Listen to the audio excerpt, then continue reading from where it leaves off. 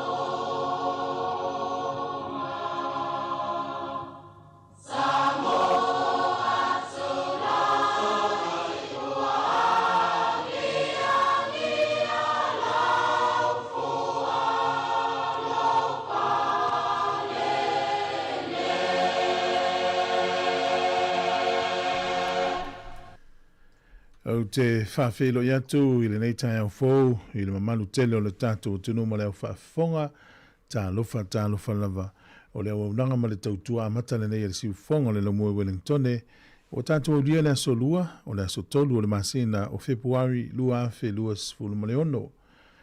Ia o le a e whaafonga mai le vi inga o le tua ia o le ekalesia e whakasa i Wellingtone le maa lama a mai alea ona saunia leo le tatalo e amatalia ia tātou whaasalaunga o e whaafonga mai i le tatala aloa ia o le tautua le siu fonga le lomu Wellingtone i le nei tai o tālo whalava.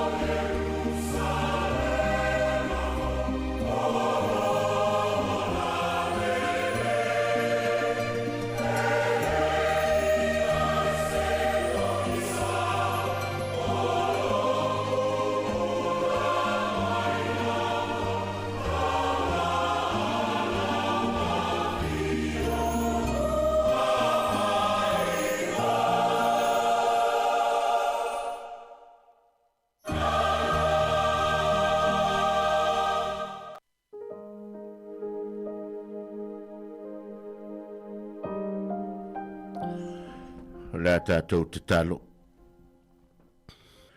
Le atua ro mātou ta māsiri ese. O le atua lava laua fio mai le vavau e o tu lava i le wha vavau. O le atua o le ameo tonu. O le atua e alofa tūnoa. O le atua fo e alofa muti vale. O le atua fai vavenga. Le lava wa e mamori mai lo mātou wola o lo watunu i le nei tai au fou. I le ola ma le malo si fou i na ua e whanua i mātou i whangunga le lei. O mātou mori mawina ai le matautia ma le silisili ese o lau fio. Le mātango fio le nei aso fou le li e whaopopo i aso le mātou whainga malanga. Whaaftai wale se talavale whaapopole nai mātou. Alanga fia fio lo walofa i o mātou loto tai tōtas. Mātou te vivi i eima whaaftai a lau fio le nei aso. Le fōwa ngā solo atu lo watunu i fi au mga ruenga. E me se fōi o mātou whanau i rato wa o onga tau amata. Me se fōi le talaina o le nei fōi a la leo wale tau tua whai pēr. Wale whaafonga anga utangata. Le tua whaafetai tele i lo walofa i nā tele. O lo lava alofa muti vale. O tau tō luai na lava i mātou. E ala i lo wanganga pa ia e. Le ulu fafo ma le ulu fale o lo watunu. Ai whaasilisili lava le mātou whaafetai. Ona ole taulanga tongiola na e sauni e ala i lo waropele o Yesu Keriso. Le wafio mai na ia le whano se tasi e whaatua tua ia tei. Ai a maua i mātou le ola e whaavavau o ia saunia. Le ia tu maule vi inga o le whaamanu ma le whane e tanga i laua fio. Ia so umaro mātou ola. Awa mātou te talo le ia le ne yaso i whia au mga ruenga. O whia ngai malo watunu. Ia e lofa mai e soani tauto ruaina i mātou e loa ngang pa ia. E manu ia i mea uma mātou te whaia. Ai whaafo i atu le vi inga i laua fio e leo no. Mātou te talo fo ia e wha manuia le tāpua inga ta māma tina mātutua i mauta malau. Nesi fo i o la tau o lo whia ngai mamai o ngaonga le tino. Le ia mapu i ti ngā yo wa awanga le. Pa iatu lau file mu, pa iatu lau wha maro longa mo i lato. Ia lato maua pēr le file mu o lau a fio, ia o mātou iai le nei lalonangi le tu mau. Mātou te talo fo i le ia, ia wha manuia, ia au auna whaifi au i lato wa tala ina le tala le lei o loo. Wha maota le maru i lea whata whaitaulanga ma le whata whaitaulanga. Ia e whamanuia atu ia i lātou ma le lātou ngā ruenga. Whamanuia mai le ia le nei au whai ngā ruenga. Le pole ma le au whai ngā ruenga au wale tau tua māsani. Ia longo maari e pēra mātou tau tua tau longo longo. I le whaafafonga ala uwhio e meise fo i o tangata wha longo longo. Ia wā lawa lo mātou nonofo ai i le nei lalo langi mo na whaingata. Mai ale poto, mai ale atamai. Whaiero mātou whaataunu uina, o mātou whi au mga ruenga, mai so lo watunu o whea lava, o lo mātou ngāruru e ai, ia wale tautuaina o mātou wainga, mai se foi o tonu e kālesia, i le nei atunu, ia iei leanga le leo lau a whio mo i mātou. Mea uma mātou te whai le li e, ia i uatu mea uma i le vi inga o oiro mātou watua.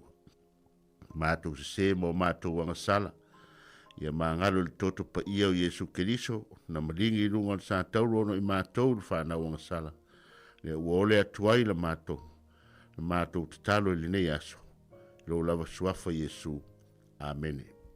Oh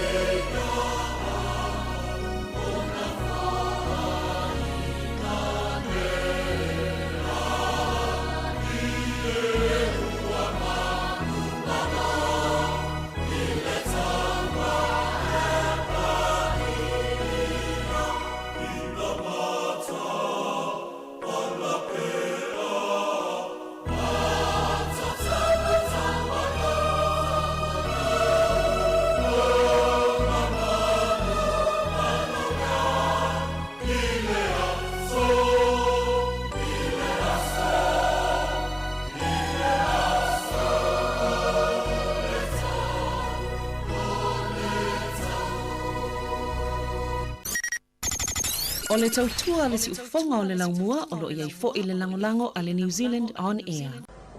Pai ai Sāmoa, o lau walaunia. O ki tau sa ngāti nei. Ia li whai lotu. Tua inga e se umai Sāmoa. O la tātou si whaftai i le tua. No maua tā malo. Lea, la sumai au tau sunga li whai lotu. Kaita ia le Sāminga. Ala mua. O tuatu o tau finangalo. Ile o le amamoli i nei whaftai. Le tua le alo. Le tua le ngansa. Sumai au tau sunga li whai lotu. Ala mata tatu Sāminga. Ia le tua e ona pārosi pāo. Ia whāmanu ina o swafa mwaka. Namo!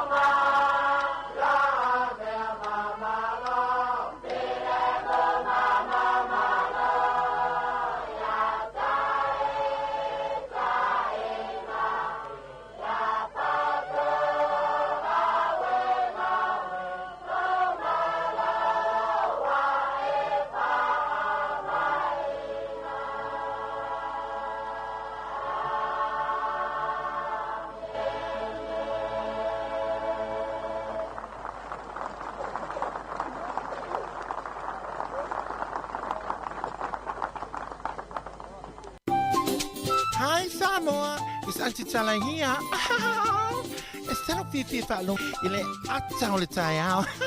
Laugh of the morning. Sufong lo mua. Atau le tayao.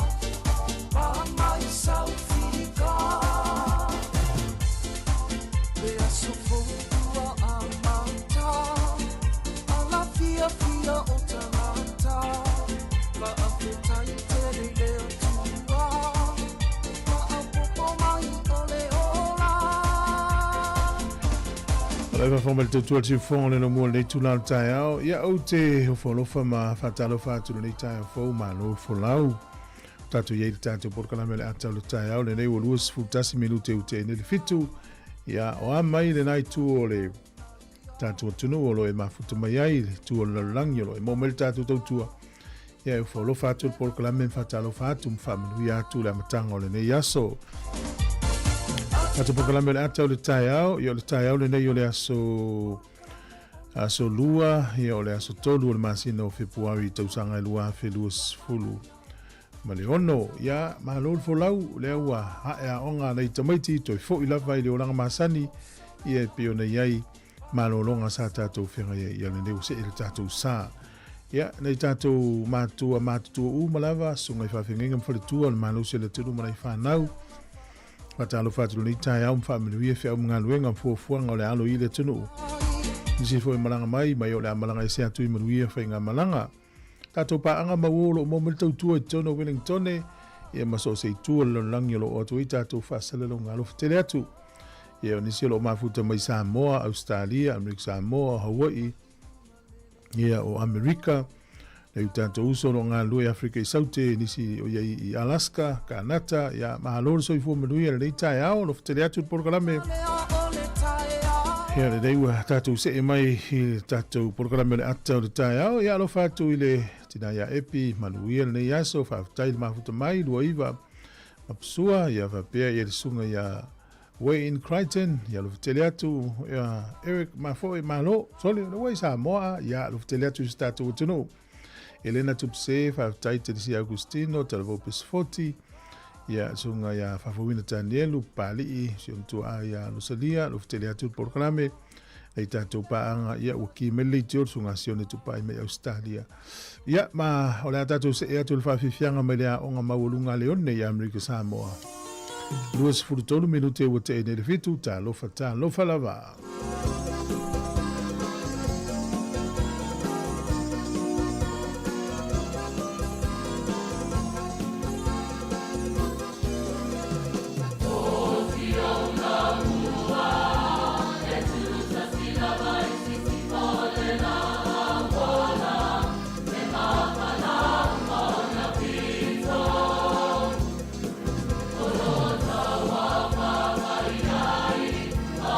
Pelele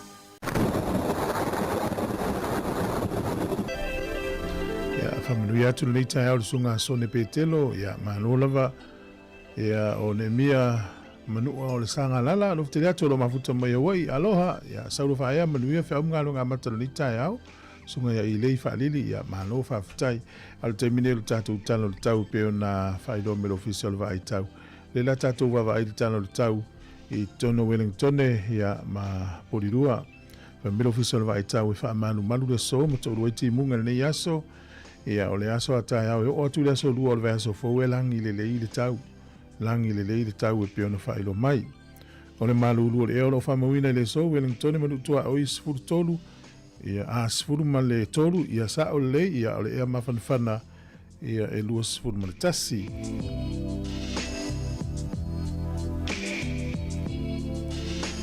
Ia o le tatou mawai atu i le tūlanga o suinga o le tupe le nei aso e pe ona whailo mai e le vaanga le fsu ia tatou tupe ia ma e au ngā tele mo oe ma sani na lafo o tupe i Sāmoa. O le tala tasi tala ni usila maula tupe Australia e valus fulu ma le 5 sene. Tupe Amerika 5 sene i le so. Tasi tala ni usila maula tala fiti tala 2 sene. O le tupe a Sāmoa tato tuno o tasi tala ni usila maula tupe Sāmoa e tala 5 sene. Tala 5 sene pe ona whaelo mai. Tasi tala ni usila ia maua lau tala paanga tonga tasi tesi ma le tolu o le paanga tonga i le so. Tasi tala ni usila maua lau tupu Sāmoa tala 5 sene. Ia manula vale anga le lei statu tuno ia menuia tele ia tiute mga luenga o le awhianga i le ni tai au whaafutai lava. O le avado whaamirianga wa soifua mo i lata umana soifua nei aso. Ia o whalofa atul polo kalame whaamenuia lo as whanau. Manuia tele lo as soifua nei aso. Ia o le tato emaili lava na aso whanau at samoacapitalradio.co.nz pe awhia mai se whaamanuianga. O le tuswhaitau o le aso nei o lo maua i le Ezekielu tolu sfulfafe upa sfulfa. O te whawhanga ia te ila tau i le taanga le lei. E iai o la tau lo toa i maunga maululunga o Israelu. La tau te ta o toa i le lo toa le lei. O le taanga le lei foi e ai i la tau i maunga o Israelu. Ia mana ia la vale Ezekielu na tolu wha ia ona e whaitau ale i le sol. Whau plas fulfa le whatau ale nei aso. Ia pe o nae whaavavala mai eise folanga i e manuia. Ia o le mea nofo ai o la tau mea ai.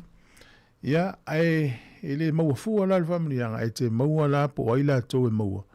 Mawaina ia pe awha pe te whaitaua e le mata upu na tolus fumal whātu se Ezekielu. Ia manuia la wasa i fua e al pesel nei mai le sunga ia yob whaivalu e manau mata mea lofa. 2 minuto o te alfetu si whonga neo lamua.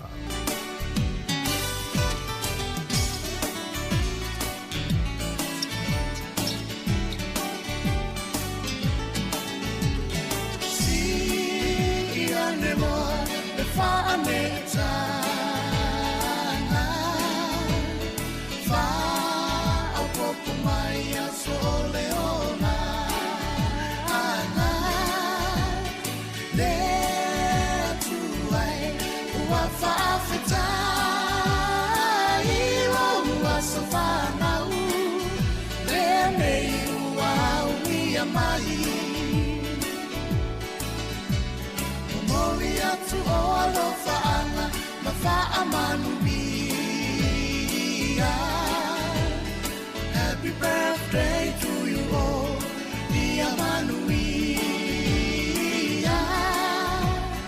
No wasafana unenei wa e auni. Atato fa afetai, ole tu alava ia via.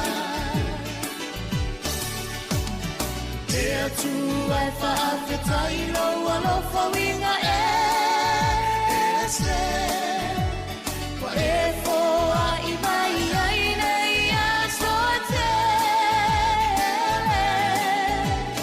alofa angalo ai ngalo a so i fu ai au ngalo mola o ai na ai mai se le atua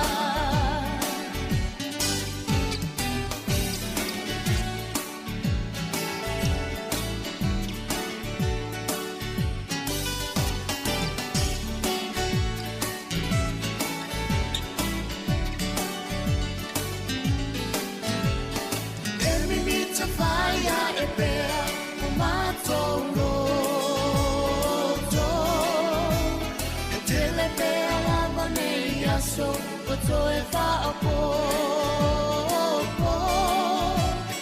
Ola fia fia mātou, walenga tai,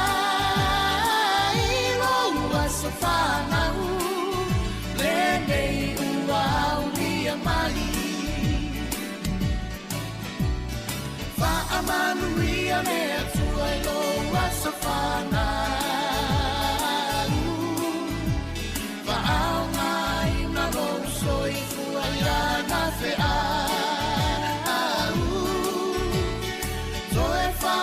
Poina pea ni tia so se te lo faanga mo ole ele umayo ainga pele Lea tu ai whaafetai o alo whawinga se Kwa e foa i mai ai nei a so te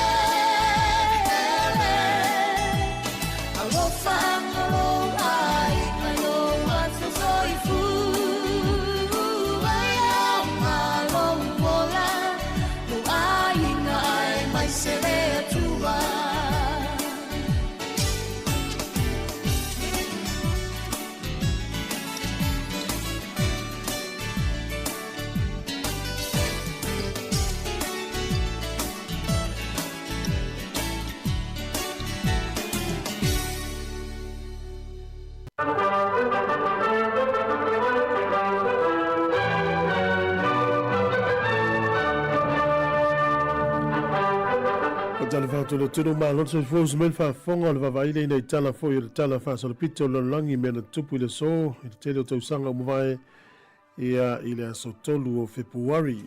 O le tausanga tesi valu onos fulfitu o Prince Muchito o le Emperor ua whaingoina ia Meiji o Japani e na fulfa o le tausanga ia na tula i mai teita ia le malo Japani le tausanga e tasi valu onos fulfitu i le aso tonu nei. Tausanga tasi hiva tolu sfulu malatasi o se mafu e malosi lava na lulu le nuu leo Napier ia ma Hastings. Lua se lau lima sfulu ono tangata na mali liwa i le aso na nei tausanga e tasi hiva tolu sfulu malatasi o se tala whaano noa mo Napier ma Hastings ia i le oto e wha manatuina. O le tausanga e tasi hiva lima sfulu valu na sainia i e nuu nei e tolu o atu nuu nei o Netherlands, Luxembourg ma Belgium.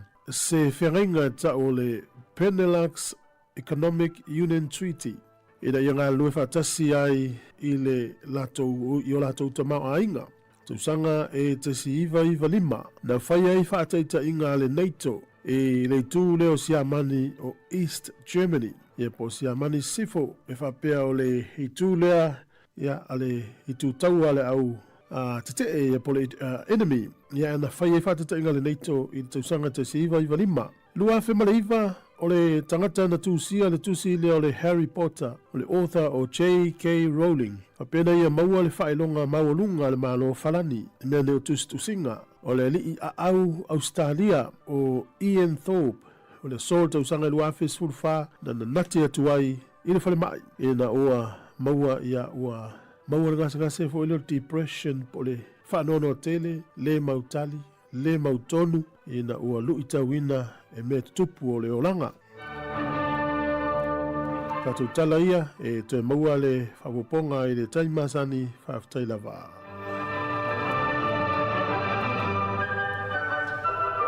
Le whawhonga te tuan si whonga le mua le tu lao tai au, hiana whawhiwhiang se whiroi manam po kalambe peo na masini ai, ia manola valisunga vai e yono whaftai mafuta mai, ia tapu ele toliniu, ia lo mafuta mai Alaska, ia manola va ayo malulu o tau mai le ua te ala whaliva le tai au le sonfua, sunga te Steve i Canberra, Pepper Fitness, alu fiteleatu sunga ia malo mua vai, ia maduia te le nei tu lao lo mafuta mai au gilani, ia le fionga ia futialo, ia malo, soni betelo whaftai mafuta mai, ia sunga ia Ellen Solomona malo lava, ia maduia le nei aso, saulo, ia maduia fia umngalunga amata o na fianga iai, ia le ua mtalia le tātou porkalame, le utatou ilo le tā le valu o tātou tala mai sa mom telefou pe na masini ai. Whawhiwhianga, ia mai tama matene tuai o kolisio a vele.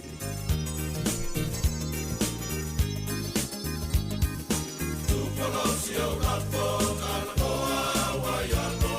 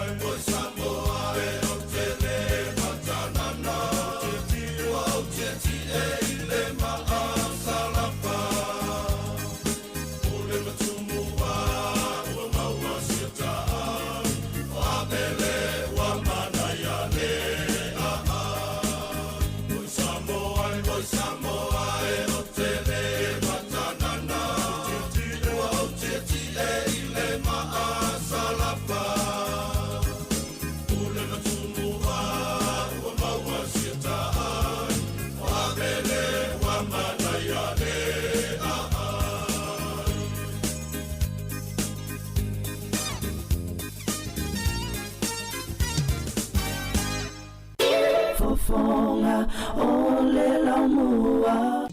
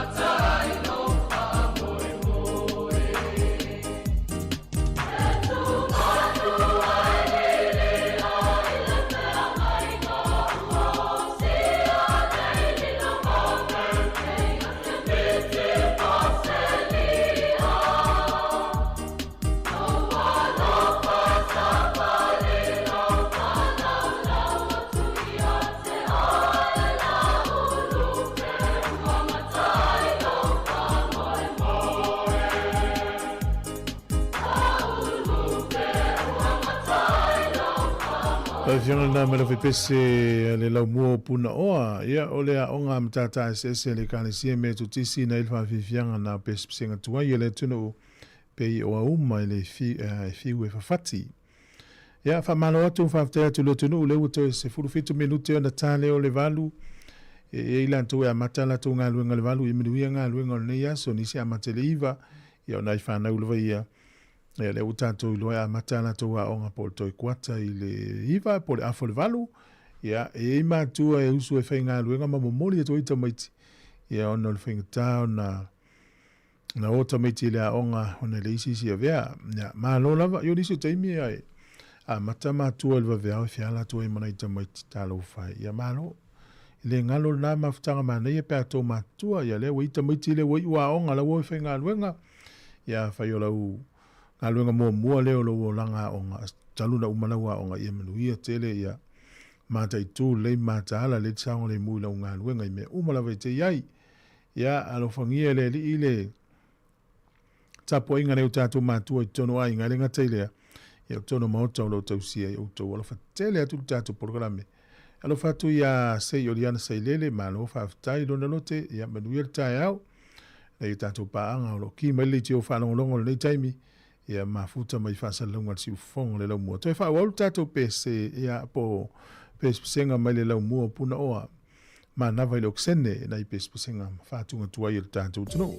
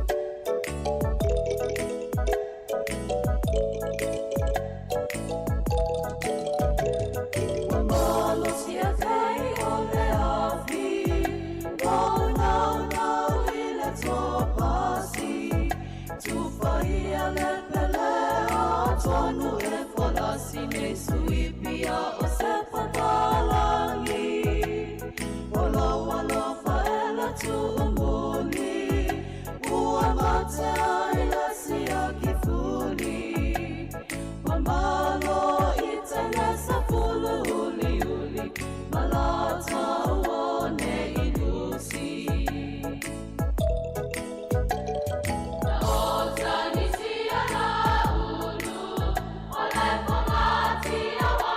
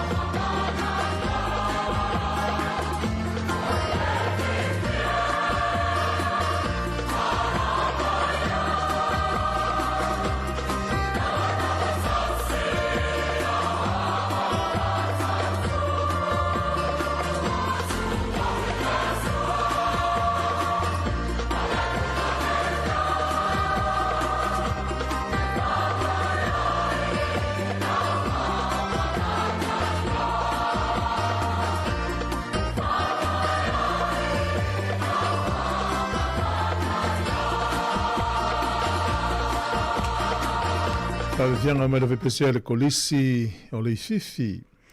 Ia i le tatou sui fifi loi o le itai au, ina utoe ono minute o le talea o le itu la valu, le uta pena tatou telefou, ia wal whaafonga anga lu tatou tunu, a ma lo lava ia le tapena pena i fiau mga luenga amata lo ne yaso, ia meita watu voi whafolo fisa wa matantau pisi e le pisi telefoi. Ia tatou si menuia o ngā nei whanau, ia menuia foi ngā luenga le to tele, o le a whianga iai. O nei kolisi lava lu tātou tunu le ia nei whawhiwhianga nei pe o kolisi a Sāmoa na mai Amerika Sāmoa ia le lai whawhonga mai ai vivi inga ia o lona foi loto i whale ia ma talaanga o le a onga Sāmoa na whatalo whatu ma foi ewek sunga sione tupai whawhitai ia eon sila ia whapea Sāmoa ia alo whteleatu porkolami o lo mafuta mai eventeri ia gilani ia alo whteleatu ila sunga way in Crichton ia ma lo la whawhitai maduia le tapo inga fuafuanga nei aso. Sāmoa na high school. Ina mo toi 5 minuti o lo toi o tāne o le tūnai valu.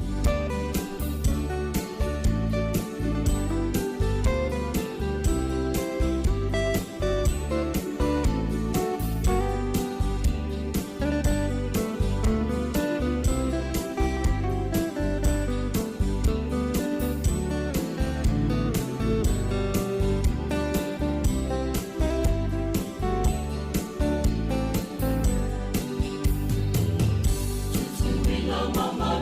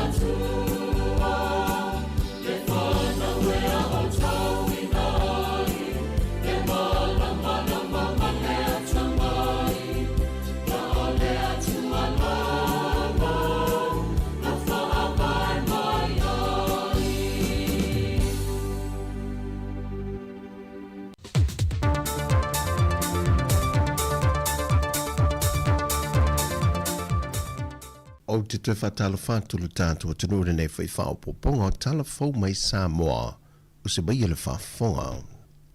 Ua tolopo atu le whamansinonga le māsina o November le tausanga le nei, e whatoa a mata ilo ele mata opo, o loo watua ia e le sa a vea mapale mio le atu no le fionga fia mena o me mata afa, le tamaita ia Lise Marie Schmidt, ona ole maliwa le tinapolo fesa ia sinava iana Caroline Capet, ai ole wala aunga le mata opo le vaya sonei, ona wa whaase tua ngalu le tamaita e wha masino, ia talasa ato sa anga, ona na ia wha ai lo le wha masinonga, wale mawhaio ni ia wha awa wina le mata opo le nei, ona o ia foi sa ia wha tauteia le isi mata opo, le foi o loa a fia le tamaita e a Lise Marie Schmidt.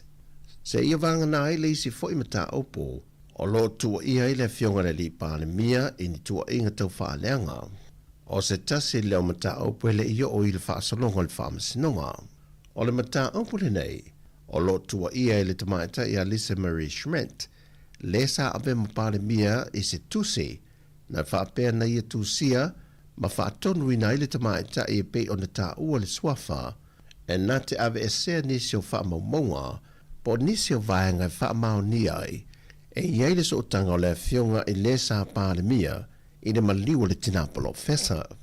Pe foi o na sila fia o kopio i tusi na tu i nātu le tamaita e a Schmidt, i le fionga i le au mamalu le malo, ma le sa ave ma komisino le mtanga o wenga o leo leo, awa paaulo i tina Filippo, na whaai loe awa paau lea teimi i nātu su enga leo leo, e le i aini wha maoninga o tūlanga sa tu sia i le tusi le tamaita i a Lise, ma o lato tu i nātu i loa mōrianga se fulmariva e tua i a le tamaita e pei o le tau wha aleanga wa fia i le tamari anga o se tangata, a toai ma le whau leanga e so sofa i le amia tonu le whamasinonga.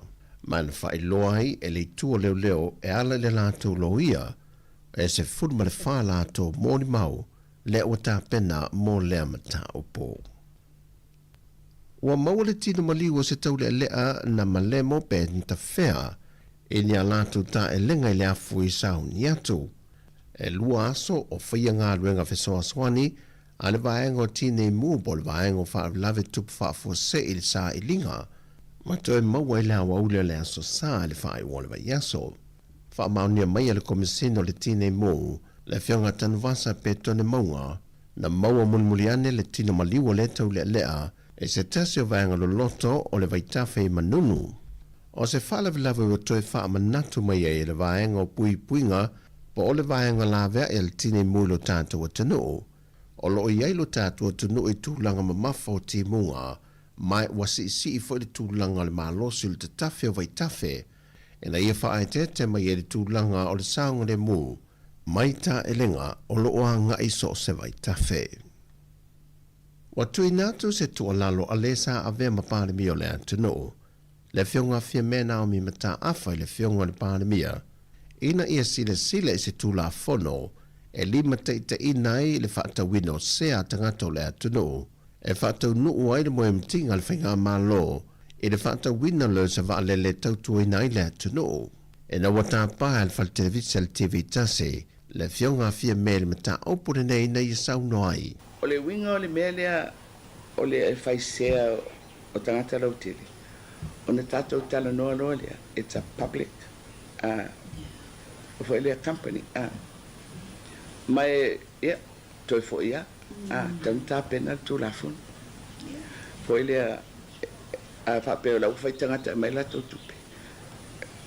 Ma i po ta atiel tu la fono lo ye. Foi le e mfaina na fatino el na faina. Ya.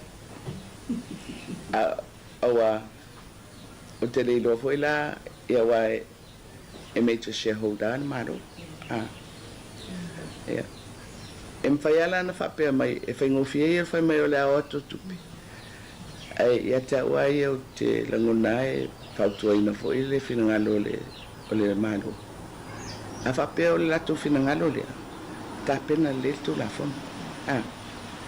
Pui ai le malo, pui ai tangata anu o ia o wala au e o mai e whaia lato e whaisia. O le fuafuanga o le whaamoemoe le nei, e a matatu le 5 se lawanga e lunga le whaitalia lava o le tangata, e whai eilu na sao e le fuafuanga le nei, ai te wanga i le UTOS. Ma i le whontanga wha tausanga le vaenga le UTOS, na whaamanino e le fionga le minister o tupe, mo le pola ana rosa ale mori o. O le cost of operation ai al va le base mai Sāmoa Airways e tops 4 miliona en tausanga. Ia ele se operation tau mo fie. Ai mai tau fo ia, e investors fo ia. O lo o wanga ai mai fo i whailo lo la tau so soani vaenga ia. Ia o investors mai fafu. Ele su le UTOS. Vaenga ia le UTOS o tangata anu o Sāmoa. E au fia i matata o tangata o lo au maumpa pa au ia tunu i fafu. O lo iei tātou sifa. E whaanganga lava mo tātou investors.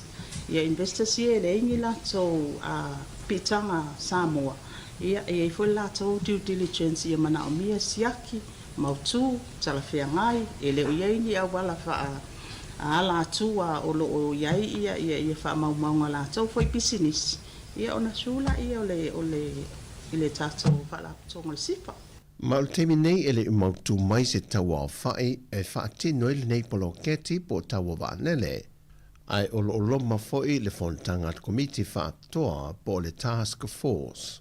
A le company wānele e ilo ai whainga tāla whengai. Se ia vanga nā i le whaalau ilo le teimi le whainga pālota na tā wai le tolu se lau miliona tāla. O le a teu whainga ruenga mo le whaamoe le ati na e. O tala fawia, manuia tele lava le nei aso lo tātua tino, whasai fuia.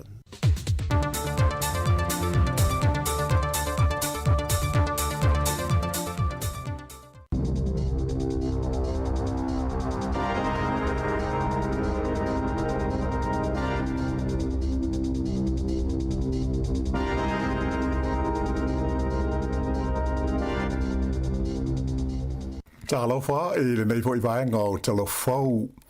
E se fulumale li maafe e la whainga o tama mateine a onga ia onga maurulunga, la tau te lei au sia i le fua po o le tūlanga, e pāsi ai le tūstusi ma le whaitautusi, whaapea ma le mataupu o le matematika i le suenga o le tūspasi o le NCEA i le tausanga na te anei lua afe luas fulumale lima.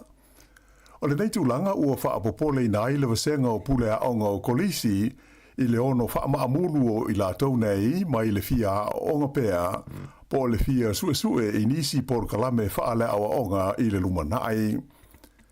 O whaino mela ua whalawa i tele mai ze li poti le wales whaasere laua New Zealand na whaalia ai le Ansett QA le ofisa lea pulea ma whaatulanga ina whaailonga aloa ia a New Zealand.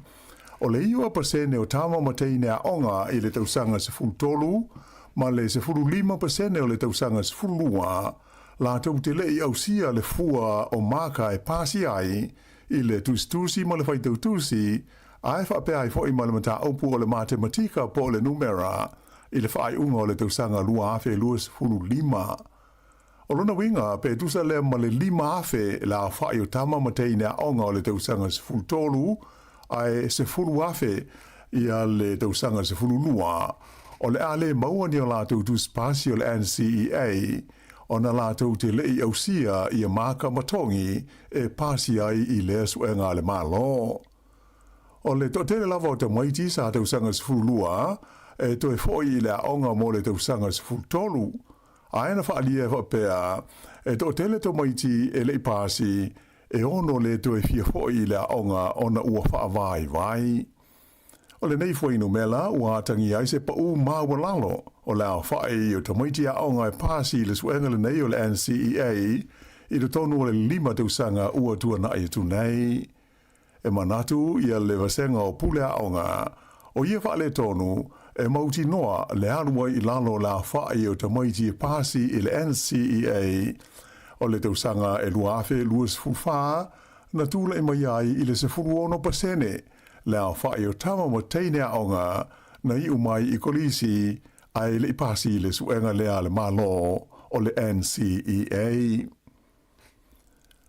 Ua whaamatalaina le pālemia ia Christopher Luxon le la FEB inga ma le taitai o le pātia le New Zealand First wa vasa mana ia Winston Peters i le mata upu a awhiai le whenga inga tau whaatau inga ma le malo initia e whapea o se SES-enga a le au mātutua. Whaalia wa vasa mana ia o le whenga inga pe a whai o le a whaataunu ina o le ama whai ai o na malanga mai i le tono New Zealand ei le whai tau fia se furu awhi o tangata mai initia, ma la tau ave se ai ni awanoa e da tau ona tu inatu i tangata o New Zealand. O lo te ena malo si le partia le National i a lea ta awhi, ta ue Luxon e se le manatu o wawasa manai e le whenga inga tau whaatau inga masaina, ma e se foi i le mata upu a awhi ai le tū lea tau i whe malanga inga po le immigration. Sa fesili ai le li whaasa lau o le wales whaasa lau o New Zealand o Corin Dan le pālemia i lana polo kalame o le Morning Report i la sunga fuan nafi. Pe na te talia ina i a whai tionga le teitai o le New Zealand First e whaasanga i le malo. I le whaamanino ina le lei mai o aia inga o le mata upu e awhi ai i a se whenga inga tau whaatau inga ma le malo initia. Ta ua Christopher Luxon ua lewa na whailo mai i le tau while nei o wawasa mana ia e winga i mata upu tau whi malanga inga ai whapea i fo i ma se whenga inga to tala o whi whaatau inga mo initia. Mai o se vaenga e langalo ina malosi e lana pāti po lana vaenga whau whai o malo. Mai o lona tel tununga fo i nā peita ai ta ua le pālemia e se ia le da ofi o le teitai o le New Zealand First. Sa wha mawhaina le pālemia e le o se mea leanga le iai o se inga wha tangata matua ilo la maa ma le teitai o le pātia le New Zealand First. O le mata aupule nei a awhi ai se mulienga i le maa le malo New Zealand ma le malo initia.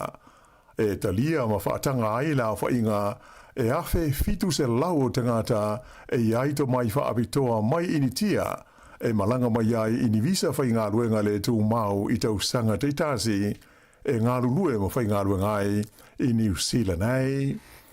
O lea whai visa e tūsa o le sānuanga le pālemia e le ma whai o na toe whaafau mai o lātou e malanga mai ai e whiliwhilia lea mai le lisi e taua o le Green List lea o lo iai i le matanga ruenga o whe malanga inga po o le Immigration New Zealand.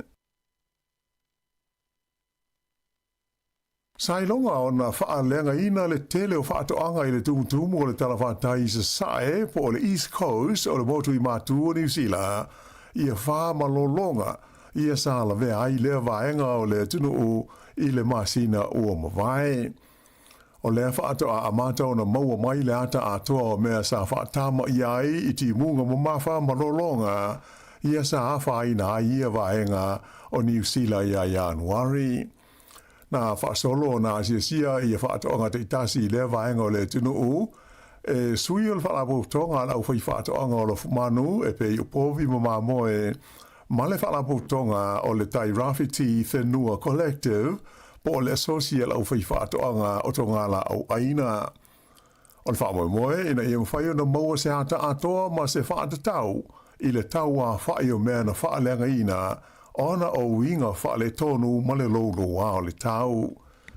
Na whaalia mai e Pania King o stasi o sui o lau whai le fumanu na i loa i le lātou a si singa e mawhuri whaatoanga na whaalenga ina i le waenga i le whangaloa o le Higgs Bay ma le whaasolo i whai i nuu e pei o te Aroa ma le hanga i atu maunga. Na ia ta ua sa moli mawina i le asisinga le tele o lau whanua o tawhia e se hai le ele ma le palampala ma e ua whaalenga i nai lau whanua ia e whaonga e la fumanu a e whapeho i o nā whai nai ma le sua mai e mo mia e whaasu i nai lau whanua a toa ma mea to tō. E le ngata i lea o le tele o ala vai na iai ua whapea na tawhia ma ua poloka ma lilo fia i le palapala whapea ma o ngā la au mai ua mai tau inai se tūlanga whainga tā o na toi tau whaaleleia ia mea ia na whaatā ma ia. O le tele o whaatoanga i le vaenga o le tunu na motu sia whasauta inga masani e lau whi whaatoanga ma la tūla fumanu ona o le mamafa o lo longa ma ta whenga sa a fia ai. O le iwa sfu 5% o whaatoanga na whaina e pei ona whaai lo mai o lo o i whanua ma lau ele o Maori. Mai ua amata i le teimi nei tau mwhainga e ngā lulu e whaatasi eila o whai whaatoanga. E na ia tau whaale leia le mau whaale tonu na mafua mai ona o ia whaale tonu o le tau.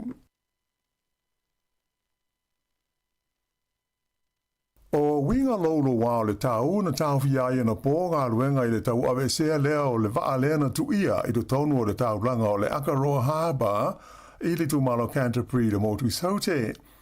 O le waa le nei o le kompania le Black Cat Cruises na tu ia ini ala i le astona i taruai a o malanga ai ma se pase se to fase fulu fa pea malona au waa.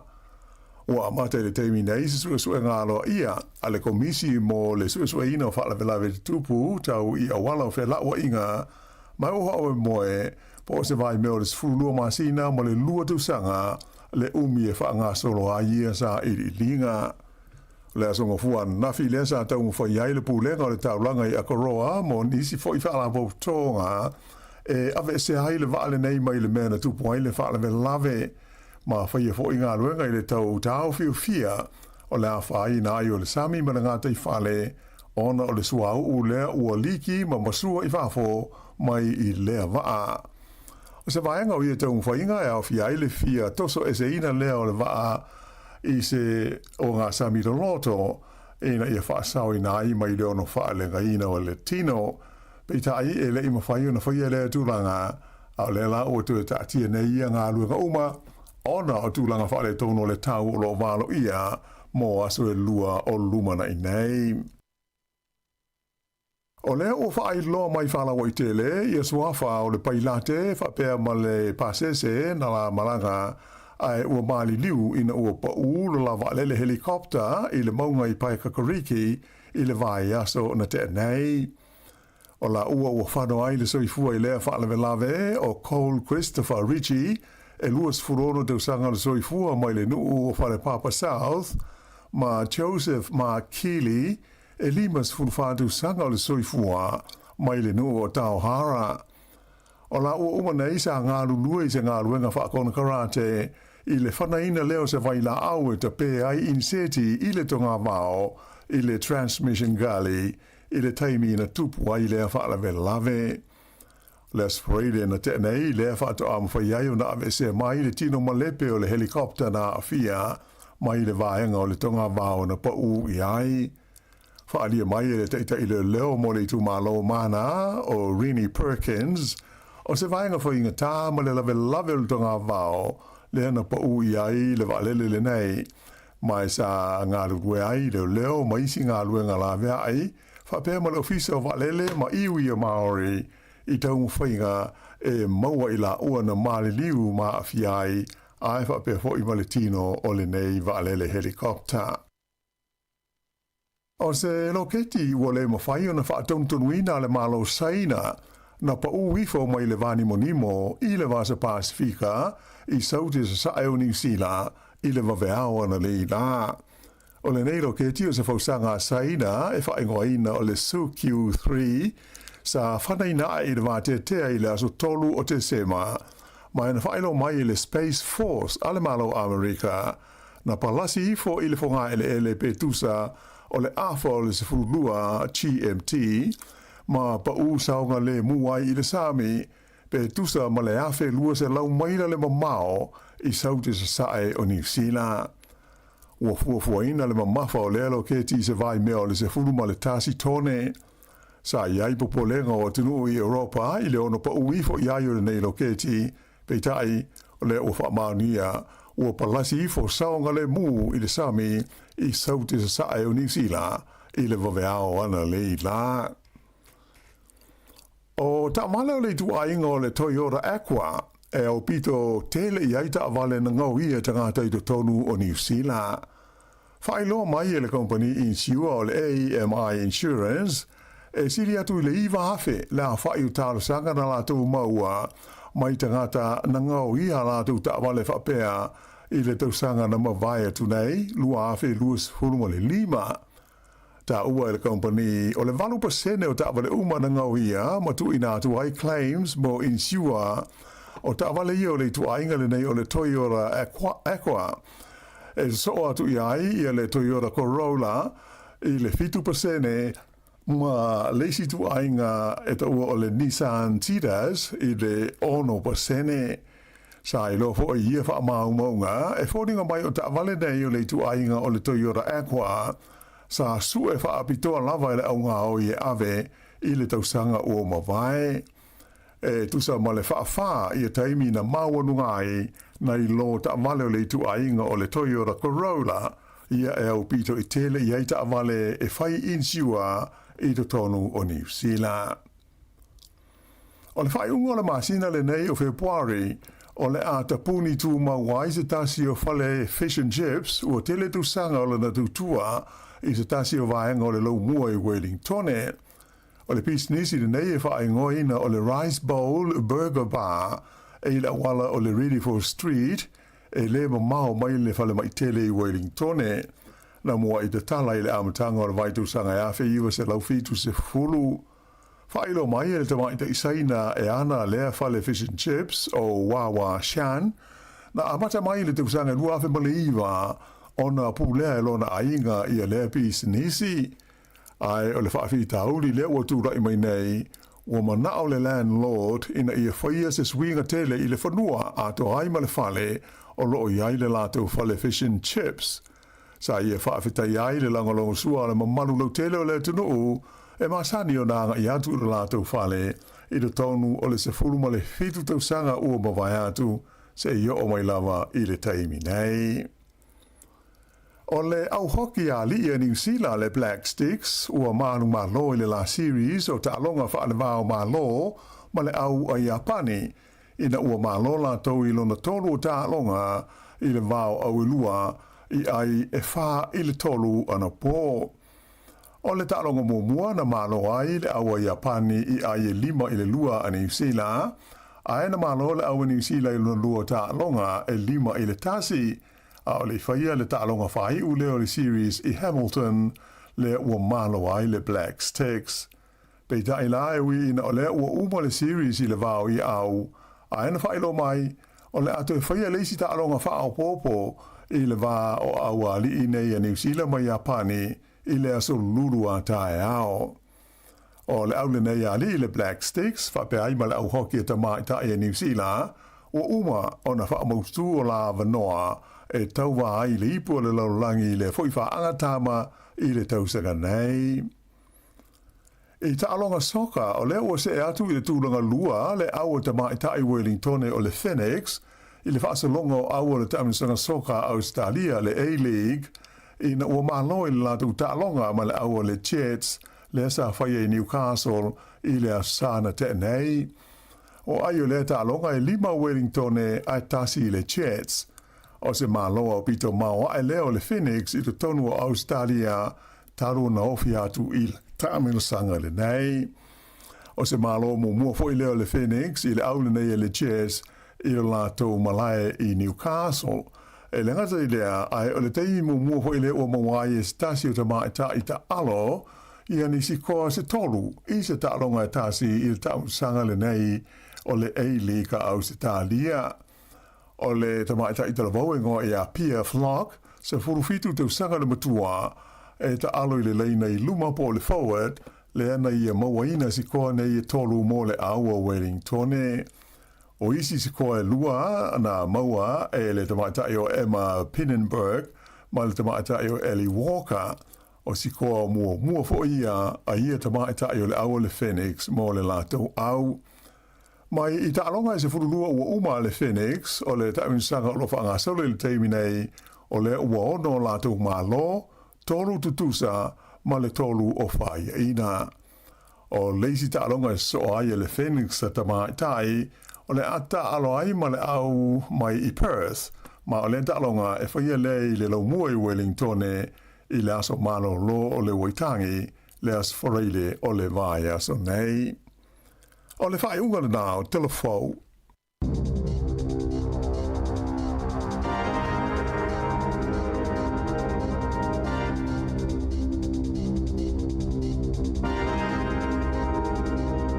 le nau whaafonga le tunu i tātou telefona mātou le tai au. Ia, pe ona tāpena le whionga e la wano ati lau matala mai Sāmoa. Tuna mai e tātou salam. Sam, 25 minuta te nei le valu. Pe mo whaaponga le tula iwa le tau. Nei ma le tula e sifuru ma le lua. Ia, malo. Ia ua whaatimu mai furi tai au. Moni. Oe, malo. Alo lava. Ia o le ana valo ia melo fisa le vai tau e whaatimu o nafi manei ia le ala tātou vai e nei aso. Ia wha te le ina pēr whaftai le li o lo mau pēr sua vai tātou. Pea fui Australia la e oi le vevela pole ne mu. Ia ai o le e whalo ia la. A matana vai ia le matana la tai au e o tu le so lua o le vai so fau. Mana ia. Ia le la e o fia i mele aso malolo le sforeile. Ia mele sto na i mele sa ia vai le tolu aso na e malolo le i to tele o whanau ia mele uwhenga luenga. Mana ia. Ia pupu fu la le vai aso. Ia nei tai au ia mele stofi uma so whenga luenga. Ia le na. Tātou ai New Zealand. E isi a onga malolo nei matai au. A nafi manei. Fato ato ia e tai au mele stofi. To e malolo fo ile le sforeile. Ulinga e ufitau ia le umo malolonga ia e lo kuata ya to anga malolo sa ina sta mi tu le mala o tu sole wa me lo te mala fai mai malolo malolo ye to anga fe malolo wa o volte mi alu e fole lo wa solo atornga luenga fa solo atornga luenga ia wa le to mo fiste mi malolo ya le na moni ya o pean tatal no e tau fa so ino taimio nei matua ya me se pena i til fa nau ya e ta pena tamaiti ta pena foi matua nga lue le tele o le taimi le sa ta ye vol tu langa le ya e me se la matua fe nga luenga ya e le fa ngo fiel la tu le la fe nga mala tu to ya e wa ya ia ia te roa matua ia o proclame le ia tulanga le tausanga ia la ua fa fulele fa ia la utonu i sa ue piki ai alu o moli tamati ina le tfenga luenga ia so piki tamati ia moni ia maluia ia onga le nei yaso ia nga luenga ia na i fa fiance e filoie e fa hala tamana martene na la tau ma fangu lunga te mira tu wa onga e fe ala i tai ale wa ya onga piu fa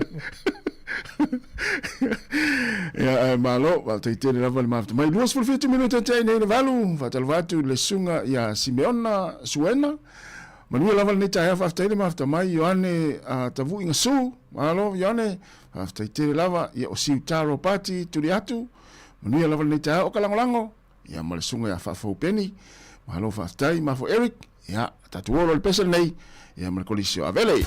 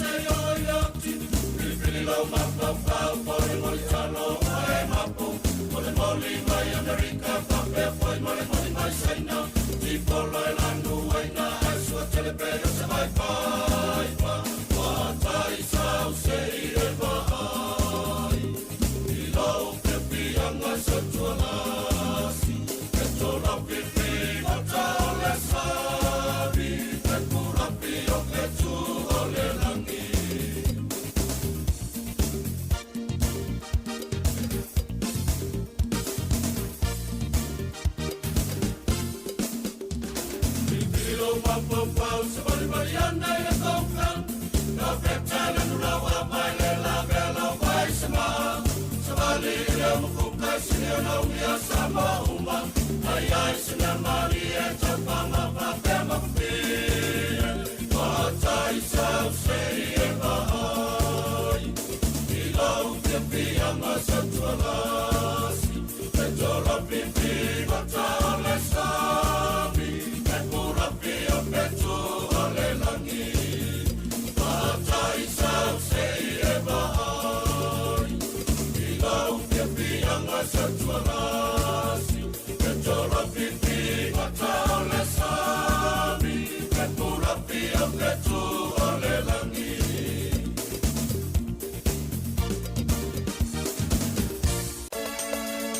O mawhai nei ona whaatau top up al DigiSal i lunga o le website le ClickX Pacific. Mawhai fo i ona lafo i lau se eleni le mai cash al DigiSal i Sāmoa tonga whiti mawanu atu i le fi e na o le 5 tala. E le leile rate i aso taitasi mai whai mo fie fo i ona le sitala ai oe. Asi asi i le website www.clickx.com. E lafo ai sau top up al DigiSal. E lafo ai fo i sau tupe le mai cash al DigiSal i Sāmoa tonga whiti mawanu atu. O li si whamtalanga whafsota i le olua tasi, 5 tolu whawha. Olua tasi, 5 tolu whawha. Sekia, DigiSal. Whasislanga tā ua mō Sāmoa atoa. Malo mua ia le ingoa ipo nā whanua.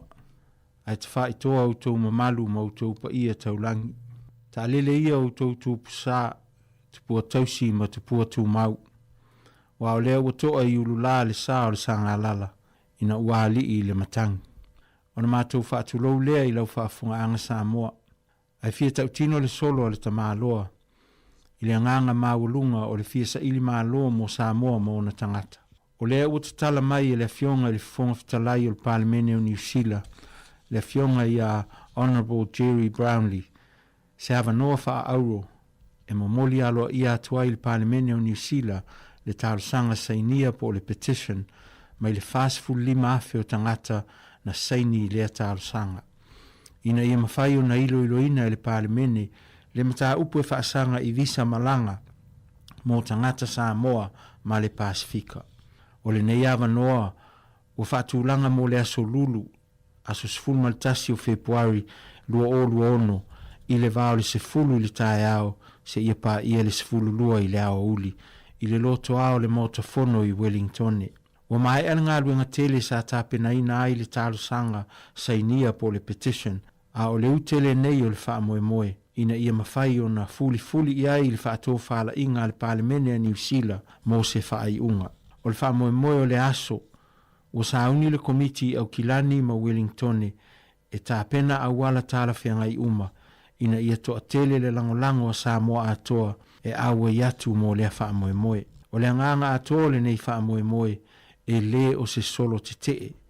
Ai ia tātou tutu whaatasi e whaeilo atu lo tātou lango, ina ia talia le mālo le tālusanga sainia po le petition, e mawhai ai o na whaawhaingo fie le whai malanga mai o tau ainga i Sāmoa maisi motu o le Pasifika, i New Zealand i lalo pe mita le tu mau po temporary visa. Pe o na whaia e New Zealand i le isi ono sifulu atunu o le lalangi. O tāpena ina pasi mo le malanga mai au kilani le mamalu o le atunuu o le awhai malanga mai au kilani mai si vaenga o New Zealand. O whapea foi on tāpena ina pasi mai vaenga ese o Wellingtone e iei Pororua ma le Hutt Valley. Ina i whaawhai ngofie fe malanga inga i le aso mo le mamalu o le atunuu e lango ina le wha moe moe. Ua polonga o tātou ainga i Sāmoa o na o wala whainga tātou fe malanga inga o wha amalo sia mo tangata o le Pasifika e ulu fale ai i New Zealand mo whaalewe lave ma asia singa i ainga e le ngata i le whainga tā a e to e taunga tā.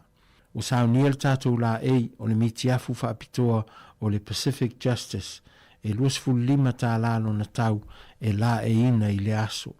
Mo nisi whamatalanga e fia malamalama atili ai whaapea le whaatauina o so mitiafu ma restaura lo suafa mo malanga fua a pasi.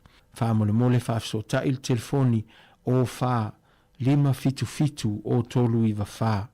E mawhai fo iona e maua le tele o whaamatalanga e whaatau i le nei lava wha moe i lunga upenga ta wha ilangi o tāpena ina. Ma o le afonga atu i se taimi tātou links. O le nei lava aso lulu, sfultasi o Februari lua ono o se aso fia. O se aso pespesenga, ta talo masaunoanga wha amalosi, a o moli atu le tātou mau i le malo New Zealand mo sona finangalo. Wha moe o le a wha mau le nei aso tā ua i lau kālena, e te fio mai ai, ma susu mai le lotoa o le motofono i Wellingtone, tātou te tutu whaatasi i le sā ilinga māloa Sāmoa inu ese. Manu ia tele lau whaasausaunga o le komiti o tāpenaina ia le petition mo le visa Sāmoa mātu motu o le Pasifika. Malo whaftai nisi o tātou whaawopea tātou whaasira silanga, Ia mai le ia malama Bible College Global Mission.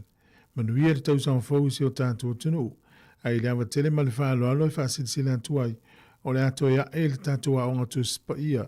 O le ia malama Bible College Global Mission i le asong fua a saula so iwo Februari. A mata i le afoleono i le fiafi. E te tala i fo i le avanoa e le stala i la tō umai fia ulufale mai i le tātou kolisi e a o tau ina ai mo le finangalo le atua. Mo le stala i le taimi nei to ai manisi whamatalanga i fia mana mai whafso tai i al numela nei pasta poasa o lua fitu lima o tasi wha o o lua fitu lima o tasi wha o ia pol numela nei wala au i le fiafi o lua tasi o valu lua iwa o lima iwa o lua tasi o valu lua iwa o lima iwa o whaftai tele ia manuia tele Sāmoa manantapua inga malifalo lava ia malama Bible College Global Mission. Malisi fasilanga nei o le fono. Tu laulau whaafonga anga Sāmoa o le a mamala ma le fuela lave le toi au talaina. Ai whaasilisi ratu ma le awa tele e te tau ai o le awhaia le fonotanga a Sāmoa atoa o wale sauni atu molina o le tātou mau politician i le parlemene. O lea whanatanga ua wala au whaalola tuai i le paia o le au whainga ruenga i Wellington atoa Polirua ma le Hutt Valley na ia su mai tātou te soalau pule le tātou wha moe au sahauni e tau ao le petition i le malo.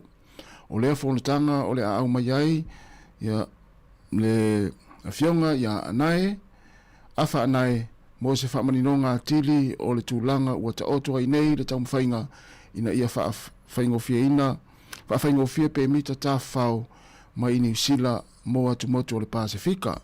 O le whanatanga o le awhaia lea i le astofi, le asolima o Februari, i le se furulua i le auli e o atu le afo le lua o le nofuanga i whaiai, o le e whakasā i Lower Hutt, tolu se fulfitu Metro Street i e puni Lower Hutt.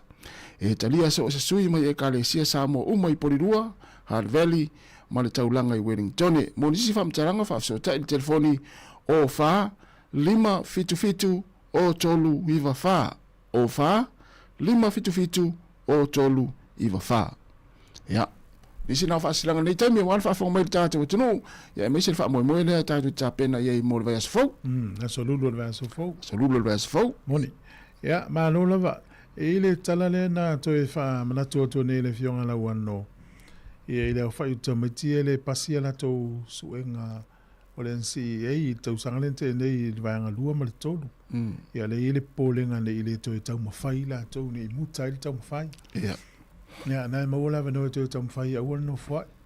Te loa len tato maua i fo ia soi ia onga i Sāmoa e tamiti e toe aveli ia 12 poli 13. Ia. Ia uma e manuia.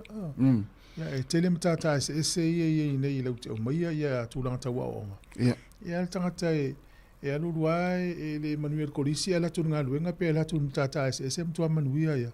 Masi ngā luenga i o trades fai moli, palama, ka muta ia o tama sa o tamana.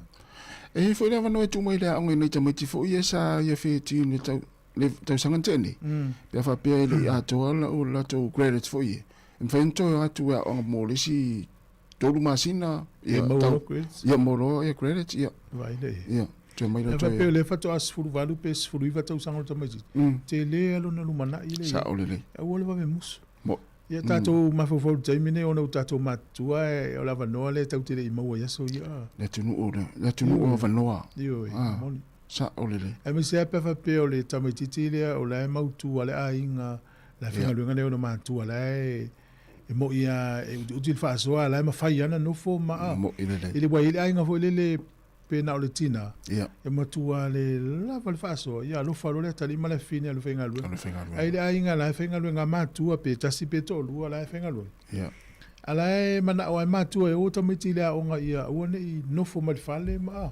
Ta fa fao. Ia, lava nona o no fo nei.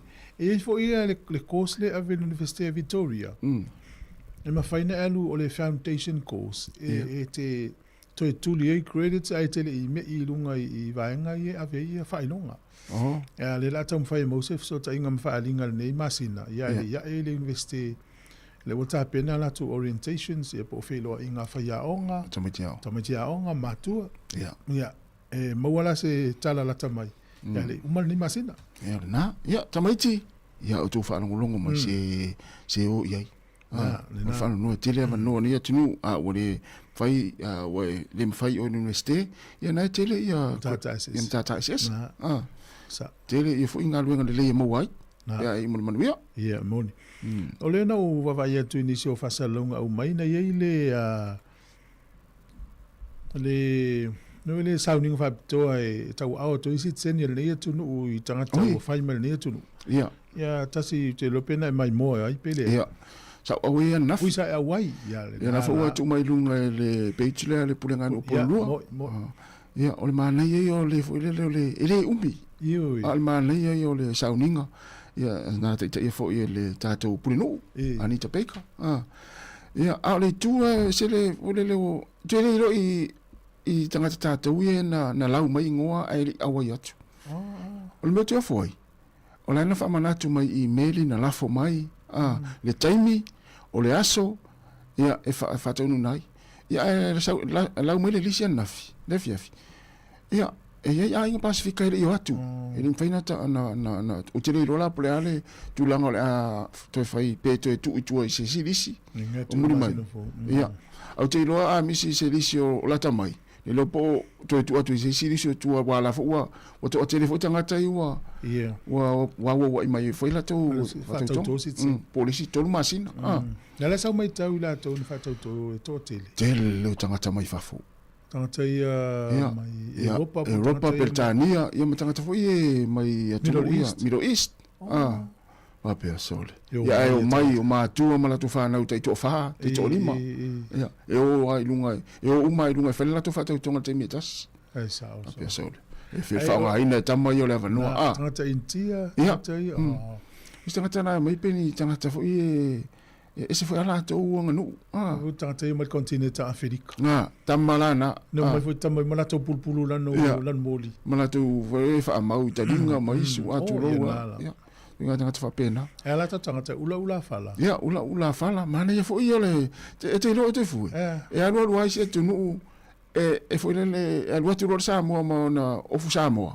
ole mana ia le vai ai sa mana ia ula fala io ola e io pea ia o fu le a la fo ngo pulitasi ia oftino o ele o ali ma I faitanga o ka semana ia ele usuala wa fa feta o ia na sa ava la Afrika na sai sole se pe ma lo fu le pulalang ia na umma mai a faita ma fata amilo fo ia asiva o ia va pe no le tanga tsa mo sai va pe e te ia o tu suma Sāmoa le ia le fia le ne tu no se sala fia pe a fu ia tu no o mai ai mo ia o si tanga tsa mo mai ne ia mo si tseni to fo Sāmoa ia fu la mana ia sta to tu no tanga tana ia fai ole o tele o tu no ia mai tanga tene fai ole mativa ia le tama ainga le pulenga malo tele le fai longa lanu o mea la tupu ia tatu ai ne atu no fai ole le o na pule foi le ile ani vesia ya foi Sāmoa ile ani vesi le ia stato tu pawal mea ia te o val malo lo tu no fenga lo ese manga na yo ni sina vaenga na mo ina nafi e ta vale ia le na mai ni tatu tal foto ainga lo to yo kwa o vai tu kata vale le ta vale le la iti e te le fe wa e melu mai a fa fonga mai o la ta vale le to nga ta vale na mo to sanga le so enga le si insurance company le te le nga o yem fa le nga tangata e te lo tu ta wa lo ma fo le tala na me lo wan e lo tala na fa ma tala sta si fo yo le wa ma tona mo le wori ia le ngau ia ta vale ma tu tono container ma ave tu no fa apia le lo po ta sila ia ta vale le te ringa fu le fa mo ta vale ia ngau ia ta ta vale fo ia te le tu ainga ta vale le hybrid le fa mo le fa so le ma amal pensini ia na fa pela o fe wa tu nga ta vale na ia le na ma ta la le te u ngau ia la ta vale sa o le ia le si meta te foi o le fa ola ina o ta vale le o le mo miere ki o le ta mai o tanga ni te mi ngau iso Tole. O le na lua Toyota Corolla, o le fia yo tangata ngoi ta vale ne Toyota. O le mere ia iso le toia o le vatul ta vale tono le fale moi fata smasa. O ai ta vale tu mo ilu mo fale ta vale a inga o tonu fale ta vale o le poto tangata nga. O le awala ia te aula ia o na so manatu ele is fa mauninga. Ia na so manatu. Ai mana o fa sa o la ta vale. Ka tau tau el fu sa mo ton. O ula le. O lumo o fale tau tau me fipeli. Oh. Ia na wa fulele na tau tu al tangata nun fai toa pe e fusula al tangata le ta tu o ese. Ia sa. E te roa o fai ai kia fulele pui pui me to tino. Sa. La. Ele va papea tangata ise tangata fusu volele mai Sāmoa le wo sa uni ni usi. Na. Papi e mata TV tu. Ele si ainga le tatu zo mauri. Ngi el fu o Sāmoa no ma. Sa. O va bien. Pia le ma faula ngi paulo la wala sa ngale moela to le. O le street ma la wala le tumu la to yo kengi ma. Ngi el fu o Sāmoa no ma pe le lo te la woli ainga le. Ai lo e pui puru ainga tau ni o me fai pere i lua matu al fai tola i tua ma vai ni polo tu i fui le fa ngata tau Sāmoa tau la lola. O pulling o me e ngo le me i li mo tanga. Ese a me vai pere ese ni ma. E ai tala tali ai. Pe sa tu no fo le lei nei o tatu tua. Oi. E le wona nga ma nei le la tala le Wellington City Mission. E le so se fulua. Yes, fulu fe puan. Sa. Na la tala le to wona nga le sia ki fuai ni fo. Ia. Ai o lato tua tu sina e mafaiona e fatino le wona nga le. O tai numero fa Oxford Terrace in Mount Cook. Ia. O le numero fa Oxford Terrace in Mount Cook. Ele leino vili pe la telefoni le fisili mo lis fam talanga. O le o fa lua fa lima o iva o.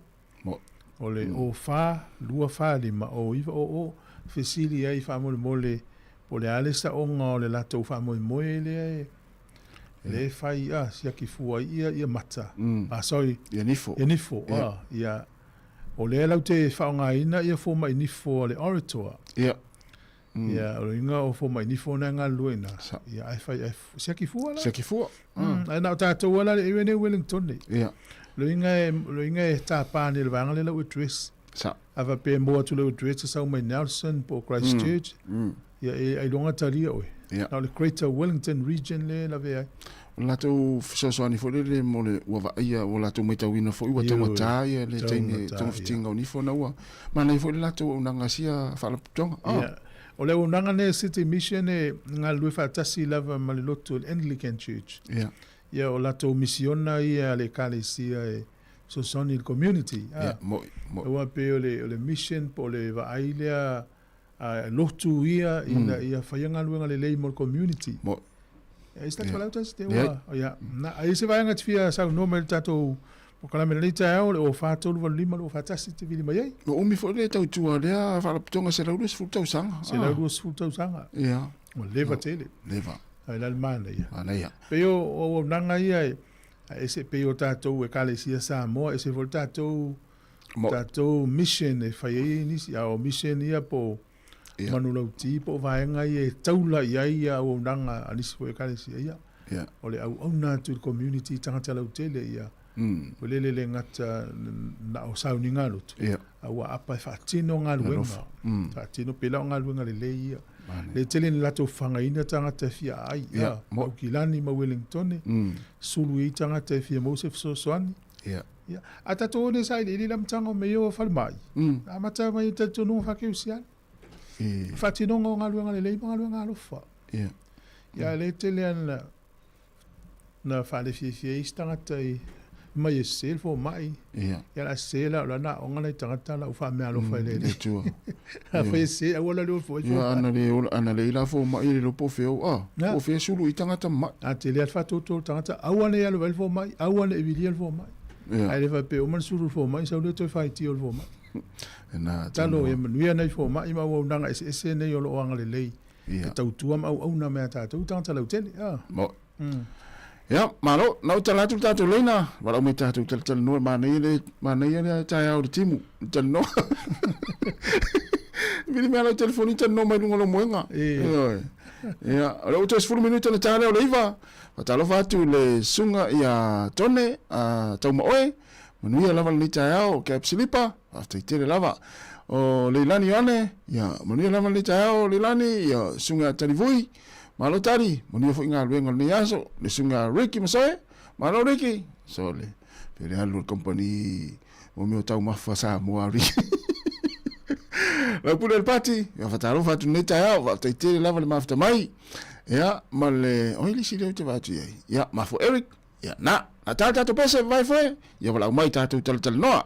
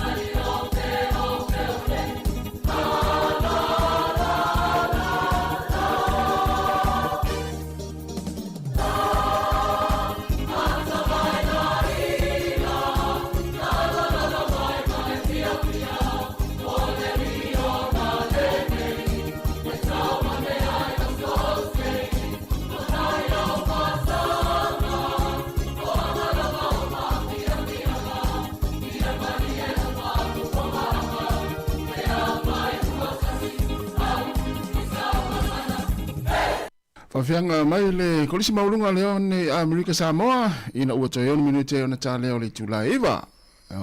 Ia le whasalonga le New Zealand Post le na sau e o le atapunia inisi ona whalolo le telo vanga le tulu lua whilu ono. Pea mele se lau fast fulu. Lela ua whailo mai le nule o Rotorua e lua isi whalolo New Zealand Post le la aloka. Ua tali tonu la tō le ate le hawhaina mauna i takata mātutua. O e se au nanga New Zealand Post o e whaungaina nei taimi. Le ai? Au fwoi le ai. Te le lopo le o se se, peo New Zealand Post le tele nei tonu le Kiwi Bank. Awar Kiwi Bank lai po lua le watu ese ai. O ese al mele watu al taimi nei. Tāna sia o le whasuia inga na langi le utatu iei nei, wa ngai ana e le tue wa aistangata la ngā lue mai tangata i ofisa e te lewa ai ai. Lona winga o le langa i o le seunga tupulanga le i luma lo inga la whapeo ta ua ta matu. Te le use o nanga le nei ai lunga to iai. Whela tala mei o kāto whamirianga o Kirisimasi a. Te le iaso te mine ule ai mani me te vai ei. Ia. Ia i fuwa ngau company e whaia kāte o Kirisimasi. Te lo. Ia te awai, o tau fo ina wa ai reanga i luma. Ai mase nei whanau. Po hanga luenga fo ile mawhai ona sueni masini. Ia, mon. O te lo ali singa luenga ile mawhai ona sueni masini o leo. Leo. Wa ile mawhai alu se masini fo ile Ai te lola, le no famtala tu de sia utu te lisias for ile. O saina lisi no saina la ufata ita ai. Saina po ya pan saina. Fata ile leo tu le wala le masini. Fata tonu leo ta vali. E te vai le wa camera a talk to say 360 to say mafai le leo le masini. O nei loa, o mai, le peo tātou lo te whaasanga atu, le iau, lo te loa, au te le loa lo tua. Au leo masini le, ana te loa, o mai, 360 degree, time ni sanga. E cameras, e sensors, o mea whainga le, no mori, whainga le te la amero la wala te ia le ola, E iaila, te waila le whatontonunga le masini leo, au wala le whainga taavale. Usi ta, iei taavale, le ai mase... Maselave. E mase me whale ton, ia. Ia ma fo le Sāmoa ai pi fa se silanta avale il masini. Ai wa fo lo masini la lo le fa ia to tu. Ia mera na e mo. Te vai la fa ile o fu leo. O masini se leo ia pe ia se leo. U mi fo pe leo. Tu nga u mi le ita u. Ile sa ola Sāmoa. Ia o no le swing o leo la. E me to dia de le tele va Sāmoa ma saina. Ia. E lo lua ia e vo se leo fa pe tu le awala Sāmoa. Ia e mata la o le au ina o fa matalanga e fa o nga e masini. Ia. E tatau na ise teknolosi le lei fa o nga hai. E vela le swing. Ia. E o le singa lunga tate i loa i longa suia e afo i ni masini. Meo le au wasu vai la kapi i ma au mo fa ia onga. Seri. Iti e yo le mena e mua mu te ro o nga lunga mua ana e mua fai.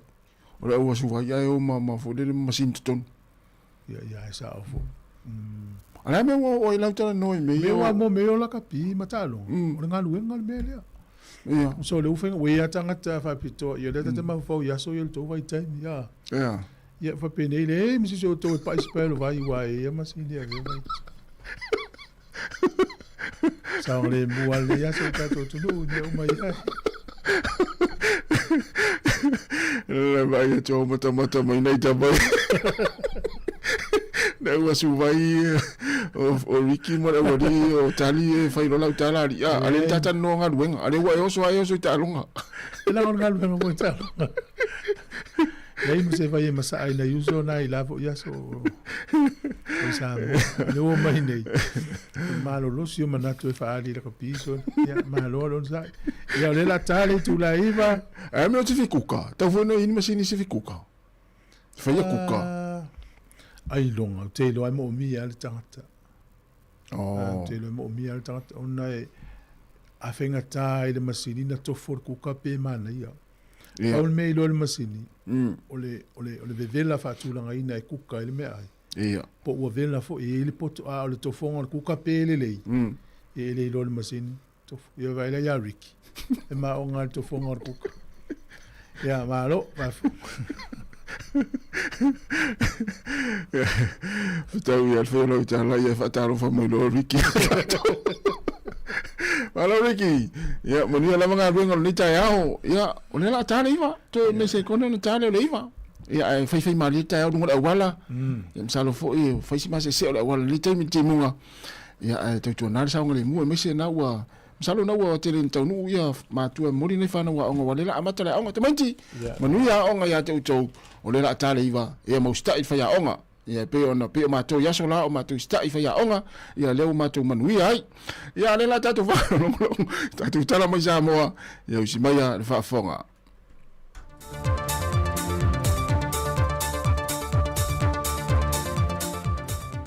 O te te whatala whātulu tātua tenure nei whai whao poponga tala whau mai Sāmoa. O se mai ele whafonga.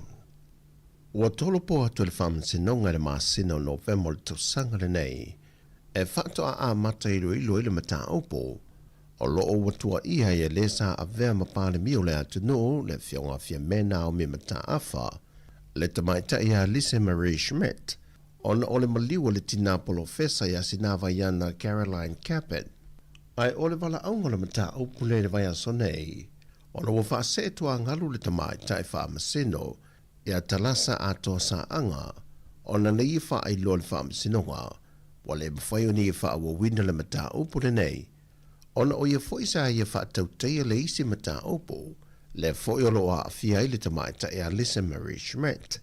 Se ia vanga na ile isi foi mata opo, o lo tua ia ile fionga le li pāle mia ini tua inga tau wha leanga. O se tasi leo mata opo ele ia o ile wha salonga le wha masinonga.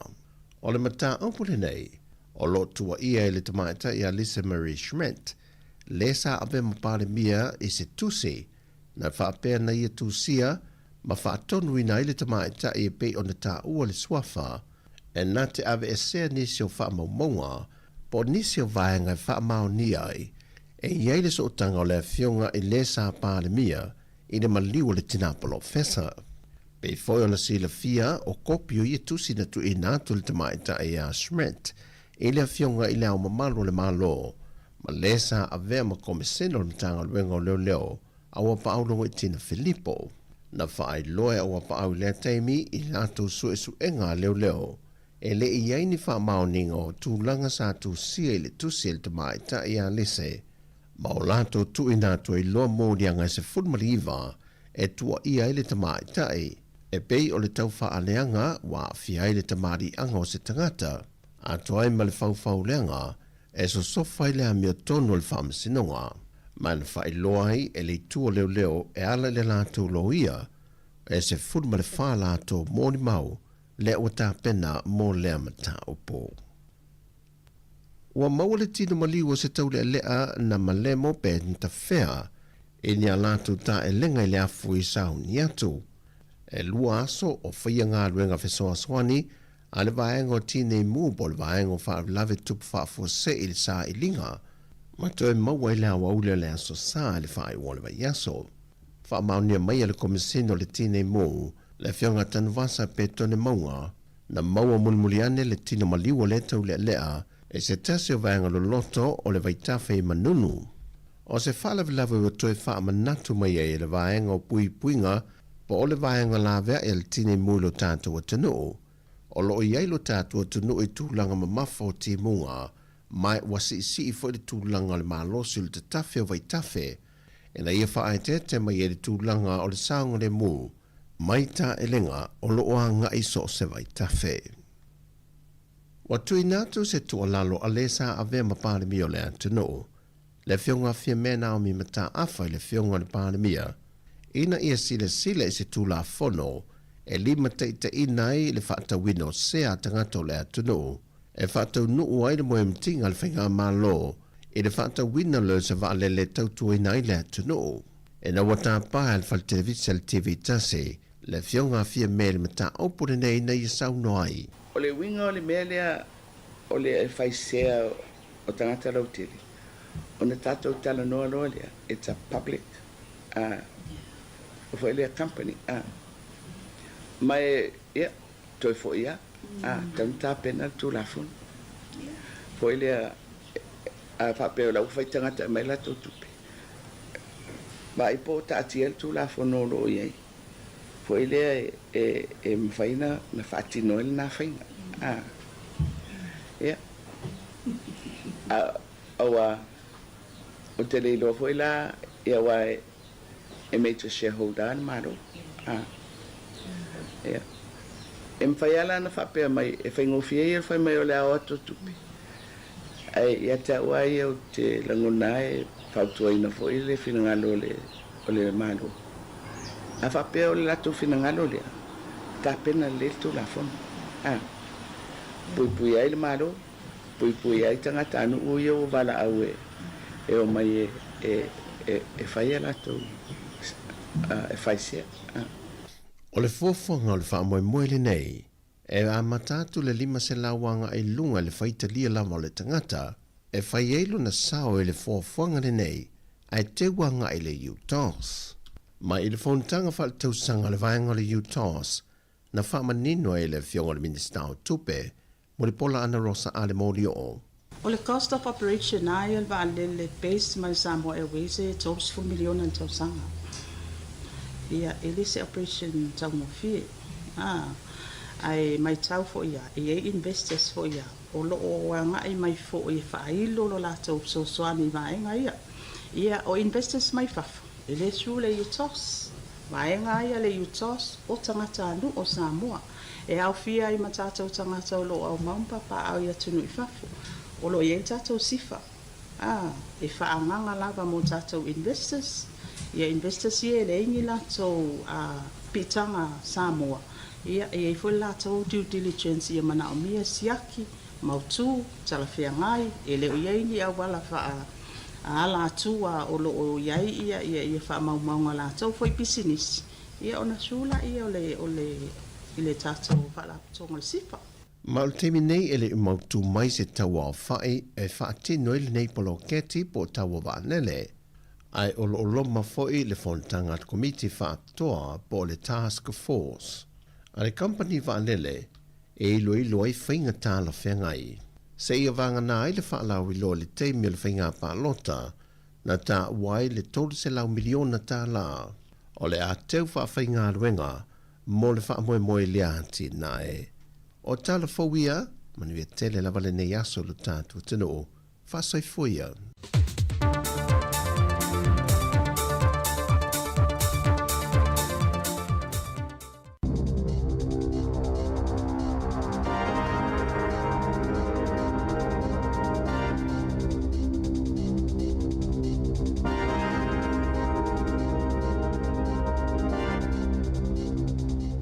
Talofa e le nei fo i vaenga o telefou. O leo walata i na uma i le vaenga whai u o le suenga wha asoli tu la fono a leo.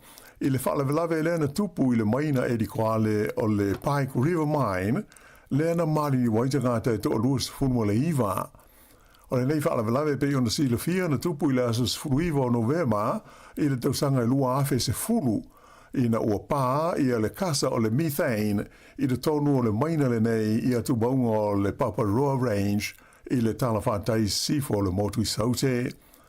Whailo mai le teita i le leo ia Daryl Sweeney e tele ni vaenga le lave wha le tu la fono sa awhia i le nei suenga le leo. Mai ua se furu walu nei masina o ngā rurue whaatasi i la tau ma le ofisa le loia sidia le malo i Wellington i lea mata upu. Na ia ta o fo ia le tausanga le nei, e atoa le lei ai le se furu ono tausanga, talu ona tupu mai lea wha lave lave. Na ia ta o wai, au le whaia nisi whai unga, e le tau ona te whaia nisi su e ngā wiri iri e leo il nei lava mata upu. Na wha mawhaina fo ia le li taita i leo, e ui ina umi ia le taimi na wha ngā soro ai, ia su e ngā, ai o lo whaia lava i leo la tu sa iri linga, I vaenga te itasi uma e ma whai o na o iai. No vemo le tausanga o vae lea sa whaali ai e le loia mo a inga o tangata e torus fruiva ia na mari niwi lea whaale velave o Nigel Hampton, KC, e whapea o lava ia mori mau o maua le leo e ma whai ai o na whai ni mori anga o le whasioti tangata paivalea o na o lea whaale velave. O le tausanga i ruafes futasi sa whai ai le matanga luenga o Labour ia ni morianga I lalo le tulafono o le soifua maloloina ma le saonga le muanga luenga e whaasanga I le company le nei le Pike River Coal Limited ma lona pule whaatonu sa iai o Peter Whittle a e whaapea ma le company whaakon karate e ngoa o le VLI Drilling Limited. Peita ai o le tausanga I ruafes futolu na solo iai ma whaale au ngā ina ia mōlianga ina ua tutongi se vai ngā tupe tolu te si whātasi miliona tā la I a inga o tangata e tō ruas fruiva na māri liu. O lea tūlanga sa mulimuri ane whaalia e soli tū la whono I se whaai unga mai le whaamsinonga māurunga. ua uma hoi ona whaia se komisi sua i le lava wha lave le tausanga i rua awhi se furulua le ana i no ai e le lava i le malosi o tu la fono e pui ai le saunga le mua tangata whainga luenga a le kompani e di koale le nei mai tele le mau wha le tonu sa mai te wina ai le aise ngā iuinga na whaia i ai e ui ina tele la puta inga i le ono tula i mai ai o se wha lave e a awhi ai le saunga le mua ma le soi fua malolo ina o tangata whainga luenga. Ua whamania mai e le di palemia ia Christopher Larkson o le a malanga atu o ia i le malai i Waitangi i le vai aso nei e a wai i sauninga whamanatu mo le whengainga o Waitangi o le lua whelua sifuru ono. E pei ona si le fia o le tausanga taruai e le i a wai le palemia i sauninga whamanatu nei a le malo i Waitangi. Pei taila na whailo mai e whapea o le a le nofo ai le di palemia i Waitangi mo le aso malo lo tonu o le Waitangi le asfarili lea ono o Februari ai o le a awai o ia i wheido inga matangata Māori e wa ia ma whaafoina sauninga o le whenga inga i le neito sanga ta ua mai suisa upu mo le palemia o lo o whiatara noa le li palemia i tai o tangata Māori e tu sai o le tari atu o le malo i whaafita auli na mafua mai winga wha le tonu ma le lolo wao le tau ia nā whaina i se vaenga tele o le turangi i mātu o New Zealand. Ato ai maisi ngā luenga o lo whaatino e le whainga malo mo le whaale leia o le tamau ainga o le tunu. O le tausanga na tenei sa malanga ai i le motu i saute Christopher Larkson ma a wai o ia i sauninga whaamanatu o le Waitangi i le nuu o Māori o le Naitahu le sa whaia i le onuku marae i le nuu o Akaroa. O le awai o le palemia i le malai Waitangi i le vaia sanei, wa mautinoa o le a whaatasi umaita i tai o pāti ma vaenga wha upwhai i le tonu o le palemene mo ia sao ninga wha amanatu o le Waitangi. E se fuluma le li maafe e la whainga o tama mateine a onga ia onga maurulunga, la tau te lei au sia i le fua po o le tulanga e pasi ai le tustusi ma le whaitautusi whaapea ma le mataupu o le matematika i le suenga o le tuspasi o le NCEA i le tausanga na tenei lua afe luas fulma le lima.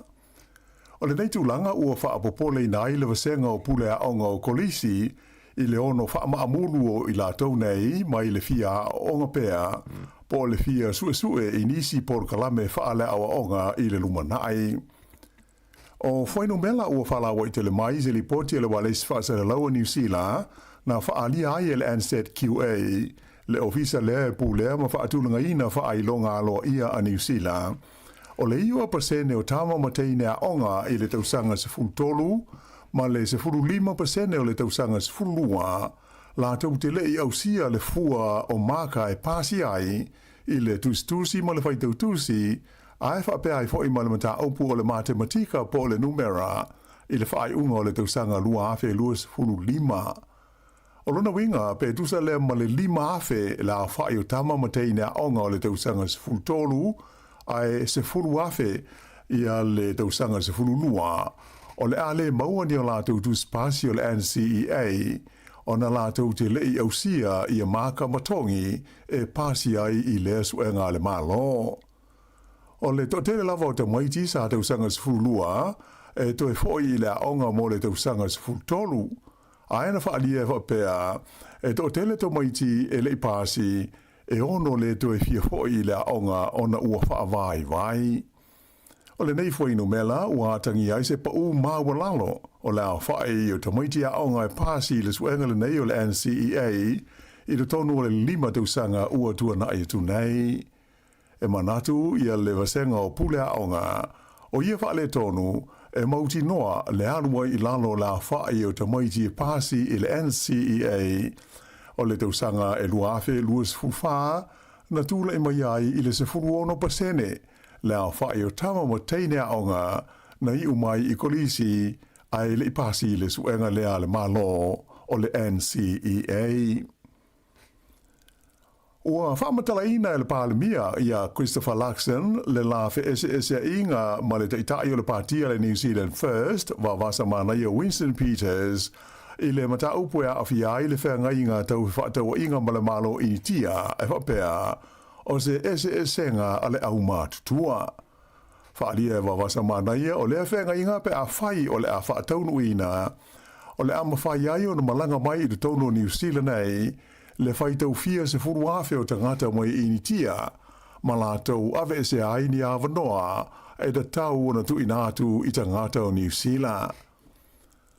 O lo te ena malo si le partia le National i a lea ta ofi ta ua election e se le manatu o wawasa manaia le whenga inga tau whaatau inga masaina ma e se foi i le mata upu a awhiai le tū lea tau i malanga inga po le immigration. Sa fesili ai e le li whaasa lau o le wales whaasa lau o New Zealand o Corin Dan le palimia i le na polo kalame o le Morning Report i la songa fuan nafi. Pe na te talia ina i a whaitionga le teitai o le New Zealand First e whaasanga i le malo. I le whaamanino ina le lei mai o aia inga o le mata upu e awhiai i a se whenga inga tau whaataua inga ma le malo i ni tia.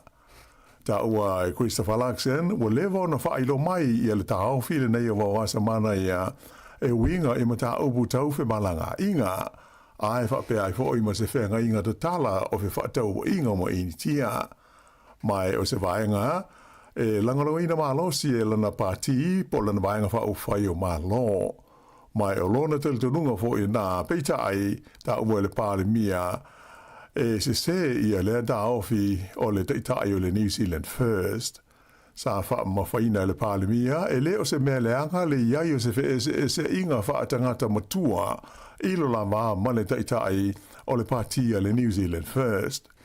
O le mata au nei a fia se mulienga i le vale malo New Zealand, ma le malo i tia.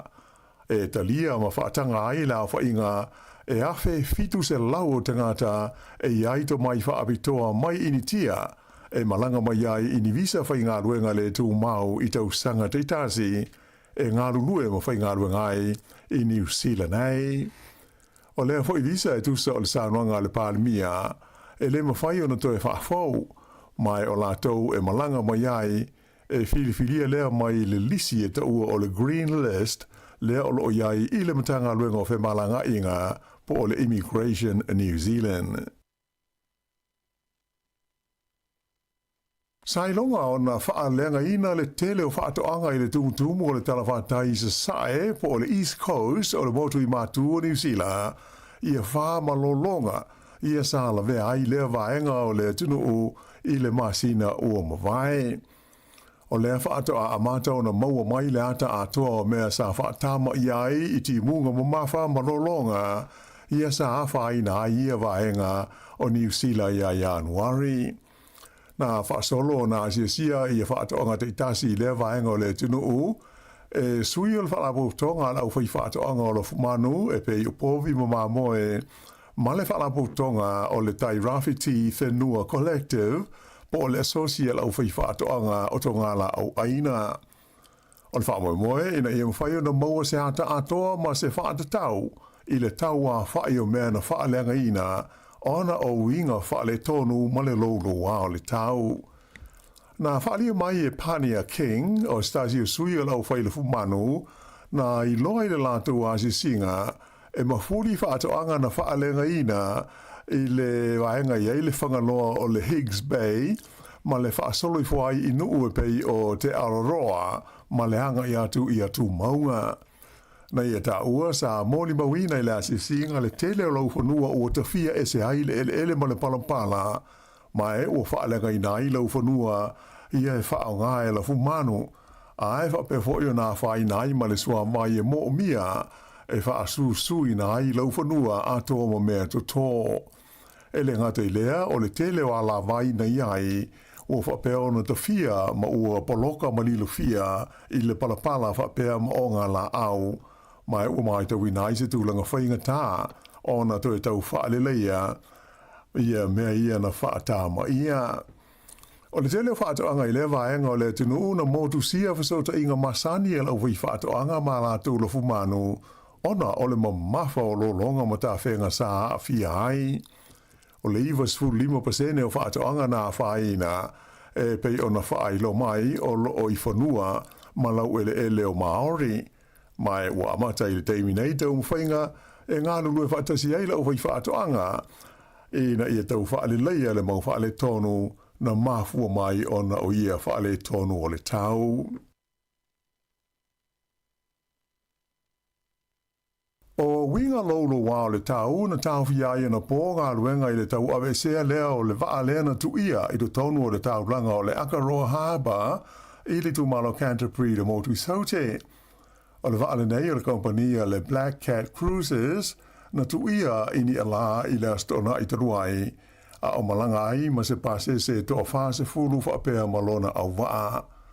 Ua amata le teimi nei se sua ngalo ia, a le komisi mo le sua ina o whaala vela vete tupu, tau i awala o whela ua inga, mai oha oe moe, po se vai meo le sfulua masina mo le lua tusanga, le umi e wha ngā solo a ia sa i linga.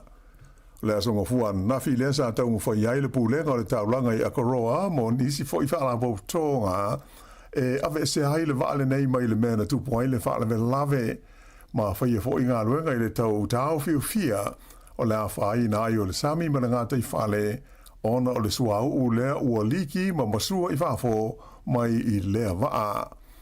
O se vaenga o ia tau mwhainga e au fia i le fia toso e se ina lea o le waa i se o ngā sami do loto, e na ia whaasau i nā i mai leo no whaalenga ina o le tino, peita ai e le ima whaia na whaia lea tūlanga, a le la o tu e tātia nei ia ngā luenga uma, ona o tūlanga whaale tono le tau o lo walo ia, mo aso e lua o lumana i nei. O lea o whaai loa mai whala o i tele, ia suafa o le pailate, whapea ma le pasese na la malanga, ai ua mali liu ina ua pa ulu la waalele helikopta i le maunga i pai kakariki i le vai aso na te nei. O la ua whano ai le soifua i lea whaalewe lave o Cole Christopher Ritchie, e luas furono tau sanga le soifua mai le nuu o whare Papa South, ma Joseph Mark Keeley, e limas fulfatu sanga le soifua mai le nuu o Tauhara.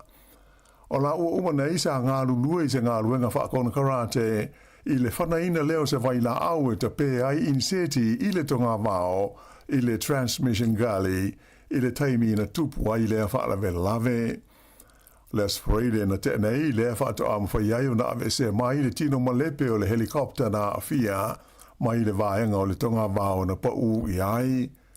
Whaalia mai e le teita i le leo mo le tu malo mana o Rini Perkins, o se vaenga whainga tā ma le lave o le tonga vao, le ana pa u i ai le waalele le nei, mai sa ngā lukue ai le leo ma isi ngā luenga la vea ai, whapea ma le ofisa o waalele ma iwi a Maori, i tau mwhainga e maua i la ua na mali liu ma awhi ai, ai whapea fo i maletino o le nei waalele helikopta. O se loketi ua le mawhai o na whaataunutunuina le malo saina, na pa uwifo mai le vani monimo i le vasa Pasifika i sauti sa sae o New Zealand i le waweao ana le ila. O le nei loketi o se fausanga saina e whaingoaina o le SUQ-3 sa whanaina i le vate tea i le aso tolu o te sema, mai na whailo mai i le Space Force ale malo Amerika, na palasi ifo i le fonga ele petusa o le afo o le sefurulua GMT, ma pa u saunga le muai i le sami, pe tusa ma le afe lua se lau maila le mamao i sauti sa sae o New Zealand. Ua fuafuaina le mamafa o lelo ke ti se vai mea o le se fulu ma le tasi tone. Sa iai popolenga o tunu i Europa i le ono pa uifo iai o le nei lo ke ti, pe tai o le o whaamaunia, ua palasi ifo saunga le mu i le sami i sauti sa sae o New Zealand i le waweao ana le i la. O ta mala le tu ainga o le Toyota Aqua, e o pito tele i aita avale na ngau ia tangata i to tonu o New Zealand. Whailo mai e le company insure o le AMI Insurance, e siri atu i le iwa hafe le a whai utaro sanga na lātou maua, mai tangata na ngau ia lātou ta avale whapea i le tausanga na mawai atu nei, lua hafe luas huruma le lima. Ta ua e le company o le 8% o ta avale uma na ngau ia, ma tu ina atu ai claims mo insure o ta avale ia o le tu ainga le nei o le Toyota Aqua, E so atu ia le Toyota Corolla i le 5% ma leisi tu ainga e ta ua o le Nissan Tiras i le 1% sa i lo fo ia fa maunga e fodinga mai o ta vale nei o le tu ainga o le Toyota Aqua sa su e fa apitoa lava le aunga o i ave i le tausanga o mawai e tu sa ma le fa i taimi na mawanungai na i lo ta vale o le tu ainga o le Toyota Corolla ia e au pito i tele i eita vale e fai insiua i to tonu o New Zealand. O le fai unga le masina le nei o Februari o le a tapuni tu mawai se tasi o fale fish and chips ua tele tu sanga o le na tu tua i se tasi o vaenga o le lau mua i Wellingtone. O le pisnisi le nei e fai ngoina o le Rice Bowl Burger Bar e la wala o le Ready for Street e le mamao mai le fale mai tele i Wellingtone. Na mua i te tala i le amatanga o le vaitu sanga e awhi iwa se lau fitu se fulu. Whailo mai e le tamai te isaina e ana lea fale fish and chips o Wawa Shan. Na amata mai le te usanga lua awhi male iwa o na pulea e lona ainga i a lea pis nisi. Ai o le whaafi tauli lea ua tūrai mai nei ua manao le landlord ina ia whaia se swinga tele i le whanua a to ai ma le fale o loo iai le lato fale fish and chips. Sa ia whaafitai ai le langolongo sua le mamalu lau tele o le tunuu e masani o nanga i atu le lato fale i le tonu o le se fulu ma le fitu tau sanga ua mawai atu se i o mai lava i le taimi nei. O le au hoki a li e New Zealand le Black Sticks ua manu malo i le la series o ta alonga whaale vao malo ma le au a Japani ina ua malo la tau i lona tolu o ta alonga i le vao au ilua i ai e wha i le tolu ana pō. O le ta alonga mua na malo ai le au a Japani i ai e 5 i le lua a New Zealand a na malo le au a New Zealand i lona lua ta alonga e 5 i le tasi a o le whaia le ta'alonga whai u leo le series i Hamilton le ua malo ai le Black Sticks. Pei ta ila e ui ina o le ua uma le series i le vau i au a ena whailo mai o le ato e whaia leisi ta'alonga wha o popo i le va o au a li i nei a New Zealand mai Japani i le aso lulu a tae ao. O le au le nei a li i le Black Sticks wha pe ai ma le au hoki e tamai tae a New Zealand ua uma o na wha maustu o la vanoa e tau wa ai le ipu le laulangi le foi wha angatama i le tausanga nei. I ta alonga soka o le ua se e atu i le tūlanga lua le aua tamai tai Wellingtone o le Phoenix i le whaasalonga o aua le tamisanga soka Australia le A-League i na ua malo i le latu ta alonga ma le aua le Jets le sa whaia i Newcastle i le asana te nei. O aio le ta alonga e 5 Wellingtone ai tasi i le Jets o se maloa o pito maua e leo le Phoenix i to tonu o Australia taru na ofi atu i taaminosanga le nei. O se maloa mua fo i leo le Phoenix i le aule nei e le Jets i le lato malae i Newcastle.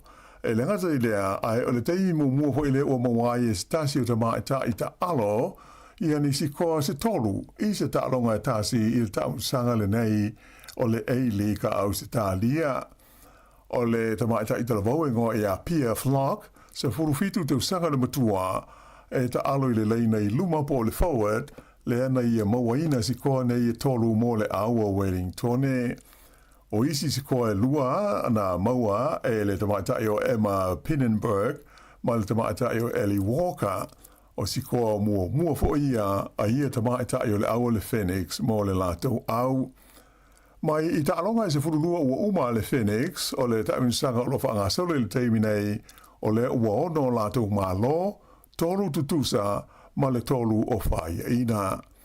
O leisi ta alonga e so ai le Phoenix a tamai tai o le ata alo ai ma le au mai i Perth ma o le ta alonga e whaia lei le lau mua i Wellingtone i le aso malo lo o le waitangi le as foreile o le vai aso nei. O le whai unga nao, telefou.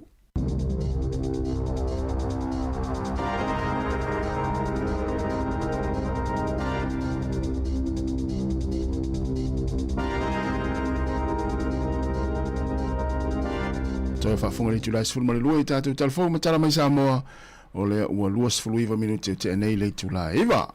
Malo lava le mafuta mai, malo le whafunga mai, nunga tātou wala leo. Malo.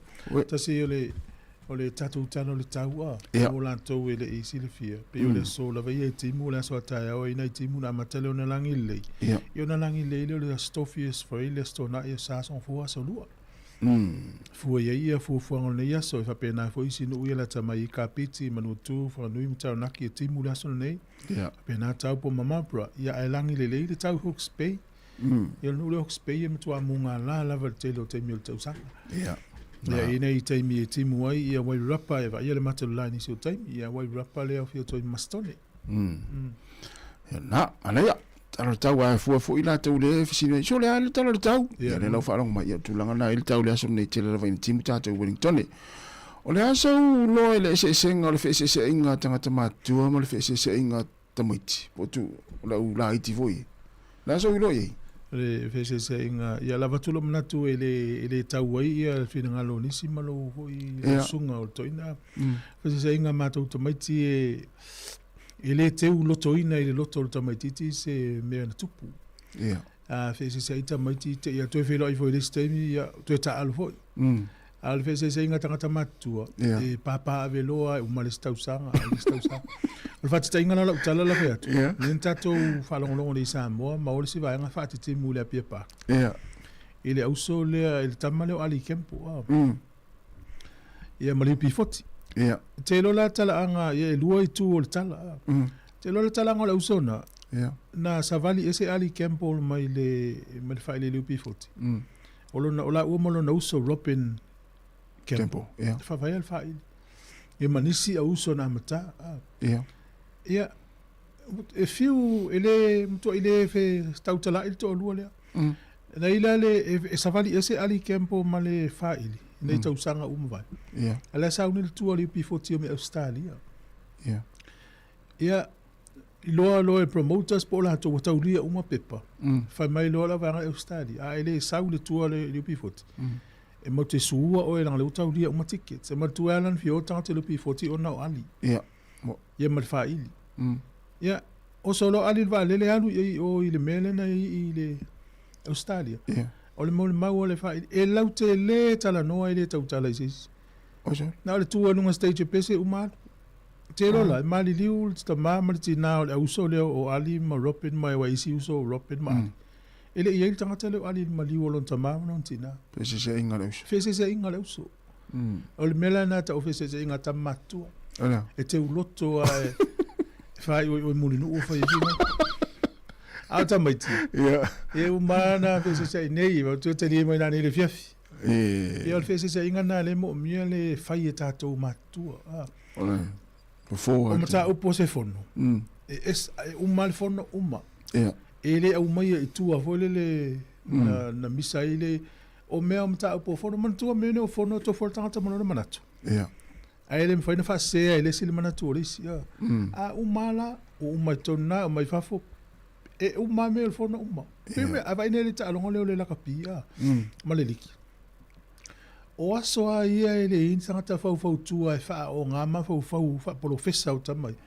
E uma tonu to e fai mai fo to fo suanga. Fe lo ele sia to e fusu. Ai na ma fo mai la kapi. Tai mene. O le a fu suanga la uma to fa ta lo fa. A o tua le potu sui. E o fai la to tamai fia ma tal tano ma tali e a.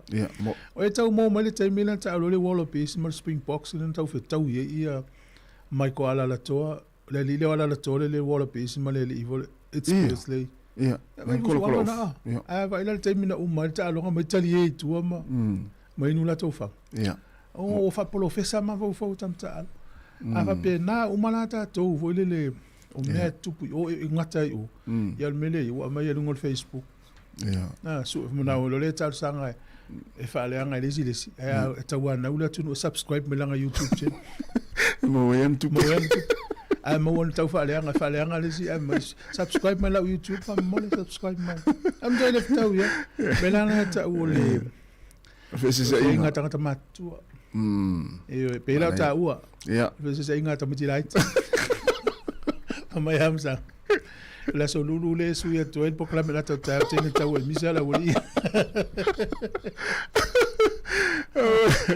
Ya, ava po va ma po ai lava po mali.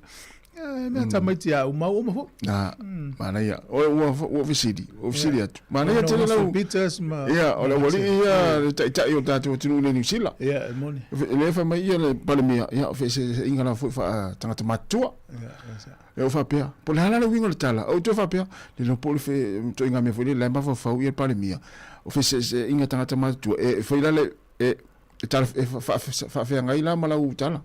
E lo po fa winga le palemia. Ia, o fe se inga tangata matua to fo le pe to titi to fo. O tu le leila na fe se inga tangata matua. Ia, ele tele ni pasene o fe se inga tangata matua i ule le. Ia. Tele ia e fa puta pe. Awa wale van fai lo St. Peters. Na tele lango le trade pol fata o inga le ma initia. Ta umel mafuanga ele benefiti ni usila tua. A fai mai tangata ya fe fitu la u le tausanga pe a fai sa o le tausanga. O koni tangata intia la umeni usila le tele tangata ni usila ye ile to mai malanga. Ata to vai nei la i le tele o la se ne ave loli na maua nei fia se la ua. E o tangata mai intia. Sa o le. Me on la se ne ave loli e fa se fai ngo pepa e le na tau fia o Malen City e. Ia le to fanga so le to fanga so so ngal temu. Sa o le. Wa le bona maua le maot. E le tau fa se ne lu intia. E o mai tangata matusi pasi maua lulunga. A mena lo lomi se vo. Ia. O le sao yo me. Ia le tato vai isi fo mai pe. Fo mai fo le fo mai mo. E o mai nei fa luenga ele lope mo. Sa o le. Ia ona lau e fa se ia. Tu lo lava yo le to tele ne to tangata mau pa o lo tu tangata ia. Ia. Mena ele lango e winsta fa mo ani usila. Fa mo tangata ni usila fa tu mo ava no. Yo. Ia wa mai ni tangata na. Ia te o mai la udina fa ngalunga tanga luenga ni tanga lu. Na tonua. Ia le wa tupu te min nei. Fi wa nei tangata fo ia Pacifico mi tangata apala inga luenga. E pule ila nei tangata ia. E te vai e te ia lo wa tu fasile tu tangata fa mai. Ia le wori na fa to ata no mal version te nei. Ia vai le. E mai sa mai o intia. Ia na fa la tato nga lue nei tu no fa le tato nga luenga. Ia mo te wa fa ina se nga luenga se si fa tu mo tangata mai fa fo. Na tonua. Ia tangata le o le permit fa nga luenga le al tu la fo no ni usila. Tawana avel fa mo i tangata ni usila. Ia. Na. Ia fo ni lo fe se inga al fa le tasi ia. Na winga le fata mai tia fai o mato fo wale. Io. E il famo moelen fa tato di tio il pole sotto fil vasole. E il tala voile tunu e le fa le o mai tau. Ia. O la to e na mai tau. Sa ulo tua i lu mal melen fai mai di sauni. Ia. Ai fa sanga al melen no fu mesto ai ngel stul mano. Ono wena ia mo ia ese amana to tangata ono nei tamama tuai ene faina ulo tuai nei tamama tuai al fa alo ave fa alo tangata te fa alo le rana na ino fa pi fa poto mato ia ai wa va mo tangata foi le ese ame ma foi ia wa foi le mai tau ia o mai tau la to tele na mato no e ulo tua i lu mal mele foi mel sauni ai fa sanga to wa ngala no fu me stu ma no le hol mai foi fin Mera na ta mo mai tau se. Mena tau fu fa mo mo. Mera ta ma so solvali. E o le e mo mata o mele le fa fin ai ule tua i lu mai. Au tu fa tu al tanga na luta no. O le fa te le se pasui. La tasta tu pese. E ti atu mo tu un ku ma ti lo solva pese. Ya ma lo la to ro su do.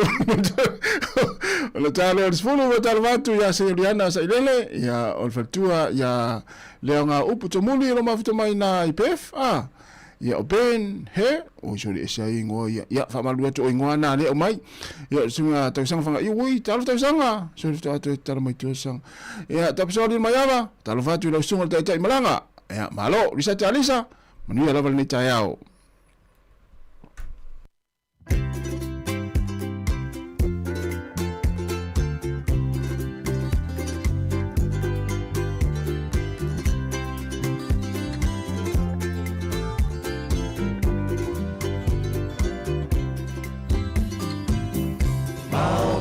Saya Maria lo fila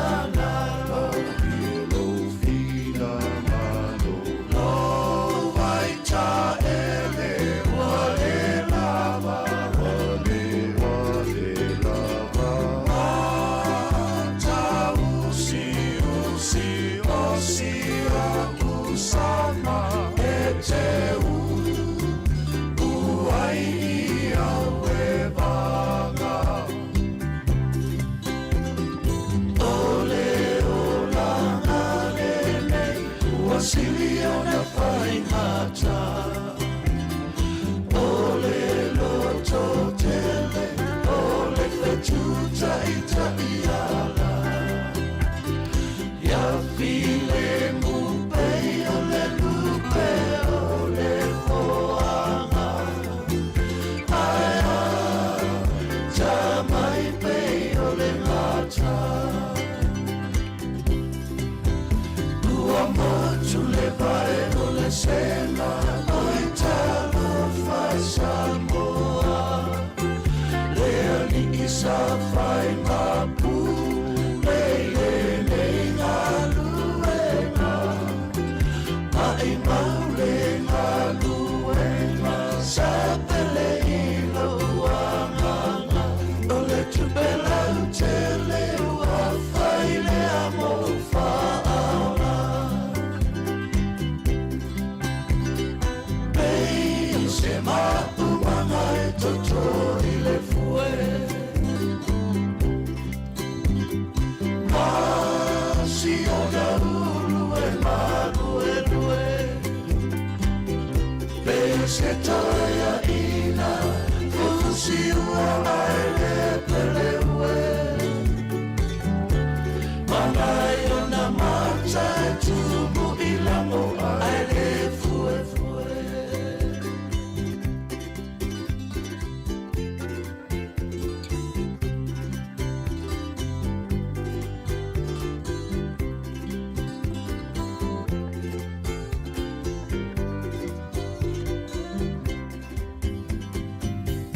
Atamu maeva mi olea Tulia olua mai le whaatoa Talu le whawhine le mawhau Ua e ai fua o le laa Siali i ole mata ua ata masosoro Wata ua nei ole ti apolo Atamu e po o kea e a oi Wale te ua laua mi oe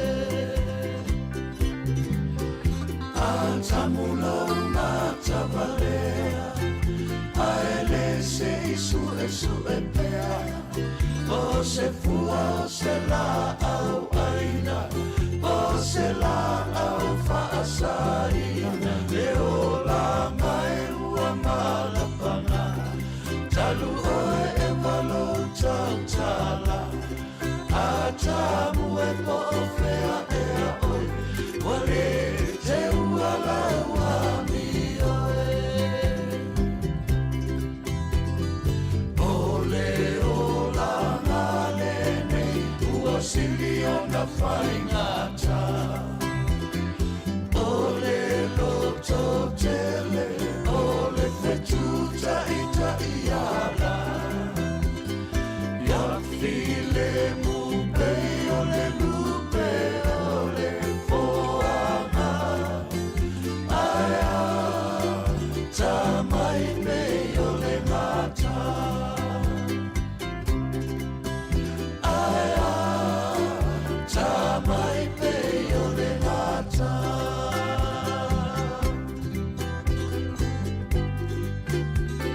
O le whawhiwhianga ni taimo le tai au hina ua toe 1 minute a toe 10 minute na tale o le tūlai se fulu. E tātou Paul Kalamea le soifua malaloina nei le sefulu ma le tasi. Ia. Ia tā ua te le tātou Paul Kalamea nei o le soifua malaloina tau longolongo. Ia mo le saonga le mua tātou tūlanga tau soifua malaloina. Ai tā se atu i le tau longolongo le tātou au nanga i le whama i lea e wa matau na tapisa i nei le si tūle o langi e tau le Nipah virus. O le whama i nei e pisi mai meona le o le pea. Ia le tau te ilo leo langa i Sāmoa o le pea le tele ni tātou tau ai pea i Sāmoa. Ia e mafua o initia le alia e le whama i. Ai e mawhai fo ina pasi mai pela o le tele o meola ia pe o le pua tūlo. Ia le la yele swine flu le si vai tai. Ia o le mena le utupu o Thailand, Malaysia ma Singapore. Le wata pena tunu unei i lato malaiva alele. I vai ngai fai lato screening. Nei to e vevesi mai fama ala wala wata pena ma sauni. Australia, New Zealand le fo amata no vai e ui. o le muli maua tangata mai tūlanga tau wha mai New Zealand e la i titi lava lo na fianga e o no o mai New Zealand stay la tamai lua o le muli maua le WHO le World Health Organizations o le wha mai lo ni Nipah virus ia e le ise a fianga tele vo le lo pasi mai listangata pe le melena ile ia COVID fai le mask no fo le pot wa ne te wa pisi atu ile ia e maulalo ala tūlanga na te minei e tau hui na mai atu atoa ni whamatalanga o whamai lea le wa amata na mai lana i vaenga i no inga amata lona tele wa o le mela vai me tauina meo whamai amata lona pipisi ai mali li woi tangata o na loa la fatoa te minei la ia o le lava la ua amata na mai tala ni usila ia le foi la ua amata na whai loa tu tatu li tio o te mata tua ina lua fes furuiva no malanga i Sāmoa le amatanga o le tausanga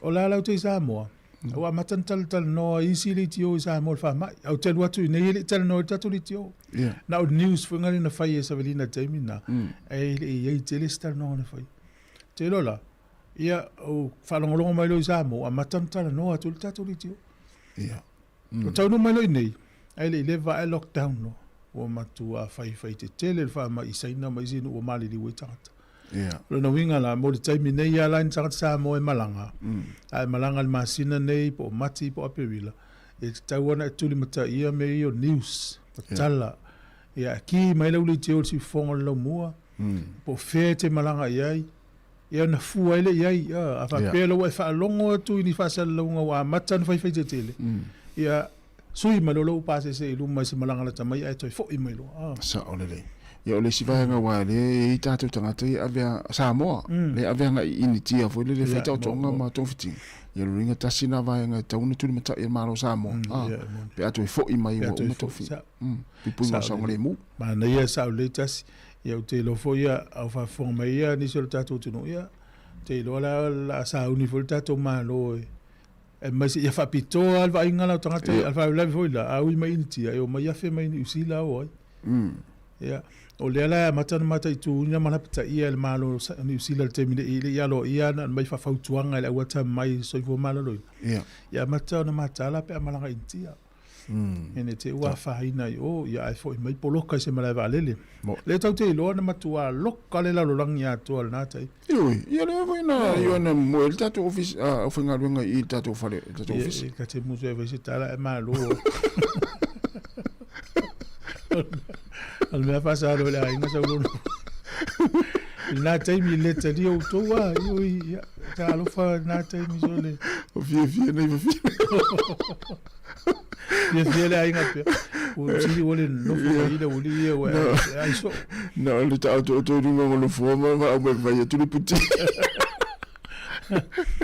ia nei fam national nei taimi e isa uma langa o longa nei ia amata nei vai e pase sena le na bia la vala uselen e pase sele ni usila na non na refundable when the term mo mai tamale le ia na te tongia apena la vala tu petongi tongi wa mana o le toi va sau i Sāmoa po fela va te alu le lang ia fanga le ni usila ia pe fa ke Chris po va nga va la to pase se o le si va nga o le pase se so tongi ele ai se ato e veilalo le se me ai ngol vale le tau mafa ia le pase se ave le ato ia ia fa manu yang o va nga al pase pase mul mulina e mo ia tangata ai mafa na to refund ato alo pase se ia to nga pase se la na ia nga al mele o lo mo to sui lo puki ia ma fa ia ma ta pena ia o to la malanga e lo fa fefea ale va tfala ponga mana ia ta la noi le tulanga o talonga ia o le ua failo mai na failo na fil New Zealand Herald aina faina na tala no le na kapia ni usila ya Steve Hansen ma Ian Foster e talo sanga mai lava no le fa sala ia o la so longo na to ingam tau fa pe longo vinga ta mai o le mana o i fa ya onga le ia le pol ia fu ia pa fu ia sa o le tu vole le fa pe le wo fa ia talo sanga mai ia la uta o tua ia lo mana ia lo uta o tu e vai e le faina tofi o lua tilo faia nga mo milo tal sanga mai na lua manu ia ila ia e tailo ia le la toa mai to ina o coaches tal wele mele na tupune ia ta wa ia i fai ngai i tama ia temi nei o stamale o Jamie Joseph ia ma Dave Rennie ia moni jo luana te un fili me faia ia to mai o le wali ia sai momo ia mo ia la ia ai te lola se me mawa ia ai alulu to faia on Steve Hansen o le fa fine Steve Hansen no faia on le sfulima ni usila tini a faia on nei la mal tama le sfulima tama o flex al matom tau tia o le me a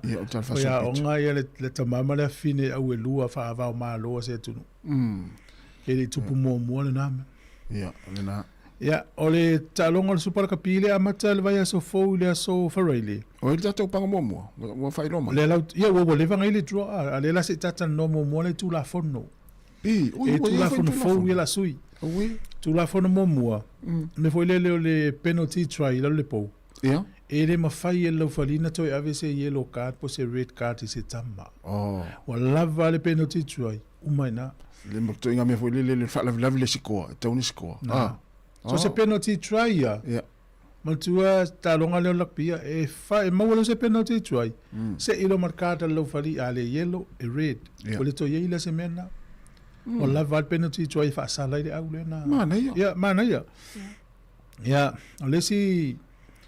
ole si tu la fono sui mana tua fa per me volelo le accidental offside e le se mena fu boina ya e matinga yo me volelo le ya escalamula almena ale la sweet free kick ina ya woni to peta alonga sao le mena o tu la fono le levanta mana o e volele to es fa escalamu to alto nga me fa pena free kick ya ta palo to no ta ole ya e lua la vanga man tu le situ la fono foi le o tuai na pasio el polo mai le rack e ale la le to escalamu a free kick la le si au papel tato aule papel mato aule o fiu fatu le afa tu lo fali use it ala tu tu le afa ili lo fai le afa free kick le si au mana ya ele to escalamu mana pe volta longa ya le stu la fono o le vala au lo fali use it ai to sauli si tama to pipi mai le tama le ye le polo le tama le pito itua ele to fai mena e vala au lo fai le vala au lo fali use it faanga polo sane to sa ustanga to pi le rack pasa es tangolo ye afa kikiro tu la fono lo na fa sa ona e pasia le polo i tu le to afa afa malai ina kikela e le 50-22 termine lo fa tanga na fa pe o le fesia le te tu le lenga afa malai tato ale ma to le luma o le afa me fa do pasia tu ya o e kikela le 50-22 lo fa tanga le termine ma nei te leo male tu la fono lona lima o le uma faine ona eule le polo fa pe le sala le eu fa to pele afa po oila o le to tu le makka o le mea e tua e te tauna tasi le mita e au tafa o le makka pe lua fo i fa tanga i au tafa la le tu tamtau po le tu vale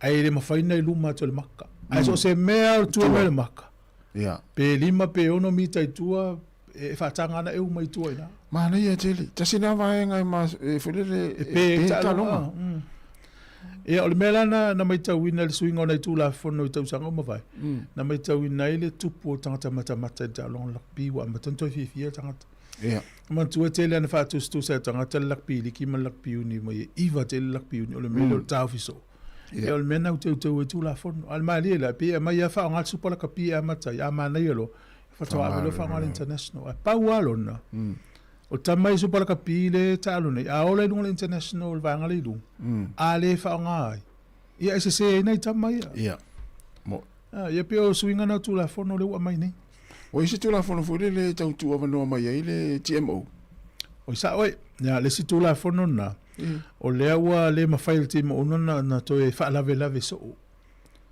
vanga na lava o ye se vai ngata tau e te tau na fa lave ai ai le pe o mena na uma tu ni time uma TMO e to tu pul mena mana ia te fa la titi TMO Ya le la sa ili atu ia le draw Ya. Ya mo si le fia foi la to e fia ta longo le NFL. Ya le National Football League America. Ya le vai so fo. Vai so fo le son fu ta mini si la ile so iva. Ya la fel Super Bowl.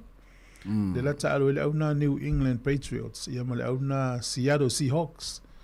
Et sa wala lungo le ESPN TV le sa we son fu Ya ole ta longa les Australia asau ya ole Highlanders mar Crusaders e amata I lava il fitu le fefe les Australia sutolu. Ya ole afa Liverpool va ole les Australia ole Warriors mar le Reds ya ole sufa February ta ole le Fiji and Drew mar mo na Pacifica. Male ya. Afa fa le fefe les stona il va ole. Ya. E ole Blues mar le Chiefs ya ole fitu le fefe les stona il va ole. La sufa February ya la sufa February ya ole ata aloai ia le Force ma le Brumbies ia ile iva tolu lima no winga ole stona ile vai ia e tolu ta alonga le Super Cup ole sfarelia le vaso fo ia lua ta alonga afato amata le so tolu ole vaso February ya ole fatu longa na le ia ya la tatu yo mana ya foi le umi fa antu le Super Cup le tau sanga e uma na tonu la fatitia foi le fewa I voile le o vole fewa I pe te lo te mi misi tama ya lu na wo te fa ya le la no fol fale ya matanta lo tonu fa sky un tato le la vai na ingana palpalala tu fale te mi so to vole la va tali malo Wele la vata le malo. Ya malo, ya. Ole tato, ole si tato tala, ole T20, ole ipo lolangi le ufaria mai Pakistan. Ya, ole lato au ole a boycott pe le awai ta alonga ne ole 2020 le ipo lolangi le tali malo intia. Pe ya le la vatu foi tal fo le fiona la wano ne verso. Ya, e a matale ta bulsanga le so sfurimo February. Som fu al verso tua. Ya. Ya, salo pauna na ta longo mo ne temi. Ya, mo. O te to fitu fo ile fa malo le la se mai IPF, mo ne va yaso, fa mo ne va yaso. Ya estadia. Ya le la mata fo ina tumulungo TV ta longa. Ya o e mo ile le. Ya le la batu na fa fianga nei. Ya. Fa mai atu mal tatu programa atul tayao, la tatu mafuta pesi pa ile tula lu ile fianga nei, po uri ana nei. Ya, mo ne le. Ya ese I fatalo fatu svaenga le wa mafuta men nei taimi ya fatalo fatu sunga nativo ya manuia lava nei tayao ya to ila sunga nati na Amerika ya ole faltua silu Bolton mai okilani manuia lava nei tayao sunga ya Sāmoa ya na ya mai fea ya manuia lava nei tayao Kevin Soka manuia ngalwenga lo fenga yai fa tai lava le mafta mai ya ole tanga ya ngafo pula salu tele muas talo ngafo ya mania fo ni tayao fenga I fe ngal wenga tai lava mafta mai mafo Eric ya mania lava ni tayao e ni sula tunu una fe mai pem faina e malanga intia e toi fo mai ai pe telo test le fa mai pe la ya tanga te fia intia e fo le so fa ma ye tongi pase sa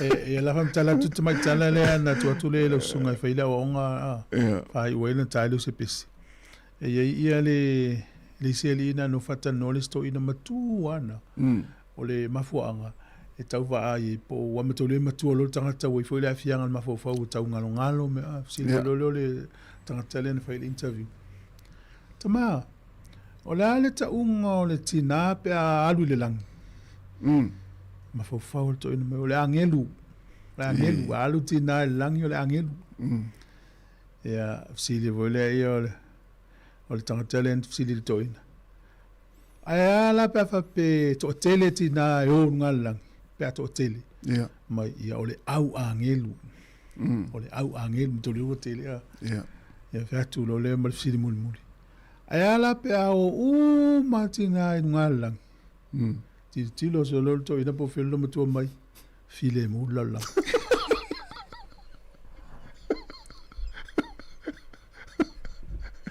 Peace on earth. Le wingana talal to. Mai fa interview. O mana tina ngale la. La la ta unga. Mai file mu la. Fai mo mo la o nga fai tu de ho. Fai mo mo la o nga fai tu de ho. Le fai o mo na te fe. Fai mo la o nga le fa fo mo le. O la o nga. Ma lo tina tau tu le. Ato o manelang ye o mato file mu no. O la o nga. Tama After mo fitina. Yeso yesi. Ko no fatu mo vivesi.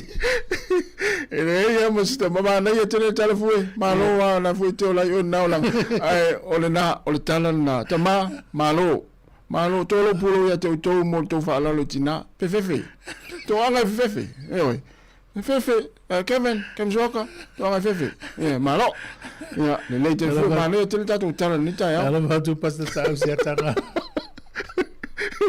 Ele ya musta mai de fefe. Yo, ngala na vesila la ngere tu patila.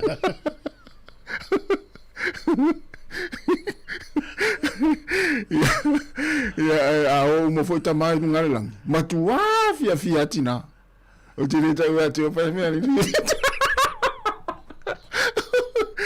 Malo, ya matalo matu ya sekolah stika ya sampai sini. Mani ala mana ta la tal tu pese o ti sfulu.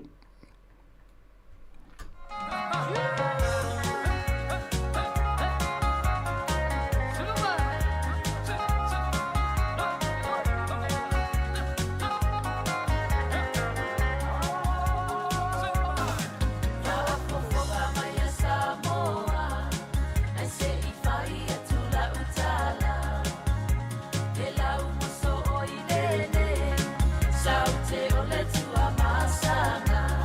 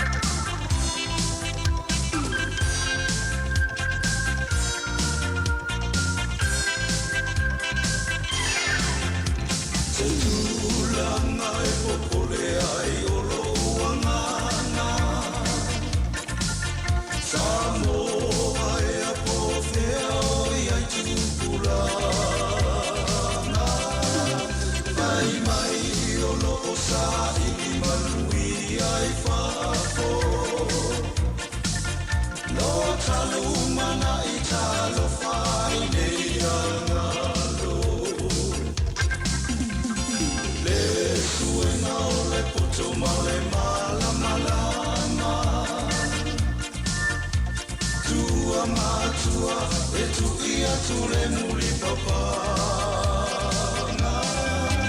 mawalo fa yo ngai umanu ia wa ona moli tela nua I male o angalo lo lo fa wa e siti seni ai ni usila wa e no fumau I America no watunu olo fa atalia tu pea ile potoa e mawaina tukula na yo Sāmoa ole tu pete u e toe mamulu a olo tau I moni o so Sāmoa le atunu le tolo ai maau I le vai sisi alofa malama ma eva ai mai le malo pelele nei wai o talima e fa moe moe I lo potole tamao haina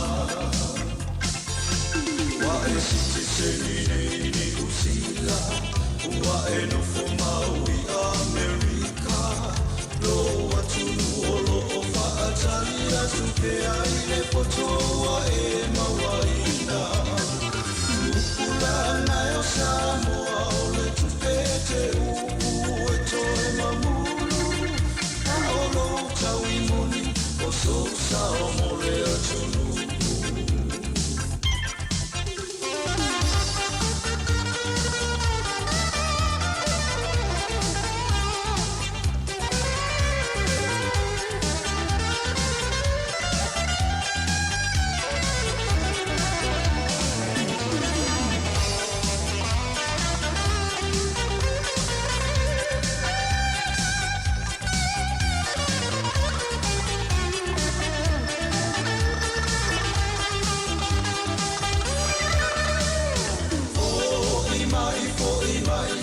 Tau soaina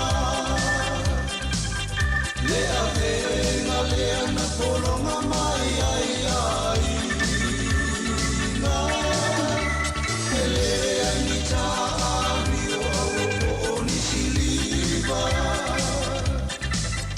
ole poto male fa atua na te fa tau taia wa esti sei ni usila wa e no fomau I America no atunu olo fa atalia tu pea I le potoa e mawaina tupula na Sāmoa ole tu pete u e toe mamulu a olo tau I moni o so Sāmoa le atunu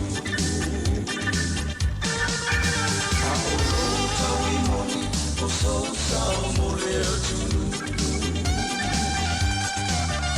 a olo tau I moni o so Sāmoa le atunu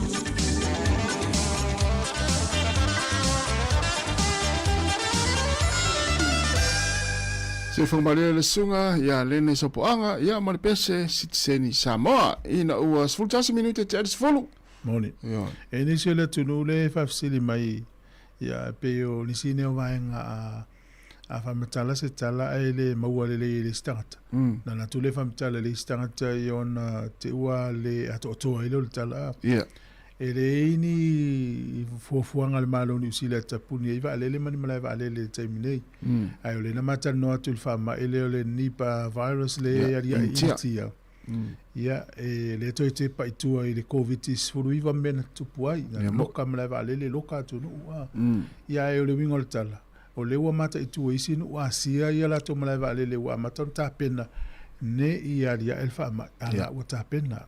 Ona winga la ta pena ye lunga I una toi o for mene COVID. Ia le fu li poti le WHO mai initia le fale so I fo malolo le initia. Ia pe tu ngal fa mai. Ia wa valo anga ye sau. E le val fast fulu le fitu lima pasene tangata mali liu pe a pisil fa mai. Pe mama I tangata. Tele. Pasene pe fa pasene va. Lolo winga.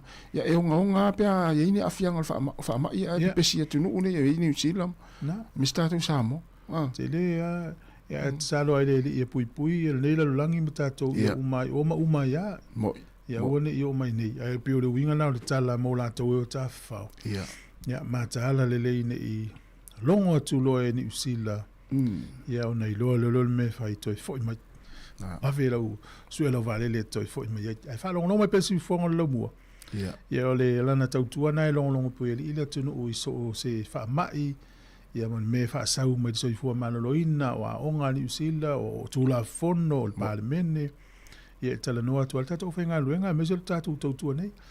O le na tata no an tau mate po o ila to na afia so fu ile e va le na pa u yo ya to lua e lima fata usanga o Joseph Mark Kelly ya ma le lua lima ta usanga o Cole Christopher Ritchie tala vo sta mai titile ya tala vo foltanga tele o la u ye nga lua i le transmission kali ele va ingo me initiative ala fuaie ele vai panoa atoa le lo ingala o langa luenga ia o le au vang fai contractors o le ngalu lue fo ia le tele o me initiative ala fua yo ele le fanga helicopter o tele lo pe lo me la u ave helicopter pe tasil tanga tai lo ave helicopter ia le uma wela so ifua ia talo fai tala vo asi ile ya atelelo na lumana ya le tala vo sta malo le ale na tato vai so helicopter fele le mai lungo tato lava ya so mo ele ngon helicopter la le wo wa fi yolo na itangata ne yo ya fa te tato te mi ngal wenga ya mon ole si tala le di potia ile lungo le Radio New Zealand le va ya to te minne o lo ma wa ia le to tele o tangata wa o lo fa o pe na tala ki wi sei va tangata peila o le fa monga le sawi fa ilo ai le inan revenue ia silia male se full wa fe la to na tala ele fa pe o fa is full wa fe ai silia male se full wa fe la to na tala ki wi sei va pe a fua ile taimi le ile tausanga o mavai va tainga la limas furvalu afe fase la uonos fulu limas furvalu afe fase la uonos fulu la to na tala tu kiwi seiva ile lua afe lua lima to sangantene yo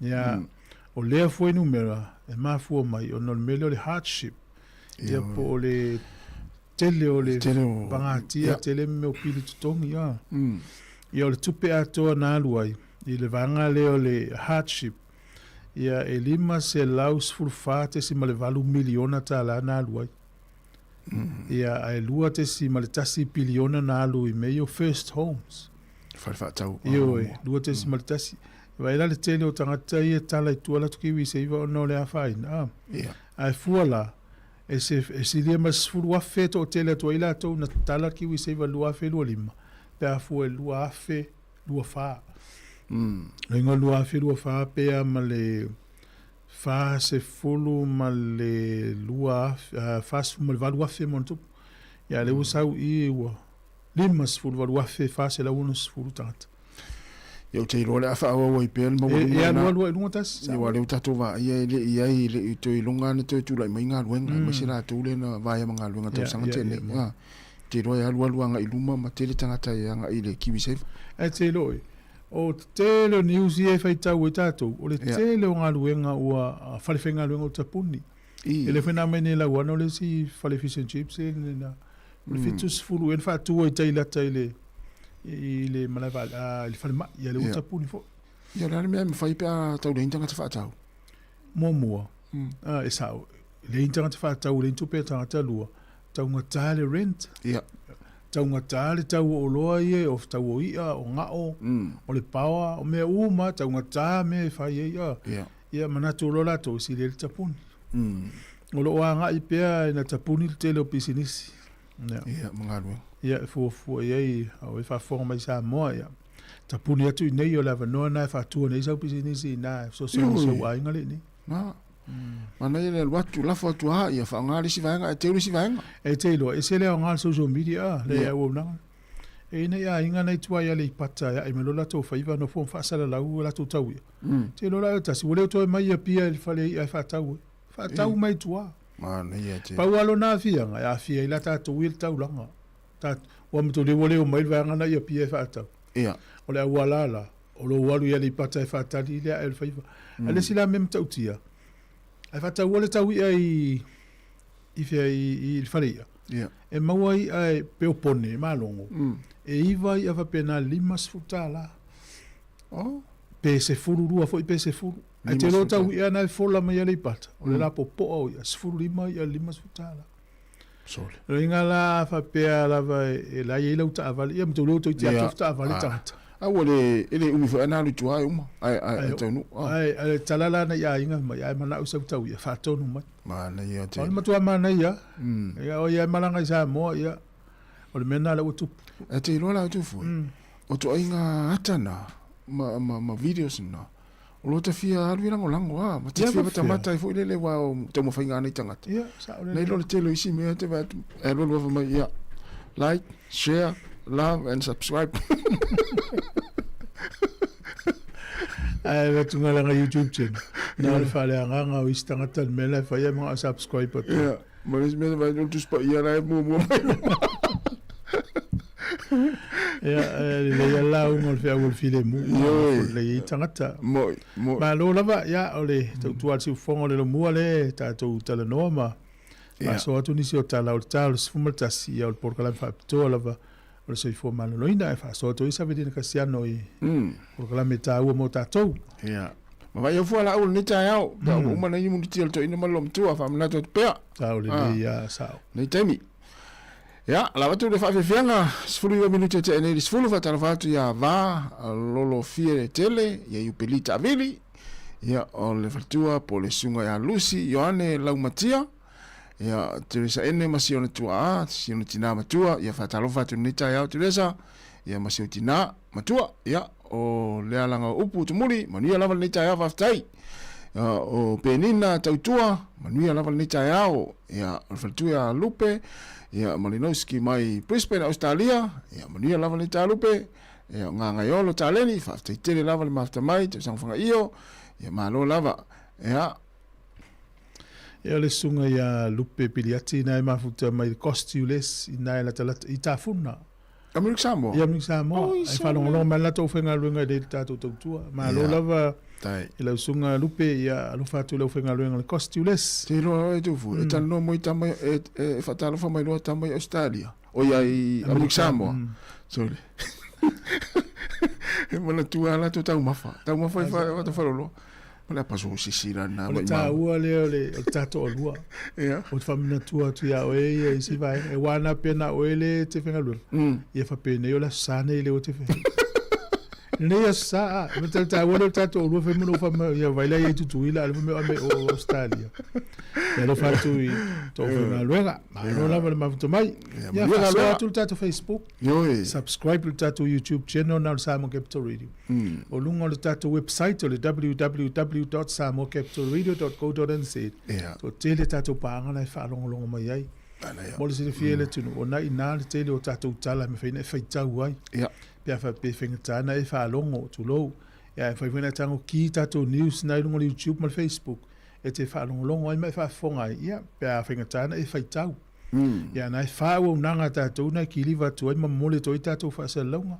O le website o le YouTube o Facebook ia ma le tato wala leo le tasi ono tesi ma le tasi fa mo yo nisi e fou la to mai mo mai o le tasi iva lua na tala tau tu al si fongo le lomua o le tio Pasifika mua le ni usila ia le to te mafuta mai o le manu lauti e limu te taina nga luenga o le fa fia fa iloa tu lang tau lapta inga ia ma tu lang tau aonga fa tau tatu tu manga tatu nunga fa ke usiano ia ma fa ola tatu ngana Sāmoa malo se voa ia e tsa tale fai mai tas sa mole po fa ngale o nangale ale le tongi passes la fole o nangana le tongi muli costules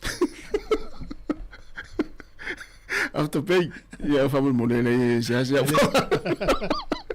ofsile pure o tau fa manino la after pay le ma fa infa nga ni si pa pay le tongi ngala to itala O Yesu uma vai ma pena. Ya me nai le fa ngai su ya. O ya le ala mo mai tala mai le sunga le pulu le. Tongi le tala mo foto am fantongi no pasi se la tape e tongi mudi. Ya nana tanta to pese. Ya.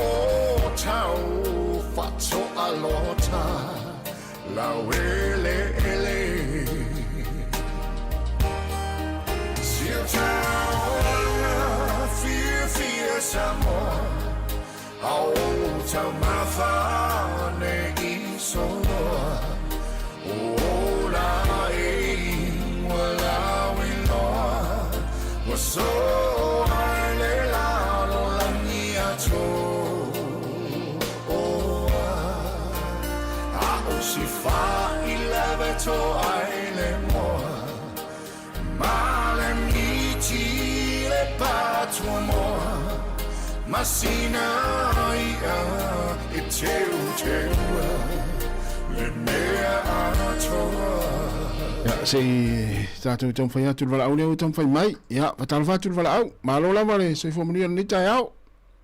Mālo soifo manuia pailo suwa. Mālo soifo. Mālo soifo tasi. Ia, e husinga maka upua wala au kwai si whaaso pai whai nunga ka kore ki o a kumu e whi au ngai. Kiste whai e mana malo si o kokongo ua. Taere sau lau wala au. Kongi welin kongi. Ia, sau na mai fili. Ia. Pesar lea foi, o maka fifa so ko ai ere kulanga le o loa ia expire for o loa Masala e poru le for o loa te ngo wal fe fa ka. Ai o mo kire la ku fa ka o la ku nei so e o mai aso ma. Alo kala ku fa ka o ka sau o loa ka sa mi lo le me ai.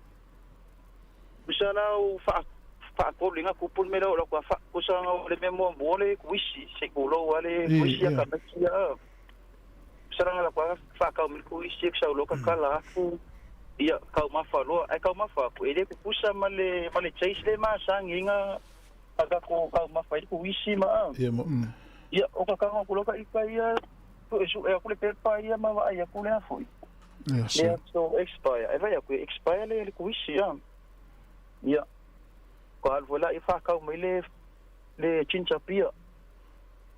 O walola fa kali cinca pia la ku kulo wala ko ka mfali le cinca pia. Ai ko foi, ma ko ese foi ya le So ko sia ke foi dia.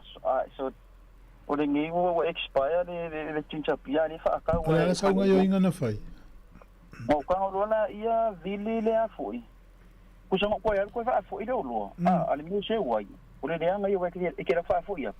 ai ia fa pe mai fu inga ne o sei sawi mai malea wa o lo le expire la ngana ula kwa fa mai ya le la kwa va kula le kau lo le la kwa kula ko ka la ya ona para ya o ko ka mai lo la ya lo ku pe wa lo la ya vili lo le city council kusana kwa ngo avele campaign o le city council fa makala ile mere ku ai ke ila ia o saule kali le wa nga le health and safety le na fa mamia ya ai so no ko kali fai mai e ma fai fa o long fa ka o lo expire le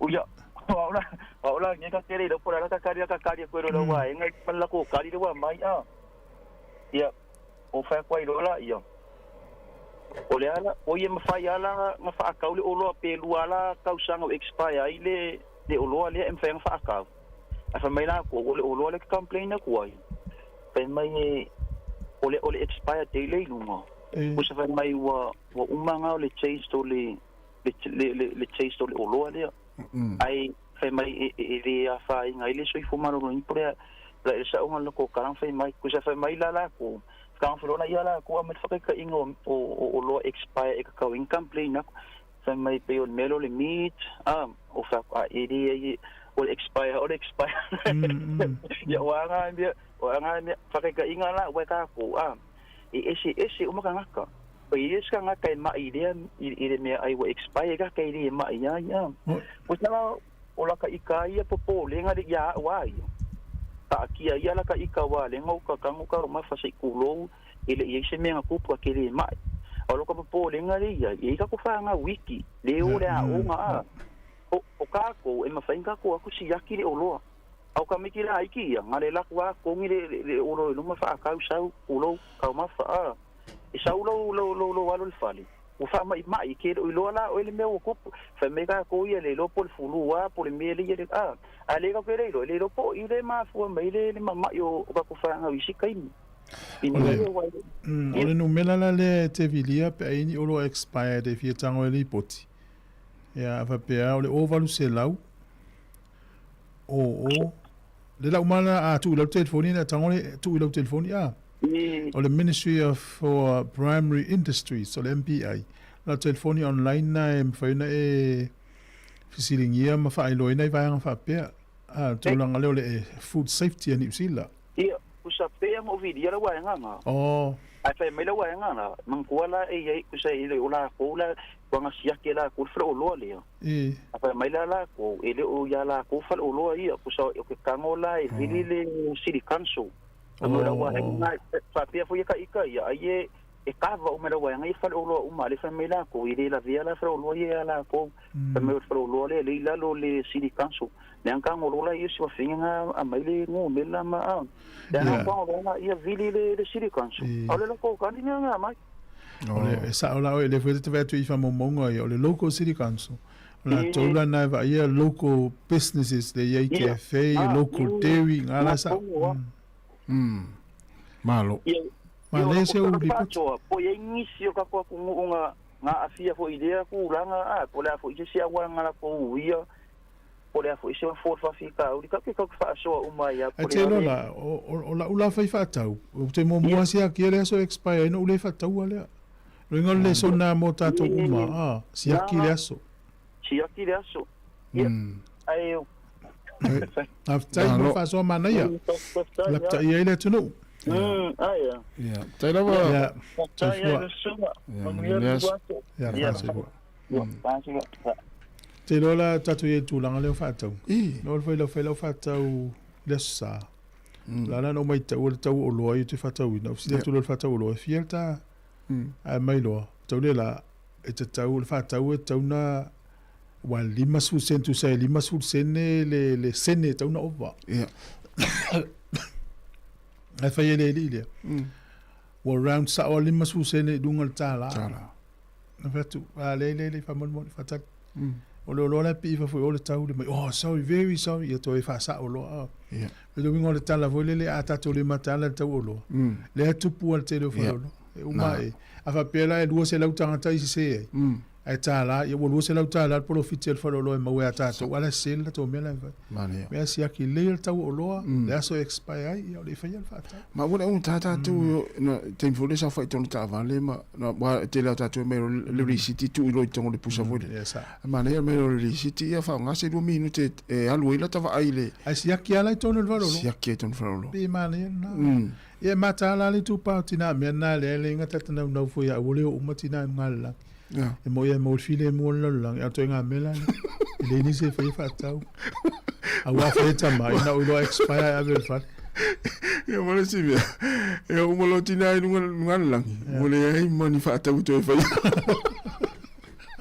o pa it fa solo a tota to mane fo le la mo jiso le ya o le uta to lo ni ya fa ya una fa pe e fa ia le pure nga no isi fa lo ma isi pisinisi ya no minga e tau e tau volana mai tau to po ta tu ai po ru mo fa te tau no vai po ha ia fa lo pisinisi e va ia pure nga no vai po pisinisi e va ia va nga le o le se fo malo loina ya le na o le foi tau foi le tau le best before. Yeah.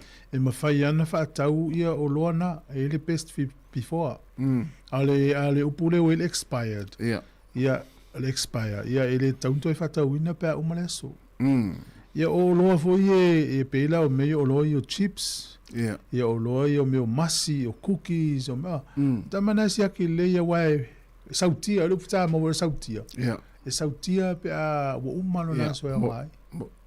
Ya se hace algo aí expire se ya foi se apa foi le e ya yo e ya pa expire aí vai se apa te vetori mio le nga o pisu po yo matua te lo pe expire pele yo te lo mo te lo expire pisu po le fa nga mo le tala to le ala to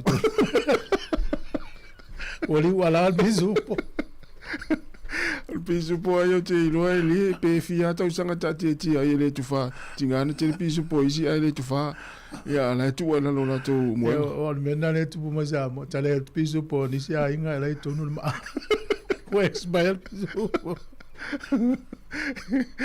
ya la vai vos fa vianga le o to 2 minutos na tale sfutasi ya fatalvatu ya Rachel si fa le ma ya lo fa mai tu fo Rachel ya le fa tu foi tu foi to ya oi o misi la fa tu maftanga tu foi ma tau sang fanga io ya manu ya la man matine tala nei tina ni aso man li tai o tatu pokola me ya le la tatu pese ya motina ma ya fa tu foi ni tai au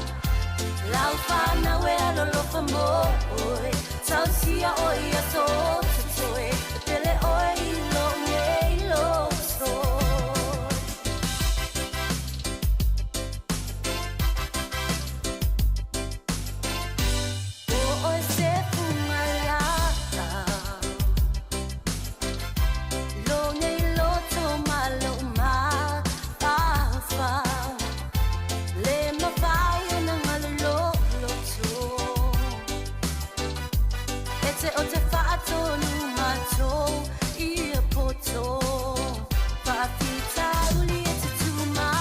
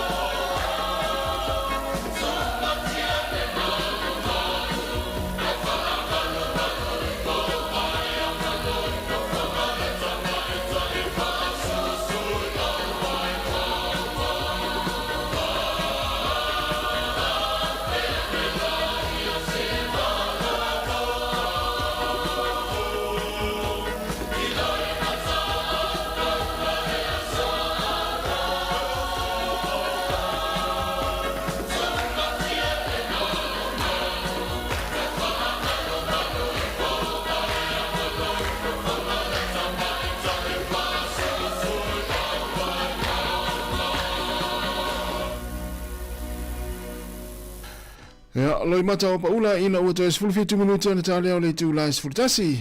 Ya, pukula me sefo malolo ina pe atar sfulu tasi. Ya, te pena mai sa vini kasiano. Pe o le tatata no le tu la ne le uma ale le atal tayo. Ya. Ai o le ili potia o lo failo ai. O le tele o tamaitie umai I kindergarten spo a amata. O le moli mawina e pule a ongo primary schools. Pe lo li potile na mai I Aukilani, ile asocio pule a onga primary school I Aukilani. E pe ama le iwa sifurulua pasene o li poti au mai. O tamaiti e o ese atu ma kindergartens po onga amata. E le iloa e la tau basic skills. O le winga o le tala o basic skills. E au fia I le vaenga fo lele o le tautala, o le ai, ia ma le alu I le toilet tu loading ngana. Tolio mea umai awa o mai le ainga, ma le kindergarten. O tamaiti le o primary school, ta ilima tau sanga. Tolio la, o le umana o ina le tamaiti, e langona le tamaiti te o fialu I tua, tu lo, walu ai, o le na o meo le titi. A le meta o tele o tamaiti e le o iloa. Ia o ini wha nau o to ainga o ye tu langa le, ia ta pena le ia e primary school, e se le primary school. Kindergarten, e wha moi ai wha ia onga. Primary school wa tu o tasi tamatiti ia fa pe te ufa le tonu tamatiti le aonga ia e mawhai ana ta au fie le sia unga tupulanga o la tau mawhau whau tamatiti o tatou ainga le fa le tonu le ao e una vea mauna ngao I le aonga matuputupu ai kata inga le upu maasani wa te ufa I se tanga le tamatiti le aonga e whai ma ngao le tamatiti le e mana ia le koleni le fale pe a le ainga le ainga ia e mo ia wa le titi taimi I le aonga a o le taimi atua ia na e misana I whanau ia le vā le tasi le lima tau sanga ia na le nā tonua ia o le si tu me vo lele o le si le ripoti e le iloa tamaiti letters mo mata I tusi e tamaiti mtua le iloa la World Primary School e le iloa ia letters ia o le matua whaingata o le mea na o lo na winga o le amo e whaia o le primary school le mamafa o nei le I maua me tamaiti lalo Aya uma for primary school and intermediate e la tu fo ile o maua fo ile to mai le ta mai te una maua le primary o le amo uma le intermediate alu fo ile kolisi ile maua tu e amo le kolisi e pe o le ta una yo le ta una lava mo le so ta le so tanga ile ale kindergarten mo le primary school ia ma le intermediate ia sa o le pe o le vai fo le tasi e ile unga tupulanga e te o nei vaenga ia e te o tuilunga wa e pasi mai ai pe le melo le ai ava pe ilta metiti o le ua la on primary school ai umana ai fola ia mena ai tamo ele fa ngo lima mangutu sai le o mena le tameti lalo me ia le wo ilunga ia le sina vaenga ia o le tautala e tauna ilo le tameti tautala pe la tu lo fo ya si tatu la ule to amat pe la fa ngana pulo tau mafa ia no le te le tameti no la nei ia malisi vaenga no le sa mo mai wo mat tu wala o mai le light ile o sangatonu le fa ngana la to le pulo tau mafa ave ya oi e mai le fa una fa to fa lo ha ia te yo o le upu sa e fa ngana o le ai ia le sa nei ai la me ai ia o fa ia la le liu ia oi ia sa ni tasi tau mafalan tau maftanga pe tau tali la na sua pe nai vaenga le so sang le ngatu pulanga le o mamla man ngan Sāmoa e le o le sa onga ma le sa onga nga le fa nei fa lo o ia oi ma ia te e te rola tu fu e ma le vaenga le o mai langa o tatu mai tawina fo I inga luenga Sāmoa e o fa parliament ia sa e o fo fa pule parliament e ma tu ata te vai fa pe te ofo o te ofo le mana malama ile o tatu ni tatu wa onga mai o tatu mana tua le mele e le ma faina e toi fa alo o ia te oi stale fai polo pulo sa no pulo sa no o te le sa no tu fa pe ya o te le o tau tala tu wa le sa onga na le upo fai ya e o pole no le te le o ya avang fa pena e o me vola le te fa ngai no le tu wala lo na tu wala lo tu na la sa o le fa ia pe le winga foi le fa ingo fie ia o tatou fa na ilunga la o mana ma malama I vaenga ia ne te o au ta pena na to fa na o le primary school ia ma nei al ta pena o ma me ia le o to fa fonga mai li poti la ta mai E ele fuala au lea e whailoa ma le taimi nei e tau le we COVID. We COVID. O le fuala au na o lea e whapea o whaatanga na whaatau ni usila. E whapa ua i pauna. A o le tau la fuala au i le masina. E whaase la uno sifu. Mai whatalawai? I whatalawai ni usila. A lea la ua iai ia le o le vaenga lea e tau le Obesity Treatments Advisory Group. La tau ia mate tuina tu lango tino puta. La ua mai la tau le recommendations po le la tau fautuanga i le whamek e si le sila tau na whaatupe la tau si vaenga o le fuala au lea. Mō nei tangata nei. Ai, e le mō tangata uma. E iai ai la tau e anga vaa i fuala au ne lono winga a o lona na whaeloa me le whamek. Ia lope whaasao i sisi vaenga tupe a seisi o ia whaatauina fuala au ia. Tamu whai whapa ue ona pauna. O le ingoa le nā o le fuala au. Ia leu whaasisila mai nei. Ia peo na whaeloa tu o le WeCovi. WeCovi. W-E-G-O-V-Y. Na i sesi o tātou whangaina i o tala fia na le ala e una whaatupe le whamek se vaenga. Ia po le vaenga uma. Tangata. Tangata. Whaase la wono sifulu i le. Se whena tupe to a whamarustino. Tai au uria fiafi. Asa wa. Whaminoi le tino. Whaminoi al tino e alo lua lusi. Se whena tupe. Patau na whala au. Tasi. Tau whalusi. Nala au vai atula. Se mela i elo songa. Pe me vena le om fai mo whamarustino. E halu i futu pe nei mea o whala au. E pesa ma malu tino. Pesa ma malu tino te mina e mo e metai o mo i dato ngalunga o wa matana le me o mo wa tele na se valval. Mo ma fo yo fa tup tele ina lo fo tino puta male. Ya ona o va vole lo le ya mon vai no fefe. Ya le la tata to pesele vai foi ya le o te pena mai proclame se fo malo ni to es fulminte tar se fulu. Ele i wa tangi dei po di duolas rele. Ya e tele fa fianga ma vai fa pena fa il malai te rabraha. Ya o le Wellington Pacifica Festival last o nai. Fia avelo ai ngai te Wellington ya mana ya. Mana tau, mana mai tau de fa ngon vaso. Ya sa o le le. Ya lo inga ta fau i polidua te ta fau Wellington. Ya tu oni lau ka le na walfa unga o ni vai aso pe ta tu bia. Ya na, malo.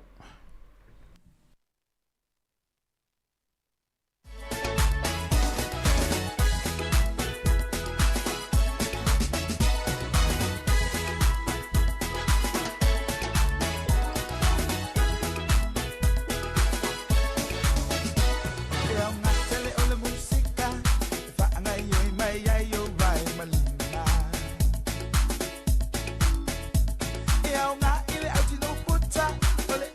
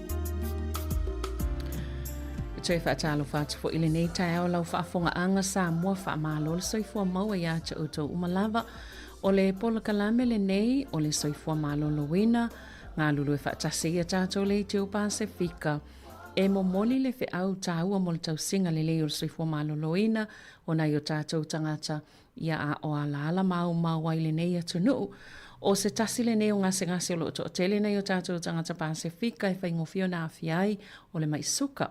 Ia, o lea fo ila ua iai a tātou malo i le nei tae au, le sunga lea ia Ruana Taito, whaapea Melissa Genworthy o le tū ora PHO, e whaamatala a tili nisi tū langa whaapitoa e winga i le maisuka ia po o le diabetes, ia o le tātou po kalame lao le atu atulawa ia ila ue talatala noa ona o le tātou taimi. Ai lava nisi o fesili i ona whape fo ile ona tu inatu ia tātou malo i le polkalame i le nei tai au ia ai usi maia lau whaafonga.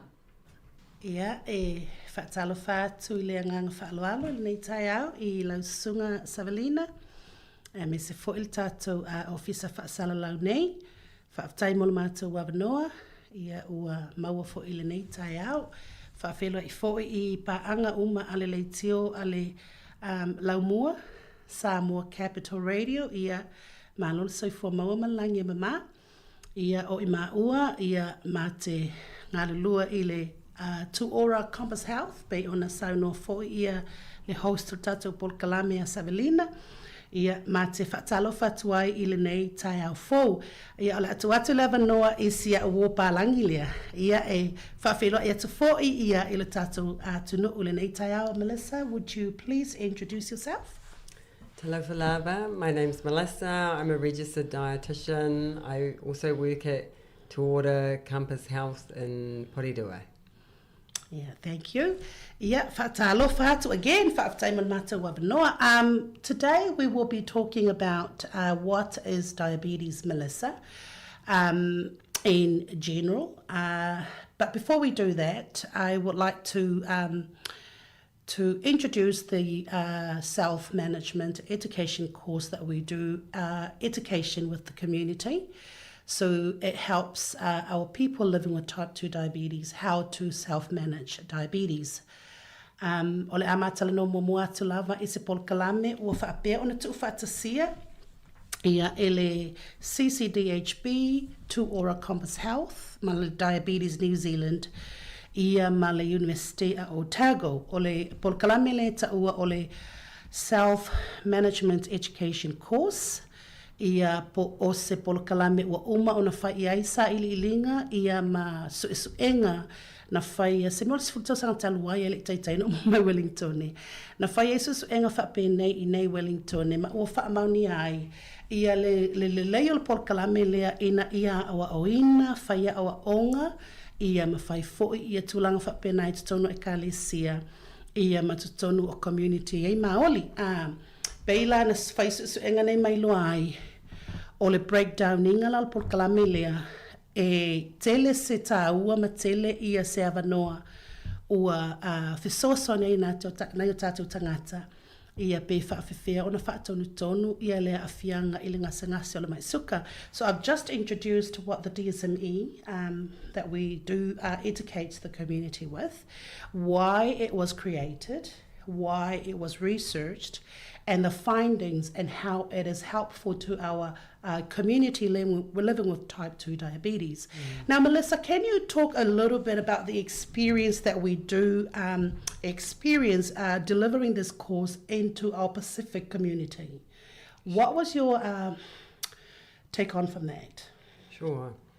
So I see a lot of one-on-one patients through GP practices, but because there is a number, it's rising with people who have type 2 diabetes, this course has been really helpful for having group sessions, particularly in churches where there's already a community set up there, and so people come along and they know each other already, and then we can have really good, robust conversations about their food intake, what they're currently doing, and some suggestions for some changes. Awesome. Sa o whamaoni i le saunuanga fo'i a le dietitian. Ina ua mātou ngā lua fo'i ma deliver ia pe a o ina fo'i ma whaipol kalame nei ta i ono vai asu tutono e ka le siana ngā lulu ai.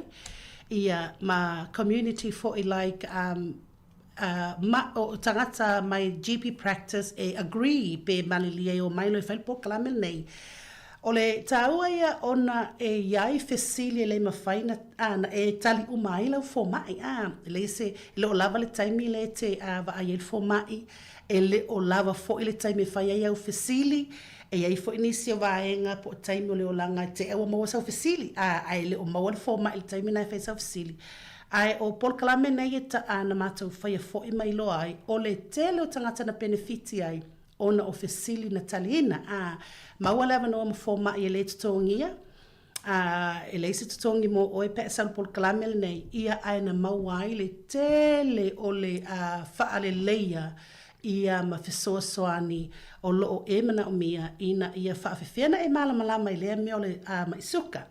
Whaafewhea fo'i ona e look after pe whaafewhea ona e whaatonu ina. Ina ia awana i vave na o onga matu ia. Ia matele na whaaititi ai le vave na umol soifua. Ia pe vave ina i fui o tātou taini. So taiwala na po kalamele na ina ua whaifo susu enga na ma ua ilo ai. Ia au maila tangata po kalame nei ma whaamatala ai ole vaiaso mua pe mata po kalame nei tono e kalesia. E tala no ai, what is diabetes? Lea mea ole mai suka. Ia te ilo ele fōwhal whaafonga tātou atunu u lea topic. Ai ono mai suka, it's a big topic. E matua te le nei tūlanga po le nei fo'i ngase. E le mawhai e se taimi stasin whamtalaina. O le ono lawa yaso ua breakdown ai le course le nei. 2 hours i le vaiaso mua. E tala noa ina i le diabetes nurse specialist ia mau. Po lea mea o le ngase. O whawhena mafua. What's the cause of diabetes? Type 2. Whawhewhea o na vave mauaili tangata. O risk factors. Ia o tātou tangata Pasifika. O le vaiaso luma le vaiaso tolu. E tala noa ina ai, mea ai ma mea inu. Ia o le mela na ua laina su mai le dietitian e aso le nei. Ona o le tele lava o le mafua anga ua vave mawai tātou. Ia ona o le mea ai lava ma le mea inu tulou. E focus la le matala noa le atai au le nei, what is diabetes? Ia ma le mea ai tulou, le ngana, mea ai ma mea inu. O lo whai o tātou tino e mafuai ona vave maua tātou. Ia ai a tātou maula lalf sosoani. Le whawhewhen whaatontonu. Ia ona alumalia la ia leo le kako journey. O le vaiaso lo na whaal por kalamel na a whaafonga mai fo inisa o whaawhianganga fia mana o mia e watu por kalamel tono e kalesia. Vaiaso mua, what is diabetes? Vaiaso lo na lua tolu, food and drinks. Vaiaso lo na wha, ia e tala noa ina ai le ngā o le whaangai o le tino. Vaiaso lo na 5, e tala noa ina ai se a le mea e tā wai. O na whaia ia fuala au po vaila au fo i mo i lātou. Ua whai maile fo mai wa tatauna a matalau fuala au. Ia po i lātou fo i wo o le tui. Vai asolo na ono, ia o celebration whai ai, whai kako certificates. Ia matoi sum up o mai la wale course mai vai aso mua. Peila al por kalamele na o lo matoi whaataua. O le tele la referrals le sauma e au mai tangata al por kalame. E introduce a to le diabetes team na tutono whalmai. CCDHB po i fo i Keneporu. E le taimile nei, e le o ngā lulua po kalame nei i le Hutt Valley. Ona e le yo atu yai, unfortunately, e tele lava ia tangata o lo request mai le por kalame nei i le Hutt Valley, but e le yo atu yai le por kalame. Tonu e yai staini. Ai o le focus lava na leina whai nei Pororua. Pororua is the second largest population of Pacifica people in New Zealand. Peila na focus al por kalame. I tangata Pacifica, ma maoli.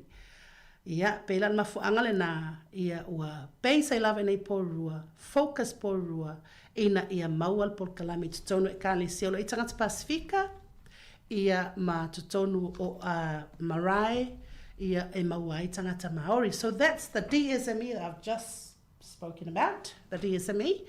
Iai whelasa interest os tangata ina longolo tato office nei a Savelina.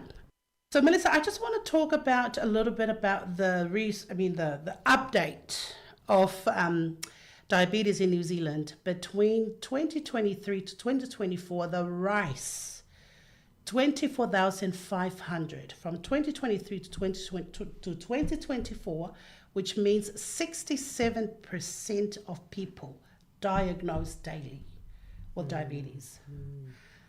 That's a big jump in numbers. And we're talking about type 2. Type 2. Yeah.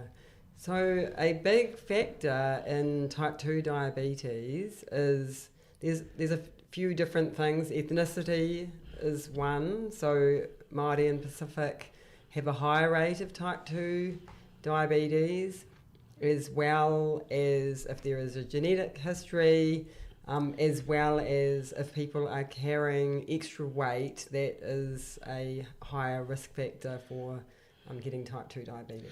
Yeah, tato tangata Pasifika maoli, ia te le lava le tūlanga I ono awhia I tātou le maisuka, ia ona o tātou lava tu ai ngā tino I tātou. Awa I te tango blame, seisia mea, e no pau lava tu ai ngā tino tangata ia I o tātou tangata Pasifika maoli.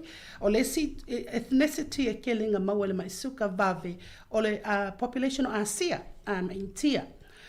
Ia o le isi mea, ia o le tino puta, o le si risk factor le na e vave mawai tangata ngasa suka, ia o le si fo ia afianga pe a whaapea e iai fo ia se tua ia o po tupuanga, na mawani mai suka mo pe ia afia pe e tilo fo ia le ia vava aia tutulanga na e ona afia I fo ia o e pe a whaapea ia sa mawai fo inisi o tua ile ngasa o le mai suka. Melissa, we'll talk now about what is diabetes, okay? Shall I talk about it or do you want to talk about it? You can talk about it and then perhaps I can talk about the possibility of diabetes remission. Sure. Okay. So, a tātou tala noa loa I le maisuka, po ngasa le maisuka. E tātou te whapea, ole ale mea maisuka. Ole ngasa le maisuka type 2, po le vaenga lua, le whapa mawhala wa ili tala noa, ona ole vaenga lua le tele na awhia tangata Pasifika I tātou. O lo tātou pancreas po le ate pili, o le anangaluenga whai I le tino tātou, na te ngao sia, ia le hormone le ta o le insulini. Kusa e nate o le insulini la a tātou a ai. Ia, o tātou tino, o mea ai tātou ai, o vai tātou whainu ai me whapena, a tātou a ai la. Ona, it triggers pe kusa ua signal atu le pancreas e ngake inject mainga pe na te au maia le insulini tatau whetaui tutusa ma le mea tau sami le te aia. Later on talanomelisa I le carbohydrates po o mea ai maso lona winga o le ala le tele o lau mea tau sami e te tau samia e te tau sami lo abatu process e le puta ia pe whaamalu e le puta ona signal le pe e se le poto le tino ata mai o ngā luenga le sisil e se na whai o tātou tino how the body talks to itself tala noa mai le le tala noa ina e le tino tau te lo ilo atu le tala noa ngale le tino lai whai I le whaanga yoinga atu o le tātou wola e signal la ele tino le pancreas po o le ate pili e na te au maia le insulini e tusa o le tele o lau tau sami. E lua la vaenga o lai tupu le olesi mo tātou o po maua le ngasa o le maisuka numele lua le o le mea lea olesi le loa po o lai lava ngā osi mai e loa te pili le insulini ai le o lava Ona ya ua tele le tausami. Ua tele le suka i lo tino po lo wala toto. Manto fa la toto tato le so ta yu maya me vai ngol tino o le toto na te fe ave ia umanga lava mea ume mana o mea le tino. O le tele la o le suka ona o mea tausami ia peila o mea tausami ia tele ai le suka i o mea ai masoa ia mea ai process ia peila o le falawa alaisa o mea ai ia pe o talo o fai e okay lava wa e natura lava o mea ai lava mai le palpala ai a tele le tau mawhai ai ia wa tele i fo le suka ai pe o mea ai lava ia pe le process Melissa will talk about it later process for like bread rice o mea ai la na wa tele le tatou tango fia a whaapea la ua ai tele tatou iai le o ngai oi le tino a tonu la o lai lava nga luelo wa te pili po le pancreas nga osi le insulini ai ua le lava o na ua le fitaui le telo tau sami e ma le amount lai fai me le te pili a le o le na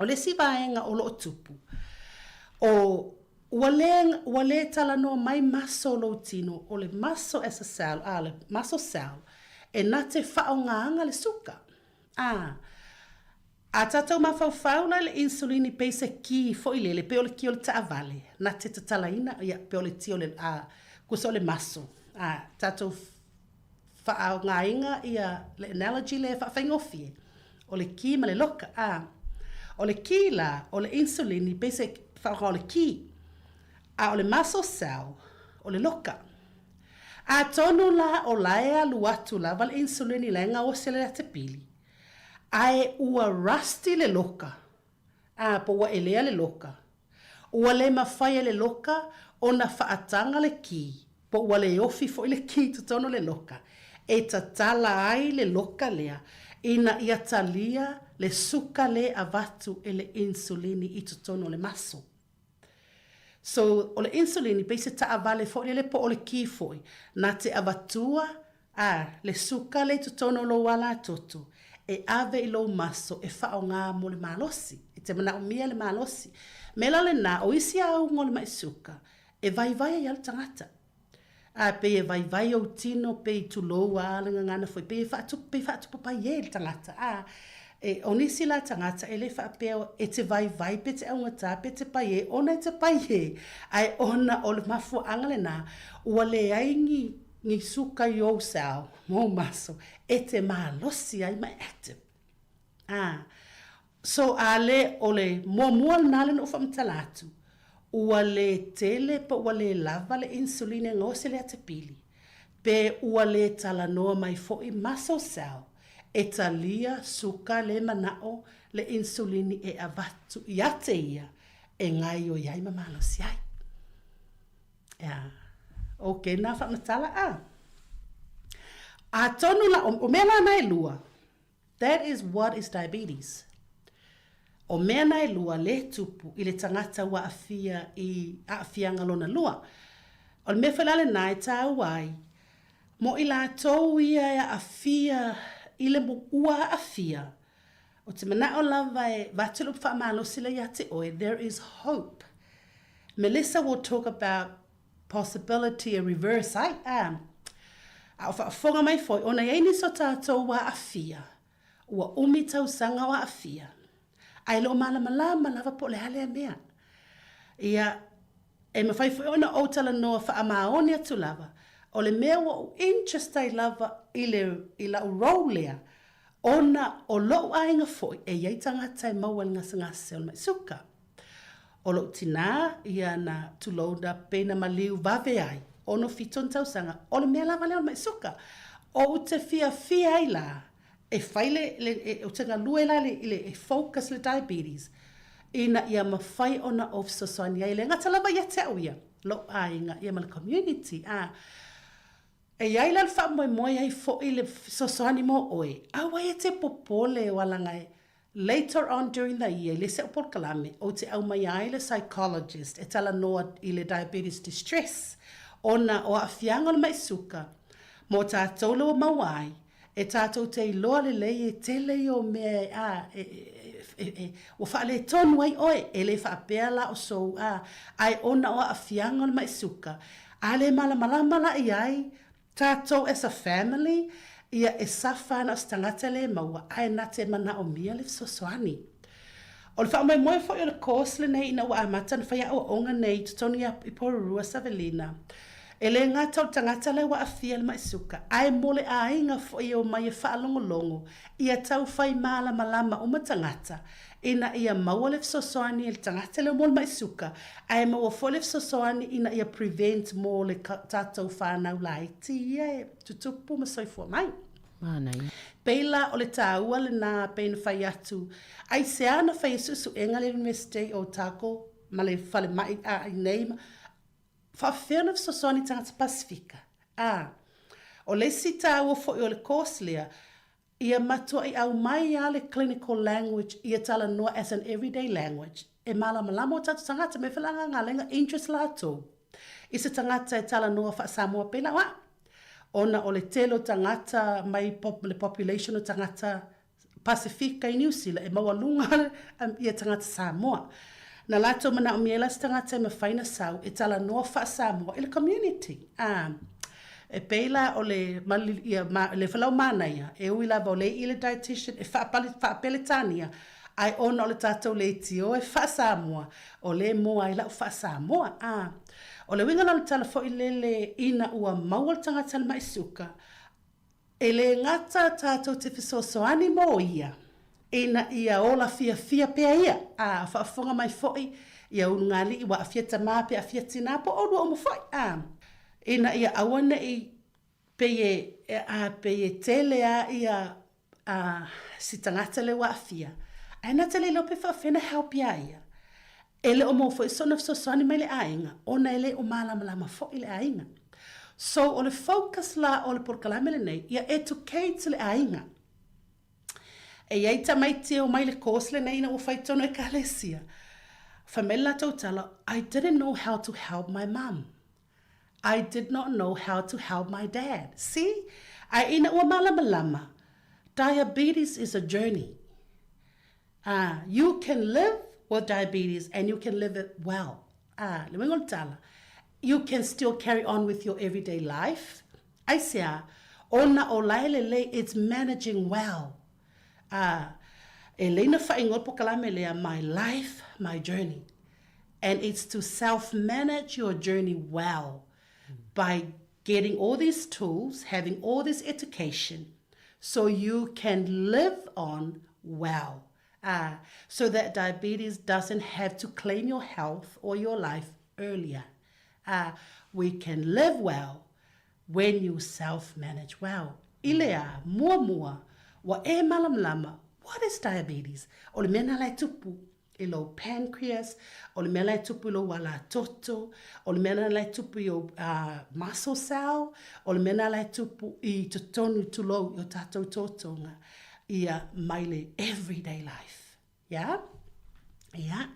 O loo ngā lua because o la o role it's between diabetes, ngā create le role between Otago, CCDHB, Diabetes New Zealand, and Tuora. So la rola a half Diabetes New Zealand and half Tuora Compass Health. So resources umalanana available the Diabetes New Zealand website. O lo mato ngā lua ina ia wha Sāmoa ina ia tusina iai sa o lavale saunoanga e mana o mio tātou tangata le ngana wha Sāmoa. So it's in progress. It's in work in progress. Savelina? Yeah. Manola. Yeah, au te lola tanga whalai au mai matato resources na ne tato leitio. Yeah, if so sonia toi Savelina. Another good thing lenga. Yeah, whata ua le wa ai tato appointments. O lesi fo I parts le nai yeah, encourage o tato tangata. Yeah, makwa I alo I whai updates. Ina ia awana I tu la fua I pe neglect. A whape whamela for mai every 3 months, every 6 months, even low blood test. Please, ia attend lava. A wai te lo I lopo le alimena I tupu to tonu I lo pe a ele alo whailo blood test pe a o te me duai. Ia mai alu fo I laiva, aile fo mai. I e whaatala noa po o whena i aile namba tātou. So it's very important I alo tātou attend tātou appointments. Yeah, is that okay, Sarina? Ia moni lele sa o le. Ola utina iwa 5 tausanga. Ia, ai e alu fo ile avele wheelchair o na whaingtana sa vale. Ia lei e usta ia malu pe a whai malfoma. Amazing, 95 years old, her mum. Oh. Well done. I think, so I'm not entirely sure what was just said, but when I see patients who are Samoan speaking, if we know that beforehand and they are able to bring a family member with them that can understand English, and we also use a plate model that has Samoan foods on it, and on the back it has the lists of the different types of foods in Samoan, then that visual plate can then be used at home. But if the person attends with somebody also who understands English, then they can support them again when they go home to translate and make sure that the person who isn't able to understand English is able to have that conversation and ask questions with the family member who may have understood more of the consult. O le plate model e sau no ia Melissa. O lai te leo ngana lawa iai ngan Sāmoa e sa o lava a sau le tangata wa ai Melissa. E nā te whaamatala ina e tau pera le mensau no Savelina sau ma mai lo support mai ia e ma whanau mātua stangata e mawhaina whai fasili fo mai. Stangata whai mawhaina whaamamalama ia dad ma mam ia le wing on mele whai fo mai. E iaila ia ngangana e se lau le liu ai ia plate model ia o lo whaamatala mai ai ia ma whaasino mai ai ia mea ai e tauna tele ai le tau sami be green vegetable, non-starchy vegetables ia awhalau plate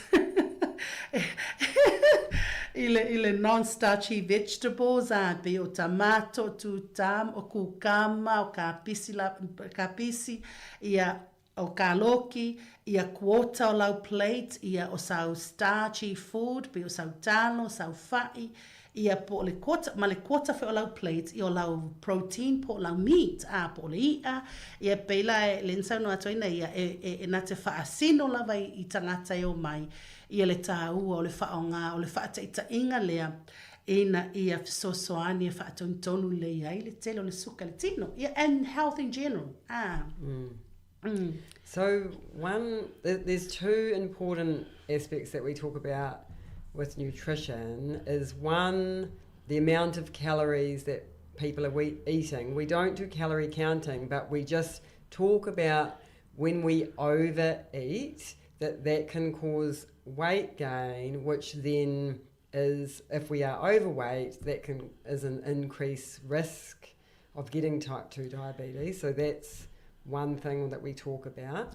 Tāua pe a sautanga te wa aile dietitian, e nā te tala no aile tāua o le sila I mea tau mawha ma mea inu aua nei ova le puta o le tino. Ona o le ova o le puta o le tino, ia e mawhai ona whaatupu ai le mai suka, ia manisi fo I lava ngase langa le focus tātou tala no al diabetes. Tāua la le tilo ato tātou, ma whaatonu le ma tātou sila fia, ia le te le o le mea ai, le mea ai le whai, ia I o tātou tino. A saula tangata waina ia nā te tala noa lava I mea ai. Ina ia awane I puta te le tino, ia ma whaatupu ai le mai suka. And so what we were mentioning earlier, which is in relation to that, is if you have been diagnosed with type 2 diabetes, within the first 6 years, there has been evidence to show that if one of the main reasons of your diagnosis is carrying excess weight, then by losing, like, say 10% of your body weight, so if you weighed 100 kgs, that would be 10 kgs, then that improves your blood sugar control, because ultimately there is a fat reduction that can happen around the pancreas, which makes it work more effectively again to control your blood sugars. Ia, iai fo I lava ia suenga ma ua whaamauni ai. A whapeo to tono le ono tau sanga wa e maua le ngasangasa mai suka. A e focus la ia lusi lo weight. Whapeo ta inga ono tau sanga le tonu. A e puta lo tino. A ia e focus e lusi lo weight I se 4%. Ta inga a whapea wa e maua ngasangase e se lau o kilo. A e focus la ia lusi lo weight e mawhai e le weight loss. Po o le mele wa e mawhau e whai ia lusi le weight o na toi au maia I lano le suka. Whaamaunia le mele nā, e I tangata o mātou whaamaunia, o ka se lapo po ale mena iai maua ngasa mai suka, ka koe reverse tangata ia ina ua focus a e lusi le weight.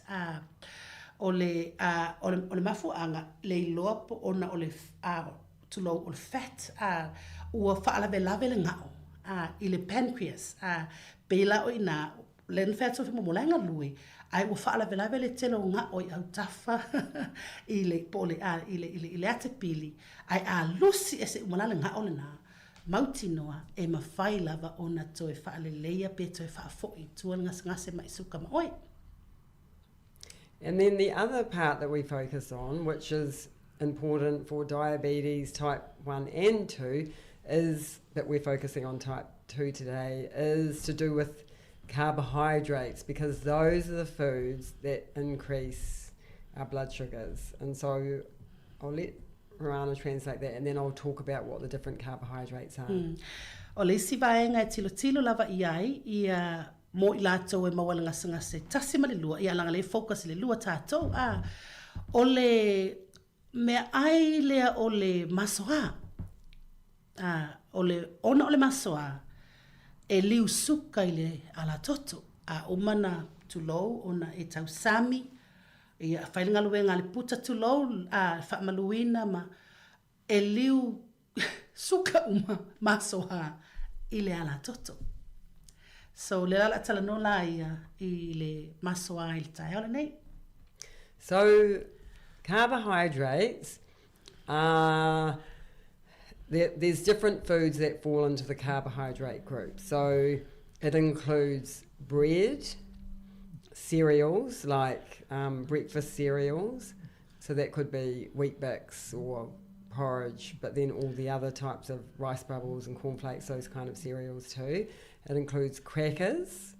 It includes fruit, milk and yogurt because of the milk sugar, beans like baked beans or other types of, not green beans, I'm not referring to green beans, but other types of legumes, rice and pasta, and starchy vegetables like potatoes, kumara, taro, yams, green bananas. Yeah.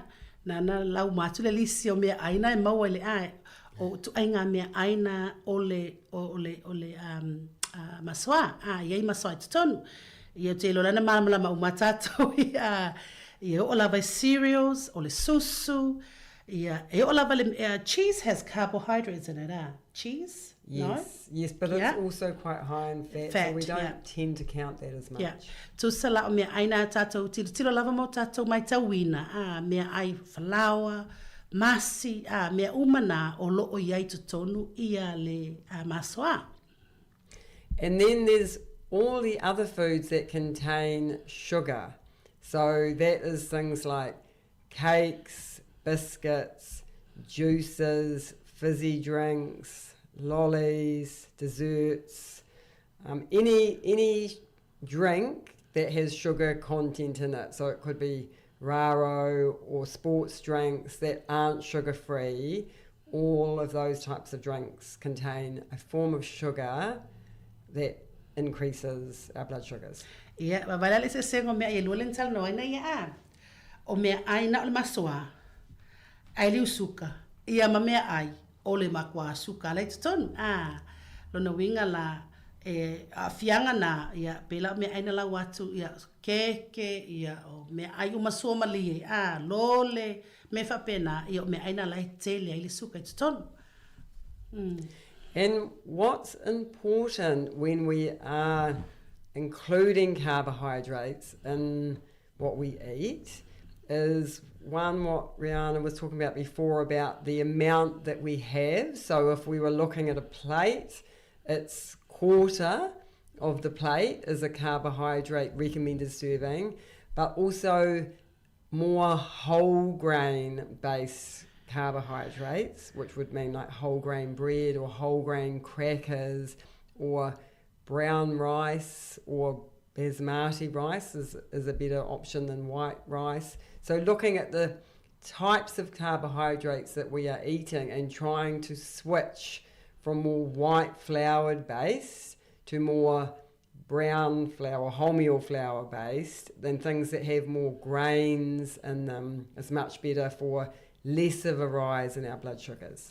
Ia, o le afianga te le o le suka i o mea ai e pai Le ntano atunga ia i mea ai masoa.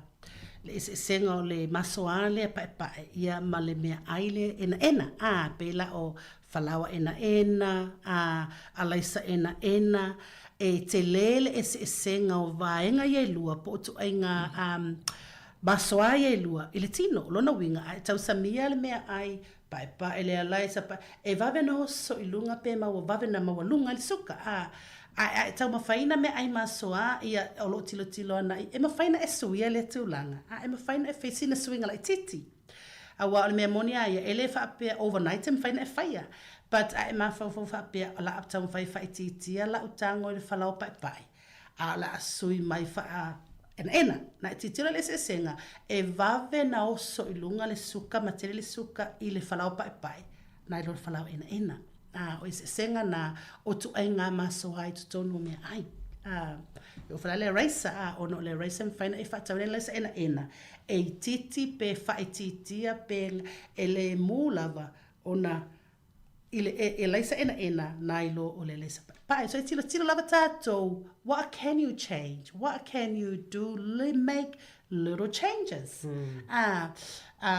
you know honestly el infino tato overnight for some they can but for some of us if you can make little changes fa pena ya ete manaya tele Sabrina pesa silfa mole I've got 2 questions from one of the listeners, and it's for the dietitian.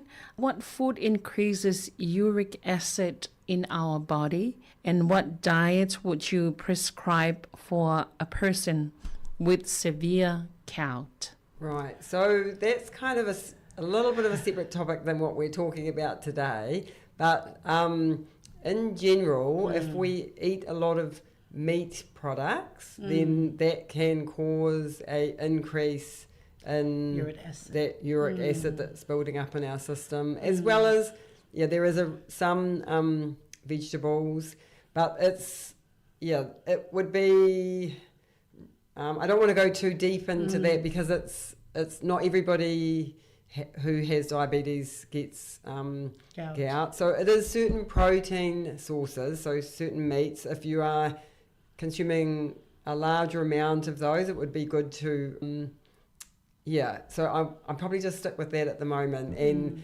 if you need to know more information about that, you have to just be careful the types of where you find your information from. So going to Healthify and looking up gout on there would be the best place to get good information from.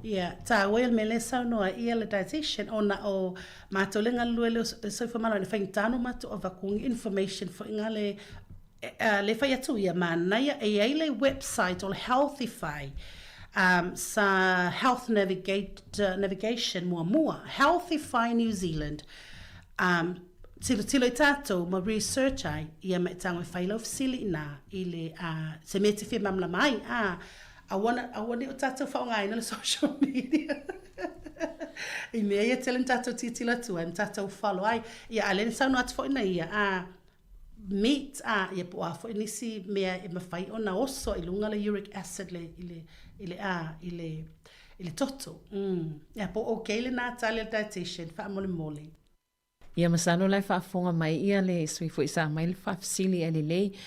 Ai mono lua taimi po talwhanga ia lua taimi. Yeah, that's okay. Ia, lele.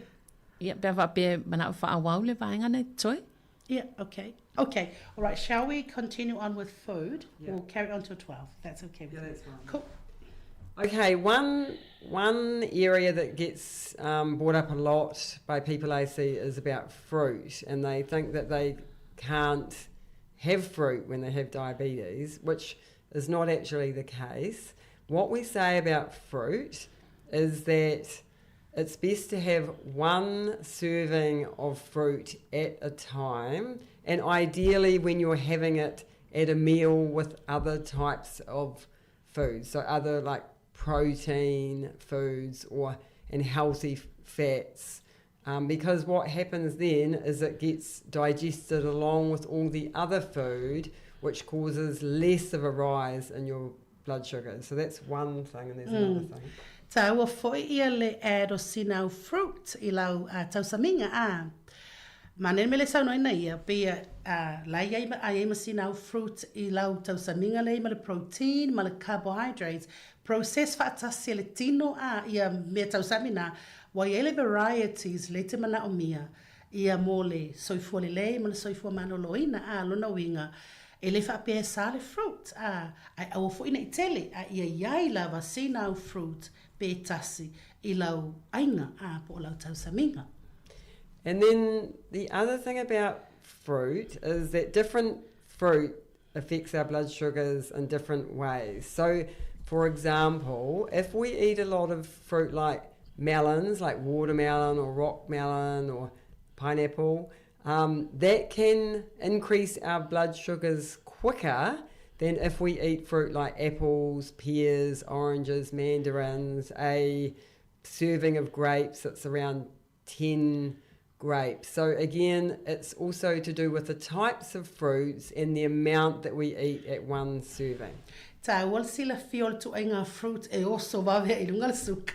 Ia male fruit e tu waina oso I lunga ia male amount po le tele fo I le fruit lai tau sami pela le na ia batul fatita inga pe o le meleni pineapple pe o mea na ia ai ona o le sua lai tutonu le te leo lona sua e vave ai ia ona oso I lunga mo tātou e maua type 2 mantua le na whai atu e wanse te ai ia ua me whapena ta ua lalo sila fia o fruit e tele aina vave na oso I lunga le suka ia ma le fruit e tuai ia le na whai atu ia le apple moli me whapena mandarin e tuai o meleni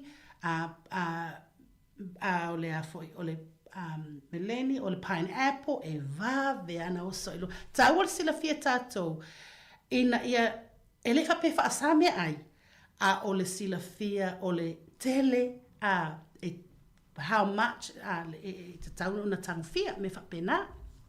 And the other thing is, so bananas come up a lot.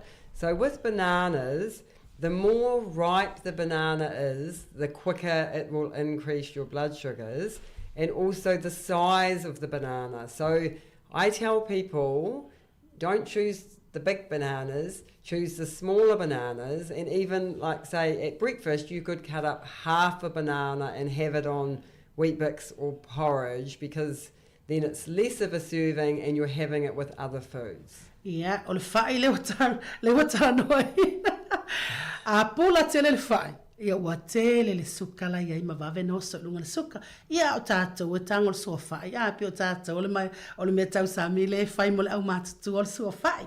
Ia pe o pula tele le fai. Ia tele le suka la ia ima vave no so lunga. Ai ale vai le fai le tau le o pula tele. Ia e le o tele se suka wa ia ilanga le pula. E tā ua ia tātou sila fia. Ia o mea ai lei, ia tātou malamalama. I mea le mea ai lai whai a tātou ina ia fsosoani e whātou tonu lei ai le ngasa mai suka. And then one other thing is canned fruit, because sometimes fruit that's gone out of season can get quite expensive. So with canned fruit, we definitely say canned in juice, not in syrup. And also, if you are having the canned fruit, just have like about 3 or 4 pieces of the fruit, and don't tip all the juice in the bowl at the same time. So it would have already absorbed some of the juice in it, but just having the fruit, about 3 or 4 pieces, is a good amount. Yeah. o isi vaenga na ona o fruits e watu tono apa a peo ai tangola e tango fiel vaenga le ai tato askuli mila sa e mai tamana fruit salad finally ia la life family dietitian ai tango fiel tamana a mai le vaenga le juice ai le syrup so le can of fruits o la ia le sua ai le syrup la le syrup wa era le suka ia a tango fa le pesa sa e se fa me fa le vaenga le juice sa e se le vai ona la so mali ia pe lua pe tolu fo ni piece ia o ina te mafai le na me eta ia ina eta o le tata malama ia na pole la vale o tangata ia le fa tontonu ina o lana tango fia o mea tau sami ia ma mea ino ia al fa mamanga na ale dietitian ile tau o le iloa o mea le tono o mea ai and then just which relates to fruit, so talking about drinks, so for example, fruit juice, that is very concentrated in fruit sugar because they've taken lots of pieces of fruit, they've squeezed out the juice and they've put it into a bottle. And so if you have fruit juice, that is going to increase your blood sugars quicker than if you sat down and eat fresh fruit. So we don't recommend having any types of fruit juice. Eta ua ia mele ona pe me sa tatu tau si matua tau te o my fruit juice ona fa pe healthier. No, o le fruit juice e sili atu na tele suka le tutono o le fruit juice o le fa ingale nei. Onga wa uma na squeeze fa atasi ia le lo pe se lausu ia moli le i tutono le fanu lea. Ai tanga a mai le moli pe tasi se moli e tau sami e titi le suka na ina. A o le fangu lea o le fruit juice le lo pe fia se lau moli le wa etulo ia le tono le fruit juice lono winga tilo mai mala malama le esenga e lo ai fruit juice matua tele le suka le tono ma vave ai na oso lunga le suka. And with other drinks, so fizzy drinks or chocolate milk or energy drinks, sports drinks, any of those that contain sugar will increase your blood sugars. Obviously, the ones that are sugar-free don't have the same effect on your blood sugars, but they can cause you to feel hungry, and then that causes people to eat more. So our number one thing that we encourage is water. Ole fizzy drink o malava po o fanguinu le fia I tato o le matua tele le suka le tonu o ia la fanguinu ua sugar free Coke Zero me fa pena e mo e titi le afianga o tato lai ai e fa atu poilo fia ai o fanguinu uma fangu so malie e whaatupu ele fia ai o le tangata ia ma oso e lunga le suka ia o le option e leia mo tātou matua whai whangwai matua e tango 5 le whangwai e o nei tit e le se suka e mawai ia ai manuia ai le soifua maloloina. And then the other part I wanted to make sure we discussed is when we've talked about the healthy plate model, that includes some carbohydrates, so 1/4 of the plate, and then 1/4 of the plate is the protein foods, which are meat, chicken, fish, eggs, nuts, beans, all in the leaner types of meat. So trying to cut the fat off the meat and take the skin off the chicken. And then the other half of the plate is all the great non-starchy vegetables that don't have the same effect on our blood sugar. So that's all the salads and the things like broccoli and cauliflower and mixed veggies. They can be frozen as fine. And those don't affect our blood sugars the same because they're much lower in carbohydrate, but they've got great fibre, which helps slow down the rise in the blood sugar and keeps us regular as well, which is really good for our body overall. Yeah, le la wo me tatou vanga lona tolu nei o tu nga me ai an tatou tala noa i le carbohydrates po le masoa, tatou tala noa i le suka i me ai, le lau tatou tala noa i le nga o i me ai. Le na ia sau noa ai o le plate model le po tilo nga tatou plate le la whailau me tau sami.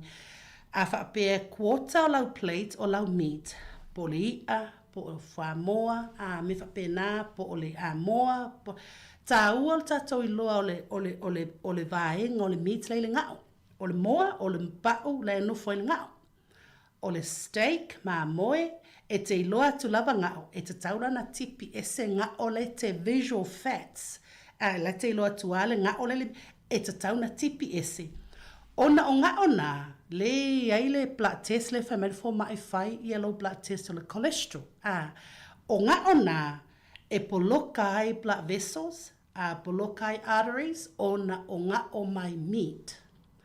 Ngao mai mamoe, povi, puaa, ngao mai le pa o le moa. Tā wala alo sila fia, o le quarter lau plate le ilau meat, ia ave ese le ngao le te ilo atu, ma vaenga o le meat le no foi le ngao. A follow plate, ia quarter lau plate, ia iaisi ngau carbohydrate, ale half follow plate, every green vegetables, lanu mea mata, me ai le vegetables e le se masoa, o le matua le lava e le oso ai lunga le suka. Le sita vaenga le nta oil fiber. O le vaenga le ai mea ai pila ta o fiber te maua mai fruits and vegetables, fiber te maua mai I mea ai lanu like whole meal bread, brown rice. E lua vaenga le fiber le tino. E mua e ngake slow wanga ia processinga. E le oso I lunga le suka. Lona lua, e fe sosoani te le fiber, e tu low lava, e alua I lava tatala le manava I aso uma. Lona winga, a whape maufo I ol vaenga na tu low alanga na ma maul manava, tilo na I mea I te tau samia, fiber e help. E matua I le lei lava ona alu tatala le manava I aso uma. So it's 11:58. Yes. Does she have any last? If I feel milk, what about milk? What type of food is milk? So with milk, if it's a small amount that we have in our hot drinks, then we don't really count milk unless you were having lots of hot drinks and that was adding up to a lot of milk over the day. Milk has milk sugar in it called lactose. So if you were drinking a whole glass of milk, that would be equivalent to like a carbohydrate serving. But if you're just having small amounts in your hot drinks and not having lots of hot drinks over the day, then we don't count it. Yeah, o popole pe fa pe na oli tia tasi le aso. Ai mo tātou le ipu milk e ai keke. Ia e tu sale amount na ia malau o ngā kalo le la. Ia na. Ia te iloa o mai tātou le si ui o tātou po kalame. Thank you, Melissa, for coming along with me today. Yes. Whaasai fo i le tātou officer whaasala lau mo le avanua o le tātou po kalame. Ia whaatai fo i le tātou au whaafafonga. Ia mo le tautai mina whaavanoa e whaalongolongo mai le tātou po kalame. Whaamanuia le ali ina yaso. Ia whaasai fo ia Ruana Taito. Ia ma Melissa Kenworthy. Whaatai. Malo I whawhtai fo I Ruana le lua fio mai mana el talanoanga. Yeah, and a big thank you to Melissa for joining us and sharing such valuable insights on how food plays a crucial role in managing diabetes. Whawhtai te le lava ia. Tonto e mau fo isisi taimi le lumana I talanoa ai Ruana. Ia ai mo le au whaafonga, ia pifto a maua tātou le mai suka, ia po stasi fo ilo a inga tālasia o au ngāle nei tanoanga, ua mau e sefsosoani e whaatino i au whaiunga, ia ai manuia te le lava, ia le nei fo I aso, ia te utou umalava, ia mātou te whaatou whaasoi fua.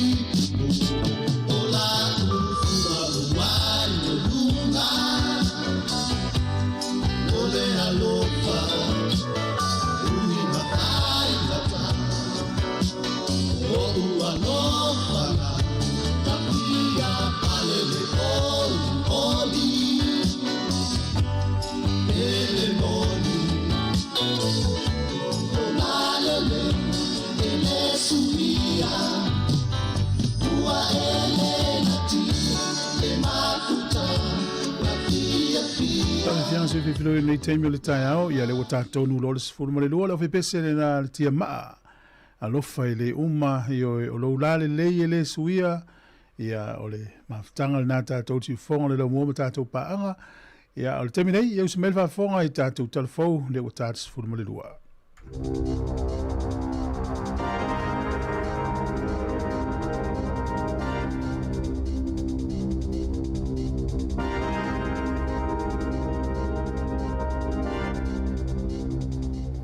Talofa e le nei foi vaenga o telefou.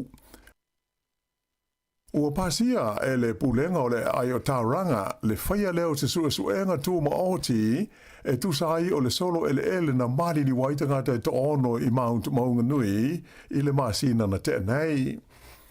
O le whaiunga sa ioina e suius fono le pulenga po le council i sana fono tanga whaanati nati le songo fuana nafi.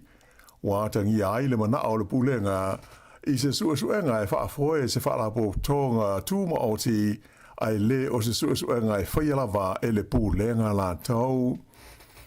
O se teimi mumu atu, tarua na tula i maile nei whaalawelave, sa whaadi ai e le pulenu ia mahe Drysdale i lona mana o, ina ia whaia se suenga a le pulenga po le council, e ui ina o le fo isa whaailoa le fufuanga a le malo, e whaia hoi se lātou suenga i le lava whaalawe lave. Ta ua le ripure nuu o le nganga au tū o le nei whaamoe moe. Ina ia mawhaia na whaamautuina mea moni na tutupu maali ni mai, ma ia maua ia ise mani nonga ma se malamalamanga le lei, e mai se pesa le lei mao ngā mataala whengai, ia ngā yoinga sa whaatinoina e le pulenga, ina ua tula i mai lea whaalawe lave. E le ngata i lea sa ta ua fo i le pulinu o ta ranga, on i le sona e ono maua mai ai le nei suenga, e ta ua tele lea mo le anga i luma, ai mai se le pui puinga o le saonga le mua tangata, e no nofo ai lea vaenga o le tino, a e whape ai ma tangata e masani, ona malanga asia si atu ma ta whawhao i ai. Whai unga ua whaia nei le City Council le ta ranga, o le angaru lue ai i le pulenga, e whaamautu a iainga ma te iala, e whaafoe ai le suenga, ma whilifili e stasi e whengai ma lea ma ta aupu, ma le sa ililinga, ma whaatulanga ai ma le vai teimi e whaanga solo ai le nei ngā luenga. O leo walata i na uma i le vaenga whai o le suenga whaasoli tu la fono a leo, i le whaalawelawe lea na tupu i le maina e di koale o le Pike River Mine, lea na mali ni waitanga te to luas funua le iwa. O le nei whaalawelawe pe ona si le fia na tupu i le asus furuiva o Novema i le tausanga i lua afe se fulu. I na ua pā i le kasa o le methane i le tonu o le maina le nei i atu baunga o le Paparoa Range i le talawhatai sifo o le motu i saute. Whailo mai le teita i le leo ia Daryl Sweeney, e tele ni vaenga le lave whaale tu la fono sa awhia ai le nei suenga le leo. Mai ua se furu walu nei masina o ngā rurue whaatasi i la tau ma le ofisa le loie sidia le malo i Wellington i leo ma ta upu.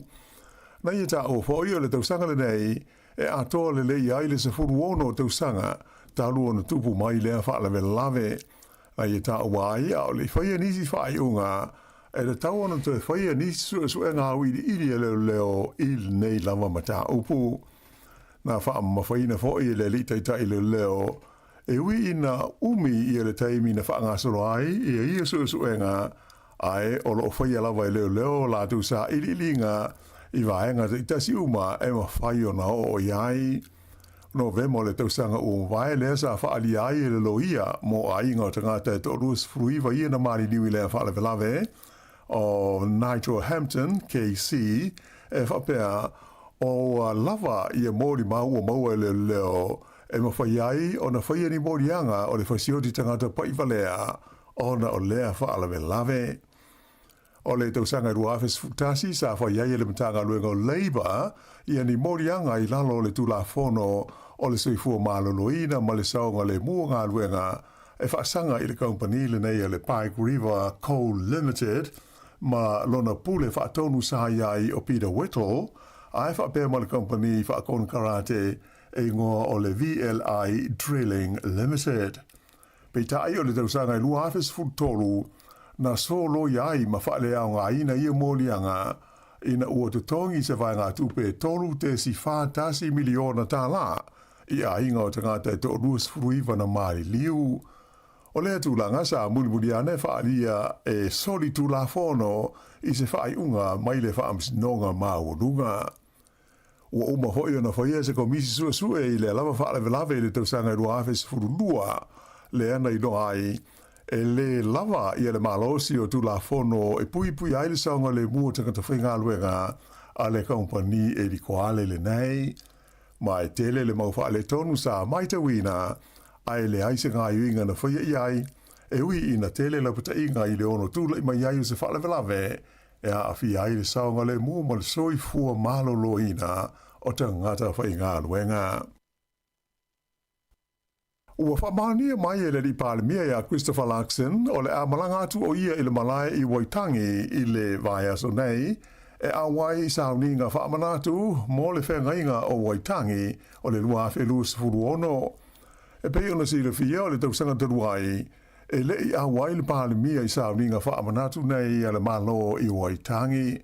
Pei taila ana whailo mai e whapea o le a le nofo ai le li palemia I Waitangi mo le aso malo lo tonu o le Waitangi le asfarili lea ono Februari ai o le a awai o ia I wheido inga matangata Māori e wa aia ma whaafoina sauninga o le whenga inga I le neito sanga ta ua mai suisa upu mo le palemia o lo o whiatara noa le li palemia I taitai o tangata Māori e tu sai o le tari atu o le malo I whaafita uli na mafua mai winga whaale tonu ma le lolo wao le tau ia nā whaina I se vaenga tele o le tūrangi I mātua New Zealand.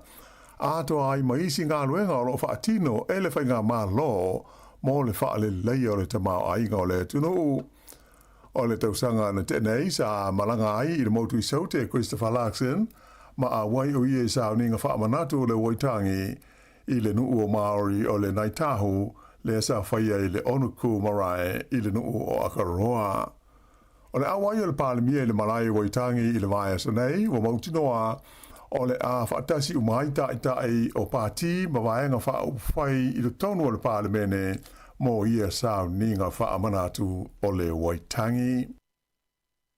E se fulumale li maafe e la whainga o tama mateine a onga ia onga maurunga la tau te lei au sia I le fua po o le tūlanga e pasi ai le tustusi ma le whaitautusi whaapea ma le mataupu o le matematika I le suenga o le tuspasi o le NCEA I le tausanga na tenei lua hafe luas hulma le lima.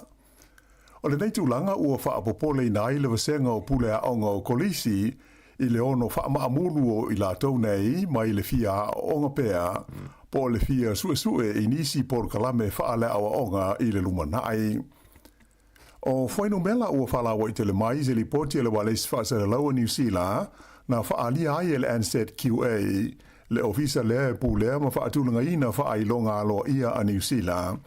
O le iua pasene o tama mateine a onga I le tausanga se fultolu ma le se fulu 5% o le tausanga se fulua la tau te lei au sia le fua o maka e pasi ai I le tustusi ma le whaitautusi ai whaapea I fwoi ma le mata aupu o le matematika po le numera I le whaai unga o le tausanga lua afe luas fulu 5.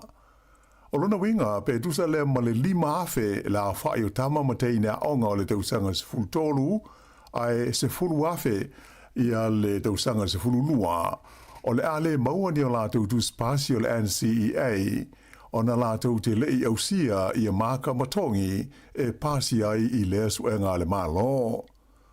O le to tele lava o te maiti sa tau sanga sifulua, e to e foi i le aonga mo le tau sanga sifultolu. Aena wha alia e whapea, e to tele to maiti e lei pasi, e ono le to e fia foi i le aonga ona ua wha vai vai. O le nei foi no mela, ua tangi ai se pa u maua lalo, o le au whae o te maiti aonga e pasi le suenga le nei o le NCEA, i le tonu o le 5 tau sanga ua tua na i tu nei. E manatu ia le vasenga o pule aonga, o ia wha le tonu, e mauti noa le alua i lalo la whae o te maiti e pasi i le NCEA, o le tau sanga e luafe luas fulfaa, na tula i mai ai i le se furuono pasene, le au whae o tama mo teine aonga, na i umai i kolisi, ai le i pasi le suenga lea le malo o le NCEA. Ua whamatalaina e le pālemia ia Christopher Luxon le la ese inga ma le taitai o le pātia le New Zealand First wa vasa mana ia Winston Peters i le mata upua a fiai le whenga inga tau whaatau inga ma le malo i tia e whapea o se ese nga ale au mātutua. Whaalia wa vasa mana ia o le whenga inga pe a whai o le a whaatau nuina o le ama whai ai o na malanga mai i le tono New Zealand ei le whaitau fia se furu awhi o tangata mai initia, ma lātou ave se aini a wanoa e da tau ona tu inatu i tangata o New Zealand.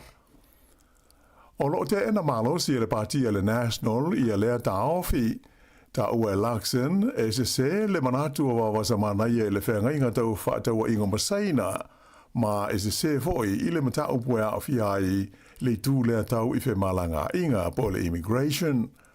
Sa fesili ai e le li whaasa lau o le wales whaasa lau o New Zealand o Corin Dan le pālemia i le na polo kalame o le Morning Report i le asonga fuan nafi.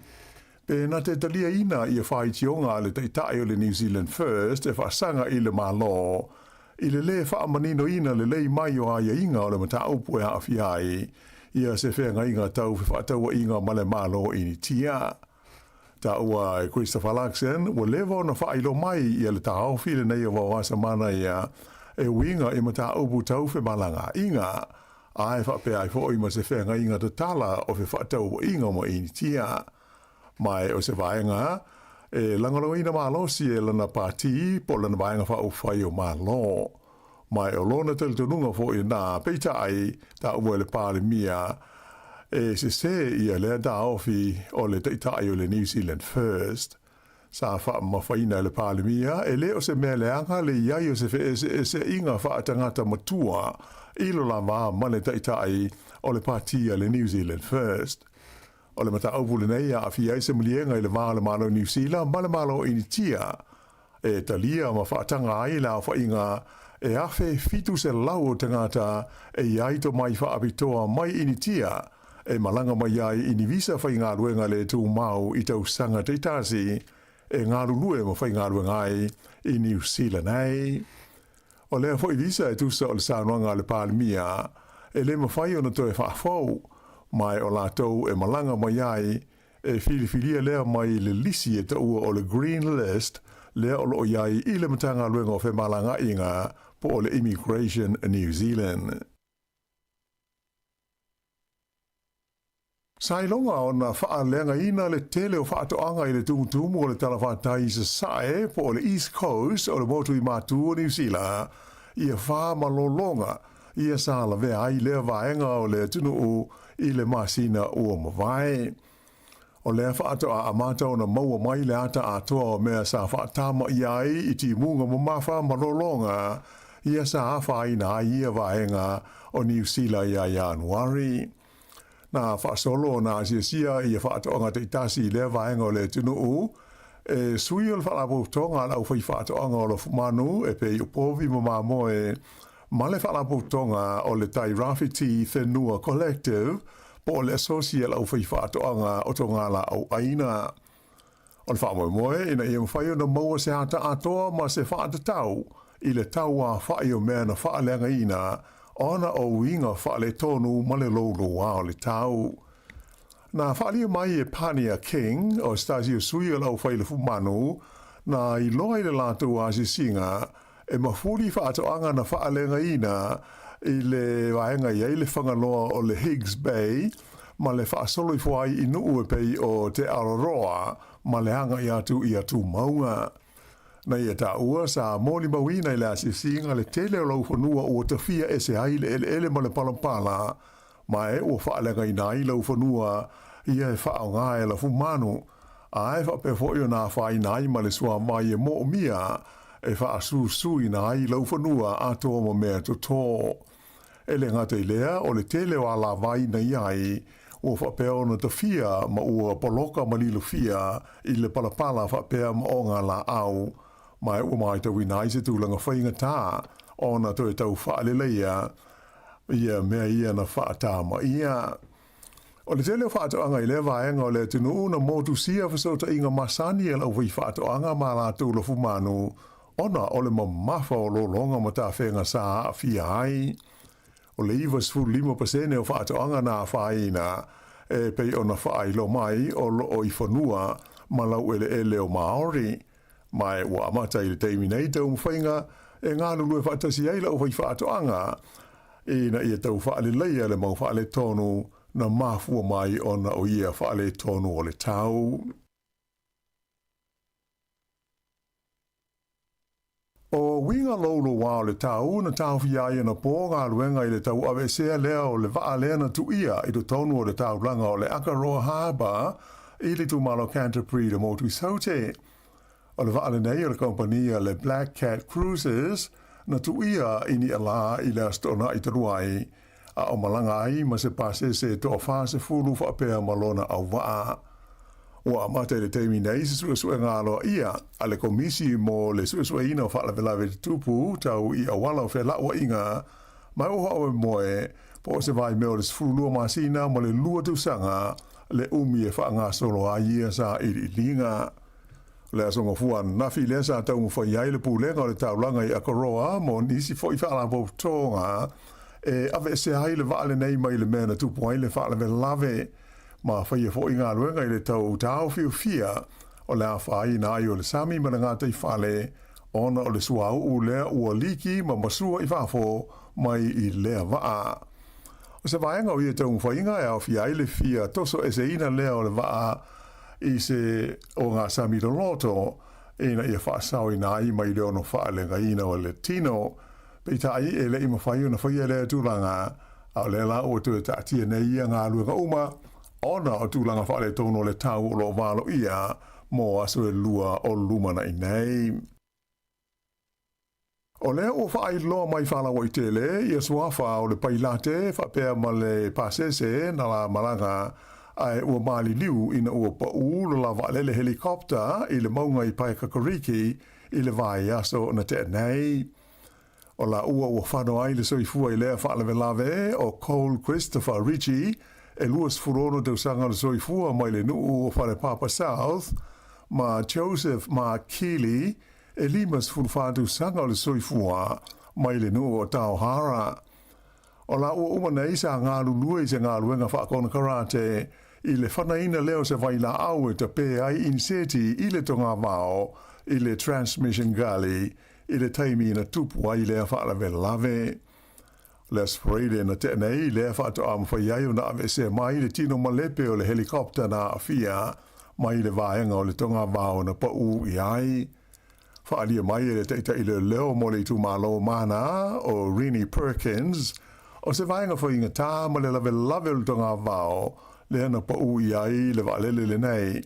Mai sa ngā lue ai le leo ma isi ngā lue ngā lawe ai whapea ma le ofisa o valele ma iwi a Maori I tau mwhainga e maua I la ua na mali liu ma a fiai ai whapea fo I maletino o le nei valele helikopta. O se loketi ua le mawhai o na whaatautonuina le malo saina na pa uwifo mai le vani monimo I le vasa Pasifika I sauti sa sae o New Zealand I le vaveao na le ila. O le nei loketi o se fausanga saina e whaingoaina o le SUQ3 sa whanaina I le vate tea I le aso tolu o te sema ma ina whaelo mai le Space Force ale malo Amerika na palasi ifo ile fonga ele pe tusa o le afa o le sefulua GMT ma pa u saunga le muai i le Sami pe tusa ma le afe lua se lau maila le mamao i sauti sa sae o New Zealand. Ua fuafuaina le mamafa o le alo ke ti se vai mea o le sefulu ma le tasi tone. Sa iai popolenga o tunu i Europa i le ono pa uifo iai o le nei lo ke ti pe tai o le ua whaamaunia ua palasi ifo saunga le mu i le Sami i sauti sa sae o New Zealand i le vaveao ana le i la. O ta mala o le tu ainga o le Toyota Aqua e o pito tele i aita avale na ngau ia tangata i to tonu o New Zealand. Whailo mai e le company insure o le AMI Insurance e siri atu i le iwa hafe la whai u tāra sanga na lātou maua mai tangata na ngau ia lātou ta avale whapea i le tausanga na mawai atu nei lua hafe luas huruma le lima. Ta ua le company o le 8% o ta avale uma na ngau ia ma tu ina atu ai claims mo insure o ta avale ia o le tu ainga le nei o le Toyota Aqua e so atu iai i le Toyota Corolla i le 5% ma leisi tu ainga e ta ua o le Nissan Tidas i le 1%. Sa i lo fo i ia wha maunga e fōringa mai o ta avale nei o le tu ainga o le Toyota Aqua sa su e wha apitoa lava i le aunga o i e ave i le tausanga o mawai. E tusa ma le wha i e taimi na mawanungai na i lo ta avale o le tu ainga o le Toyota Corolla ia e au pito i tele i eita avale e whai insua i to tonu o New Zealand. O le whai unga o le masina le nei o Februari o le a tapuni tu mawai se tasi o whale fish and chips ua tele tu sanga o le na tu tua i se tasi o vaenga o le lau mua i Wellington.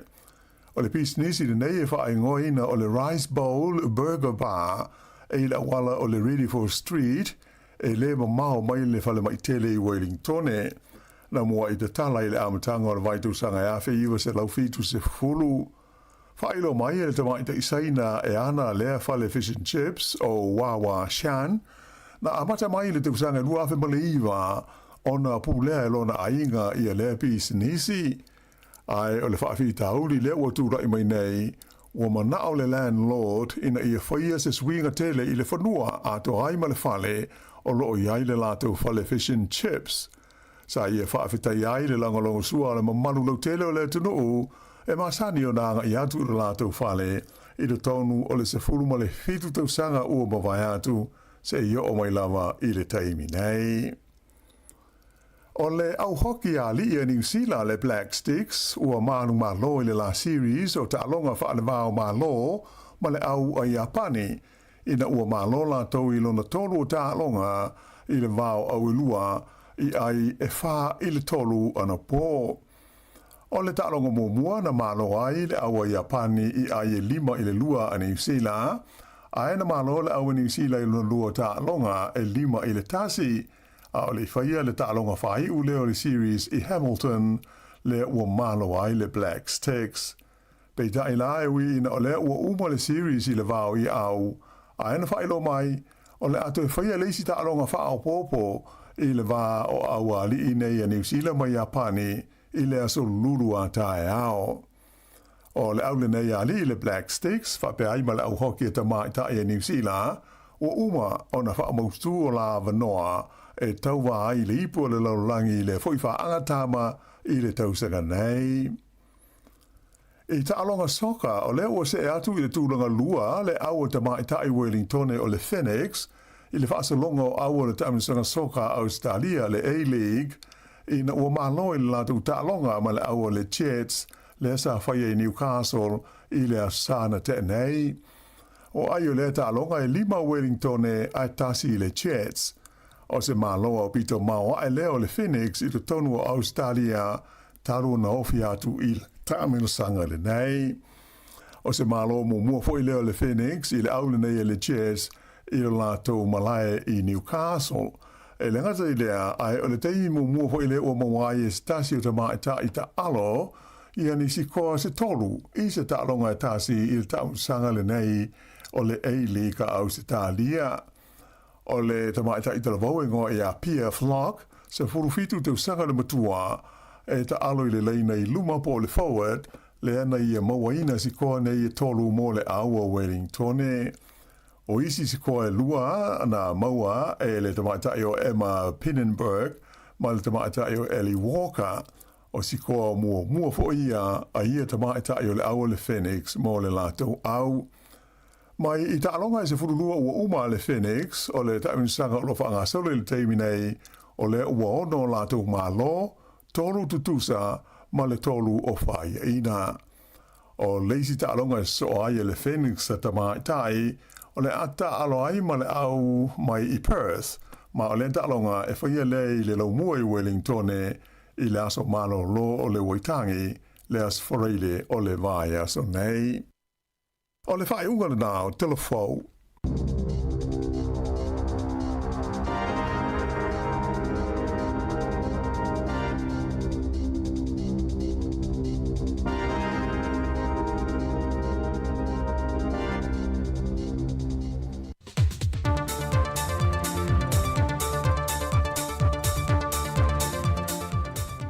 O te tue whatalo whātulu tātua tenure nei whai whaopoponga o talafou mai Sāmoa, o se bai le whaafonga. Ua tolo po atu le whamansinonga le māsina o November le tausanga le nei, e whatoa a mata ilo le mata opo, o loo watua ia e le sa a vea mapale mio le atu no le fionga fia mena o mi mata afa, le tamaita ia Lise Marie Schmidt, ona o le maliwa le tinapolo fesa ia sinava iana Caroline Capet, ai ole wala aunga le mata opu le vai aso nei, ona ua whaase tua ngalu le tamaita e whaamasino, ia talasa ato sa anga, ona nei wha ai lo le whaamasinonga, wale mawhaio ni wha awa wina le mata opu le nei, ona o ia foisa ia wha tauteia le isi mata opu, le foi olo a fia i le tamaita e a Lisa Marie Schmidt. Se ia vanga na ai le isi foi mata opu, o lo tua ia i le fionga le li pāle mia i ni tua inga tau whaaleanga. O se tasi leo mata opu ele ia o i le whaasalonga le whaamasinonga. O le mata opu le nei, o lo tua ia i le tamaita i a Lisa Marie Schmidt, le sa ave mapāle mia i se tusi, na whaapea na ia tusia, ma whaatonu i na i le tamaita i e pe o na tā ua le swafa, e na te ave e sea nisi o whaamaumonga, po nisi o vaenga i whaamau ni ai, e iai le so utanga o le fionga i le sa pāle mia i le maliwa le tinapolo fesa. Pe foi ona si le fia o kopio i tusi na tu i natu le tamaita e a Schmidt i le fionga i le au mamalo le malo, ma le sa a vea ma komiseno le mtanga luenga o leo leo a wapa au longo i tina Filippo. Na whaai loe a wapa au lea teimi i natu su e su enga leo leo, e le i iai ni wha maoninga o tūlanga sa tu sia i le tusi le tamaita i a lise, ma o lato tu i nātua i loa mōrianga se fulmariva e tua ia i le tamaitai, e pei o le tau whaaleanga wa fia i le tamari anga o se tangata, a toai ma le whau leanga e so sofa i le amia tonu le whamasinonga, ma na whai loai e le tua leo leo e ala le lato lo ia, e se fulma le wha lato mōni mau le o tā pena mō lea mata upo. Ua maua le tino maliu o se tau le lea na malemo pe nta whea e ni a lātou tā e lenga i le afu i sau ni atu. E lua aso o whaia ngā ruenga whesoa swani a le vaenga o tine mūbo le vaenga o wha lave tupu wha fua se i le sā i linga ma toi maua i le awa ule le aso sā le wha i wale vai aso. Wha maunia mai le komisino le tine mū le whionga tanvasa pe tone maunga na maua mulmuliane le tino maliu o le tau le lea e se tasi o vaenga lo loto o le vaitafe i manunu.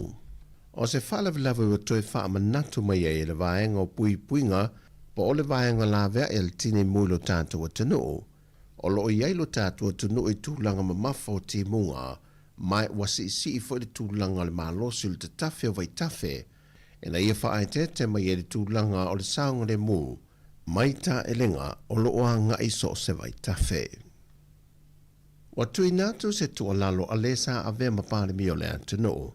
Le whionga fia mena o mi mata awhai le whionga le pāle mia. Ina ia sile e se tū fono e lima te ita inai le whaata wino sea tangato le antano. e whātau nuu ai le moe mtinga le whainga mālo, e le whātau wina le sa wā le tautua inai le atunu. E na wata pae al whal televisa le TV tase, le fionga fia me le mata opore nei na i sau no ai. O le winga o le mea lea, o le e whaisea o tangata lau tiri. O na tātou tala noa loa lea, it's a public, o fo lea company. Mai, ia, toi fo ia, tau tā pena tū la fun. Fo lea, whapeo lau whai tangata mai la tau tupe. Mai po ta atiel tū la fun o lo iei. Fo lea e mwhaina na whaatino ele na whaina. Ia.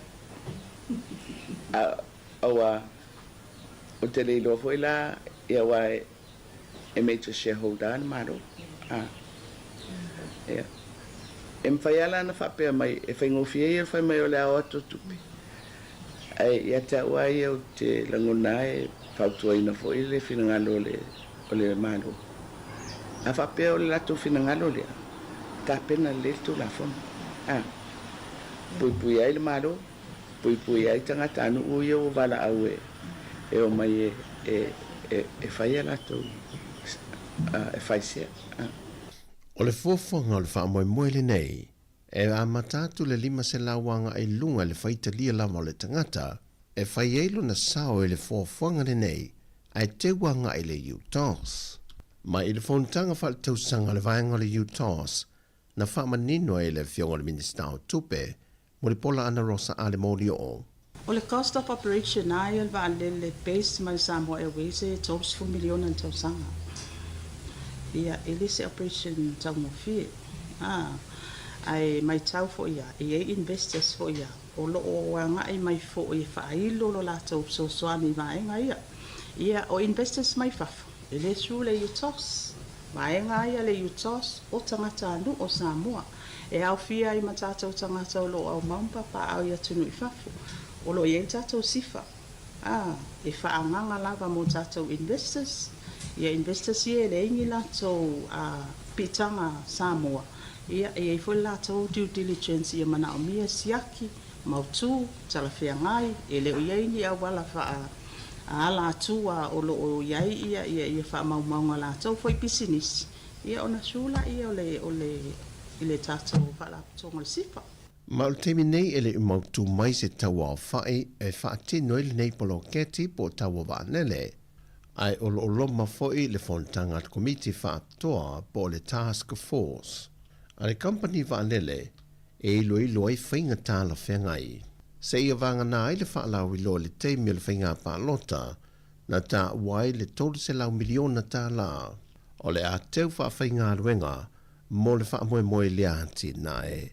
O tala fawia, manuia tele lava le nei aso lo tātua tino, whasai fuia.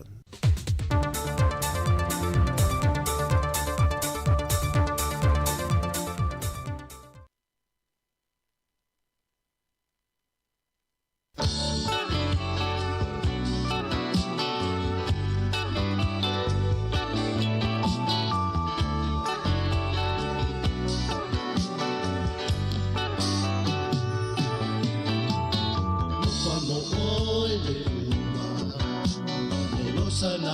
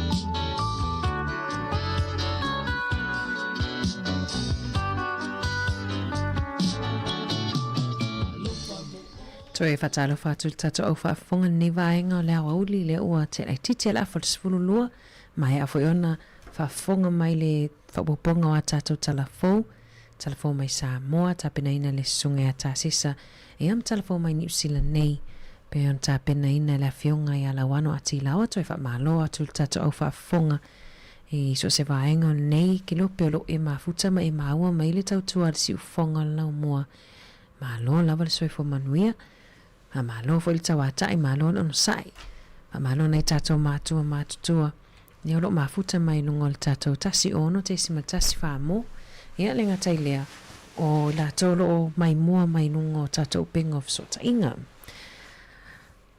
a fatu tato fasi silanga o le fasi silanga mai le ia malama Bible College le Global Mission manuia le tau sanga fausi o tato atunuu ai le avatele ma le whaaloalo e whaasilasila atu ai o le atoia ai le tatoa o ngā tusipa ia o le ia malama Bible College Global Mission i le aso ngā fua o le aso iwa o Februari o le vai aso fou e amatai le afo le ono i le afiafi e tatalai fo i le avanoa i le sitalai i la tau uma e fia ulu fale mai i le tato kolisi e a o tawina mo le finangalo le atua mo le sitala i le taimi nei a toa i manisi wha amatalanga i fia mala mai wha afiso ta inu mera nei wha mole o le o lua fitu 5 o tasi wha o wha afiso ta i pasta poasa o numera after hours o le o lua tasi o valulua iwa o 5 iwa o wha aftai tele ia manuia tele Sāmoa malana tapua inga ma le whaalo alo lava whaafetai sa inia le ia malama Bible College Global Mission. O le istato whaasila silanga o le fono. Tuloulau whaafonga anga Sāmoa o le au mamala ma le fue lave e leto e au talaina.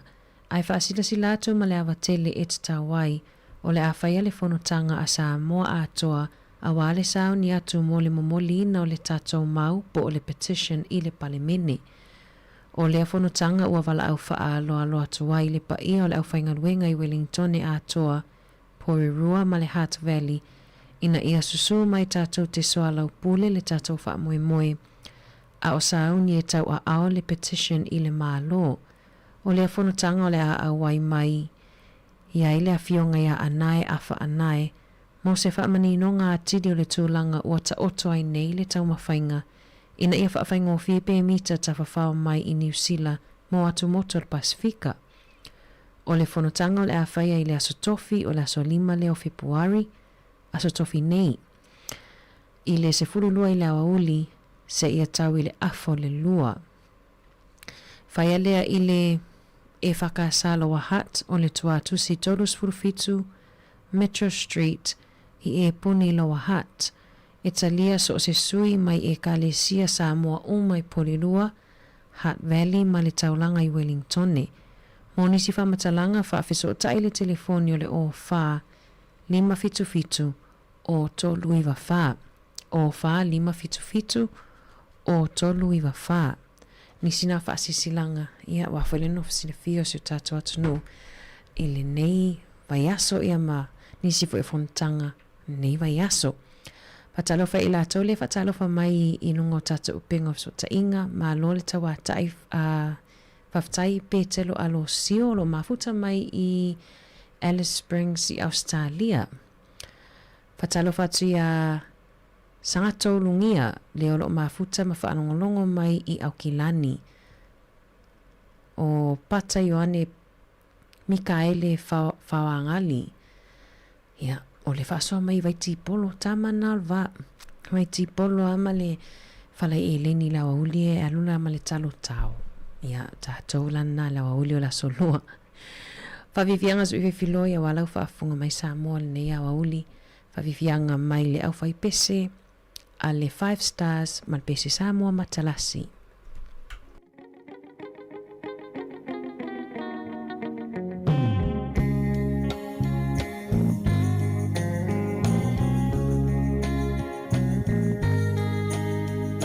Sāmoa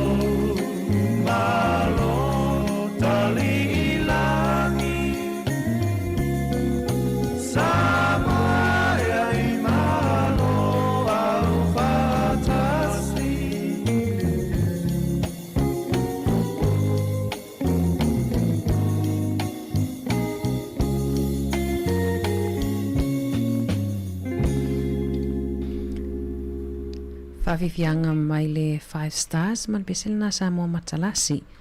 Nisi o telefonu le Letio New Zealand le olo wawa ai atolo wa whaamatona whaia I loilonga a le malo I e whatatau I laisene. Po o ni fuafuanga fo I o la whaalau ilo mai whaisuinga na malo I winga I le whaingosuinga o laisene. E awina e haulawa ina le toi aini I suenga po ni test mo le laisene tu mau po le full license o lo wawa ai ia lava le restricted e whai le laisene ave test le driving test whai mai ia whaala I titi le tau ma wha sao mai tu pe tangata o le siwaenga e ono o lo iai I sisuinga o le a umi le taimi e mawhai ona whalua ia le talabau I lalo luasfu 5 tausanga o le a whaupopolisi ono masina mwhai ona whalua I lana learners po le laisene whataitai o le restricted o le a whapefo I ona whaupopo le isi ono masina le o le asfuru lua masina mo I lato I lalo luasfu 5 tausanga ai le ianga waa mo le isi laisene Valus fulta la le o le apa ua le suenga e whai mo le full license. Valus fulta la le o le a o le a whai titi ai le tau e le suenga mo le laisene tu mau. O nisina suenga lelo o na folasia e Chris Bishop ma Louise Upston. Te lo le a tele fo in tatou talafou ia matatou tuli mata ia nisio suenga o le a lia e mai ia e winga I laisene taimi ni matua tele atu pe tatou le e me se la tolo tamu whai su e laisene su e whaafia e me se pe a su e whaafia ai le maua ia o le tupe lava e tutongi e mo e wha mai a whale le tutongi ia matua tele au nā tupe mana ia o se vaenga le whawhaingo fifo e mona I tatou walum whanau leo le atamu whai su e laisene me se tupulanga talavou. Tois futol minuto în tali o le tasi o si me le whaafonga o le whaawhiwhianga mai le penina o te awhau ia mona I tatou mātua mātutua le mafuta mai tutono maota malawa.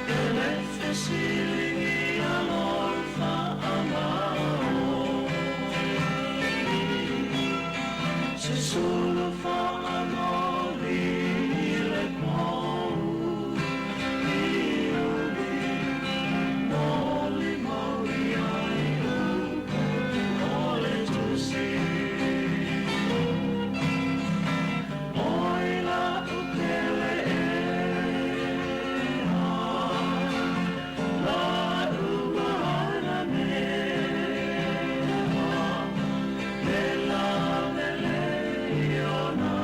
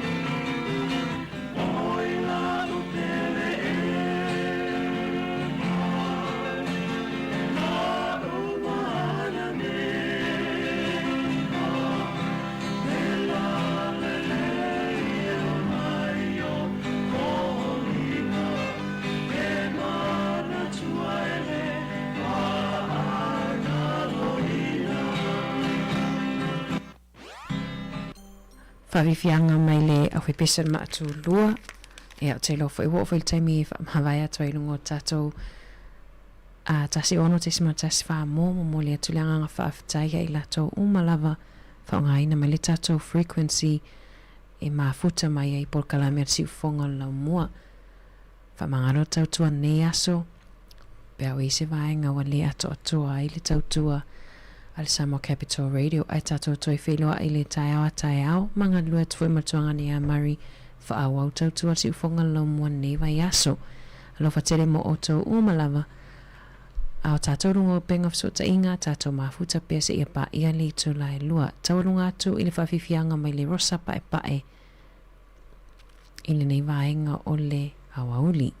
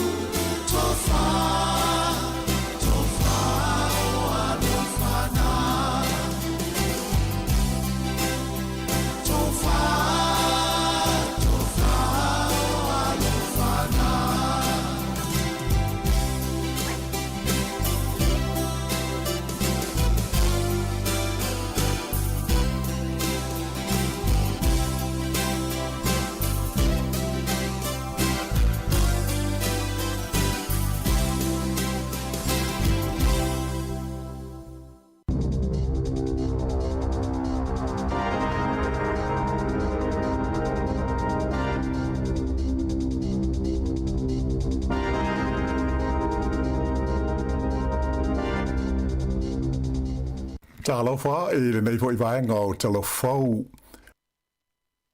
Ua pasia e le pulenga o le ai o tauranga le whaia leo te suenga tu ma oti e tu sai o le solo ele na mari ni waitanga te to ono i Mount Maunganui i le masina na te nei.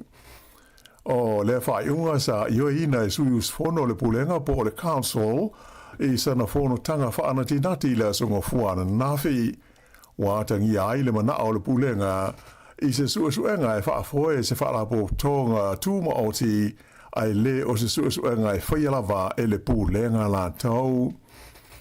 O se taimi mumu atu, tarua na tula I maile nei whaalawelawe, sa whaadi ai e le pule nuu ia mahe Drysdale I e lona mana ao, ina ia whaia se suenga a le pulenga po o le council, e ui ina o le fo isa whaai loa le fuafuanga a le malo, e whaia fo isa la tau suenga I le lava whaalawelawe.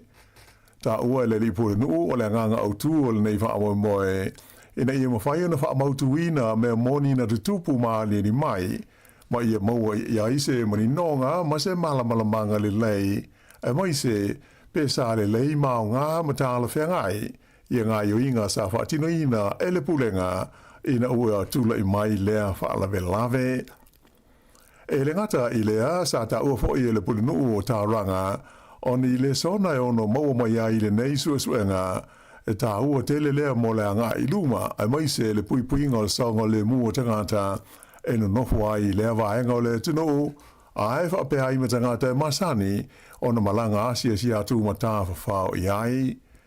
Whai unga o whaia nei le City Council a Tauranga o le angaru lue ai I le pulenga e whaamautu a ia inga mataiala e whaafoe ai le suenga ma filifili e stasi e whengai ma lea mata upu ma le sa ililinga ma whaatulanga ai ma le mai teimi e whaanga solo ai le nei ngā luenga. O leo walata ina uma ia le vaenga whai ua le suenga whaasoli tu la fono a leo I le whaalawelawe lea na tupu I le maina e di koale o le Pike River Mine lea na mali ni waitangata e to o luas funua le iwa. O le nei whaalawelawe pe ona sila fia na tupu I le asus furuiva o Novema I le tausanga lua afe se fulu ina ua pā ia le kasa o le methane I le tonu o le maina le nei ia tubaunga o le Paparoa Range I le talawhatai sifo o le motu I saute. Whaelo mai le teita I le leo ia Daryl Sweeney e tele ni vaenga le lave whaale tu la fono sa awhia I le nei suenga le leo. Mai ua se furu walu nei masina o ngā rurue whaatasi I la tau ma le ofisa le loia sidia le malo I Wellington I leo mata upu. Na ia ta o fōia le tausanga le nei, e atoa le lei ai le se furu ono tausanga, ta lua na tupu mai lea whaalawe lave. Na ia ta o wai au le whaia nisi whai unga, e le tau ana te whaia nisi suenga au ili leo il nei lava mata upu. Na wha mawhaina fōia le li taita I leo, e ui ina umi I le taimi na whaangasoro ai, ia suenga, ai o lo whaia lava I leo la tu sa ililinga, I vaenga te itasi uma e ma whai o na o iai. No vemo le tausanga o vae lea sa whaali ai e le loia mo a inga o tangata e torus fruiva I na mari niwi lea whaalawelawe o Nigel Hampton, KC, e whapea o lava I a mori maua le leo e ma whai ai o na whai ni mori anga o le whasioti tangata paivalea o na o lea whaalawelawe.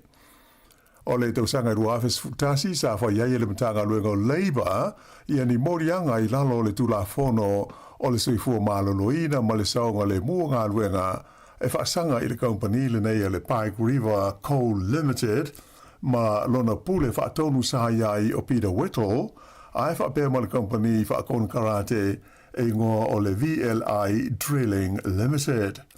Pei tai o le tausanga ruafes futolu na solo iai ma whaale au ngā ina ia mōlianga ina ua tutongi se vai ngā tupe tolu te si whātasi miliona tā la I a inga o tangata e tō ruas fruiva na māri liu. O lea tūlanga sa mulimuri ane whaalia e soli tūla whono I se whaai unga mai le whaamsinonga māurunga.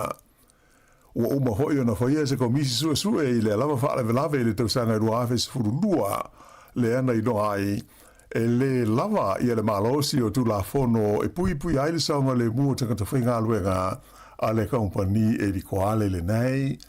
Ma e tele le mauwha le tonu sa mai te wina ai le aise ngā iuinga na whaia iai e ui ina tele la puta inga I le ono tula I mai iai se whalewelawe e a awhi ai le saunga le mua ma le soi fua malolo ina o tangata whainga luenga.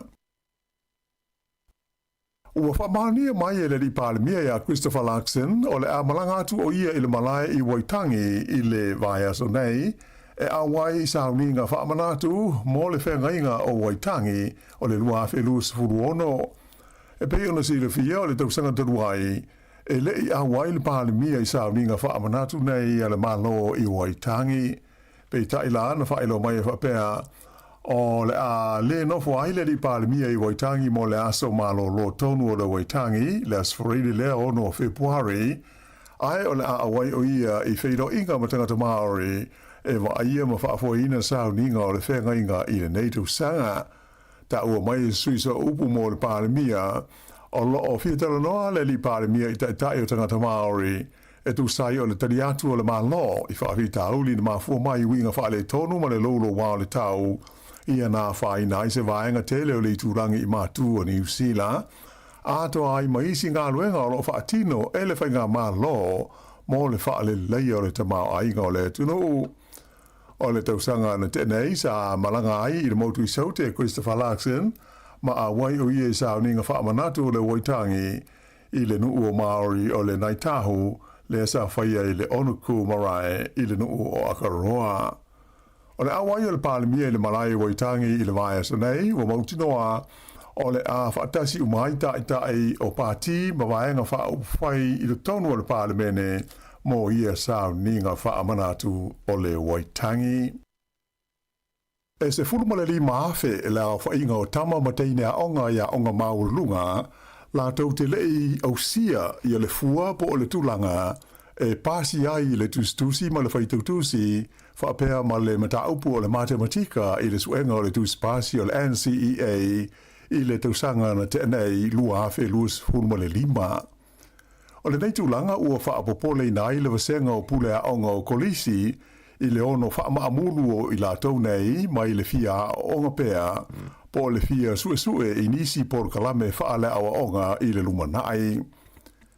O whaino mela ua whalawa I tele mai se li poti le wales whaasara laua New Zealand na whaalia ai le Ansett QA le ofisa lea pulea ma whaatulanga ina whaailonga aloa ia a New Zealand.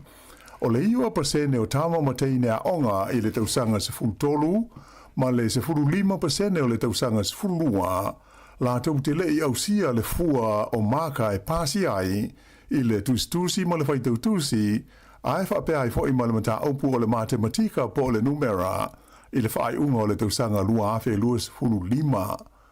O lona winga pe tusa le ma le 5 afe la whai o tama mateine a onga o le tausanga se fultolu ai se fulu afe ia le tausanga se fulu lua. O le ale maua ni o la tau tuspasi o le NCEA o na la tau te lei au sia ia maka matongi e pasi ai I le suenga le malo. O le totele lava o te maiti sa tausanga se fulu lua e toe foi I le aonga mo le tausanga se fulu tolu. Aena whaalia whapea e totele to maiti e lei pasi e ono le toe fia foi I le aonga o na ua whaavai vai. O le nei foi no mela ua tangi ai se pa u maua lalo o le au whae o tamaiti a onga e pasi le suenga le nei o le NCEA I le tonu o le 5 tausanga ua tua na ai tu nei. E manatu ia le vasenga o pule a onga o ia whaale tonu e mauti noa le alua I lalo la whae o tamaiti e pasi I le NCEA o le tausanga e luafe luas fufa na tula I mai ai I le se furuono pasene le a whae o tama mo teine a onga na I umai I kolisi ai le ipasi le suenga lea le malo o le NCEA. Ua whaamatalaina le palemia ia Christopher Luxon le la ese inga ma le taitai o le partia le New Zealand First wa vasa mana ia Winston Peters I le mata upu a awhiai le whenga inga tau whaatau inga ma le malo I tia e whapea o se ese nga ale au mātutua. Whaalia wa vasa mana ia o le whenga inga pe a whai o le a whaataunu ina o le ama whai ai o na malanga mai I le tono New Zealand nei le whai tau fia se furu awhi o tangata mai I tia ma la tau ave se ai ni awanoa e da tau o na tu inatu I tangata o New Zealand. O lo te ena malo si le partia le National I a lea ta ofi Ta ua Larkson, se le manatu o wasa manai e le whenga inga tau whaataua inga masaina, ma se foi i le mata upu a fiai le tū lea tau i malanga inga po le immigration. Sa fesili ai e le li whaasa lau o le wales whaasa lau o New Zealand o Corin Dan le pālemia i le na polo kalame o le Morning Report i le songa fuan nafi. E na te talia ina i a whai tionga le teitai o le New Zealand First e whaasanga i le malo. I le whaamanino ina le lei mai o aia inga o le mata upu e awhiai. Ia se whenga inga tau whaataua inga male malo ini tia. Ta ua e Christopher Larkson, ua lewa na whailo mai i le tahau while nei o wawasa mana ia e winga i mata upu tau malanga inga. Ai whapea i fo i ma se whenga inga te tala o whaataua inga mo ini tia. Mai o se vaenga, e langalonga ina malo si e lana pāti po lana vaenga whau whai o malo. Mai o lona teltununga fo i nā peita ai ta ua le pālemia e se ia lea da ofi o le teitai o le New Zealand First. Sa wha mawhaina le pālemia e le o se mea leanga le iai o se inga wha tangata matua ilo la maa mane teitai o le pātia le New Zealand First. O le mata au nei a fiai se mlienga i le vāle malo New Zealand, male malo initia. E talia ma whaatanga ai la whainga e awhe fitu se lau o tangata e iaito mai whaapitoa mai initia. E malanga mai ai inivisa whainga ruenga le tū mau i tau sanga teitasi e ngā lulue ma whainga ruenga ai i New Zealand ai. O lea fo i visa e tūsa o le sānuanga le pālemia e le ma whai o na toe whaafau. Mai o lātou e malanga mai ai e whiriwhiria lea mai le lisi e taua o le Green List lea o lo iai i le matanga luenga o malanga inga po o le Immigration New Zealand. Sailonga o na whaalenga ina le tele o whaatoanga i le tumutumu o le talawhatai sa sae po o le East Coast o le motu i mātu o New Zealand i a wha malolonga i a sāla vea ai lea vaenga o le tunu o i le masina ua mawai.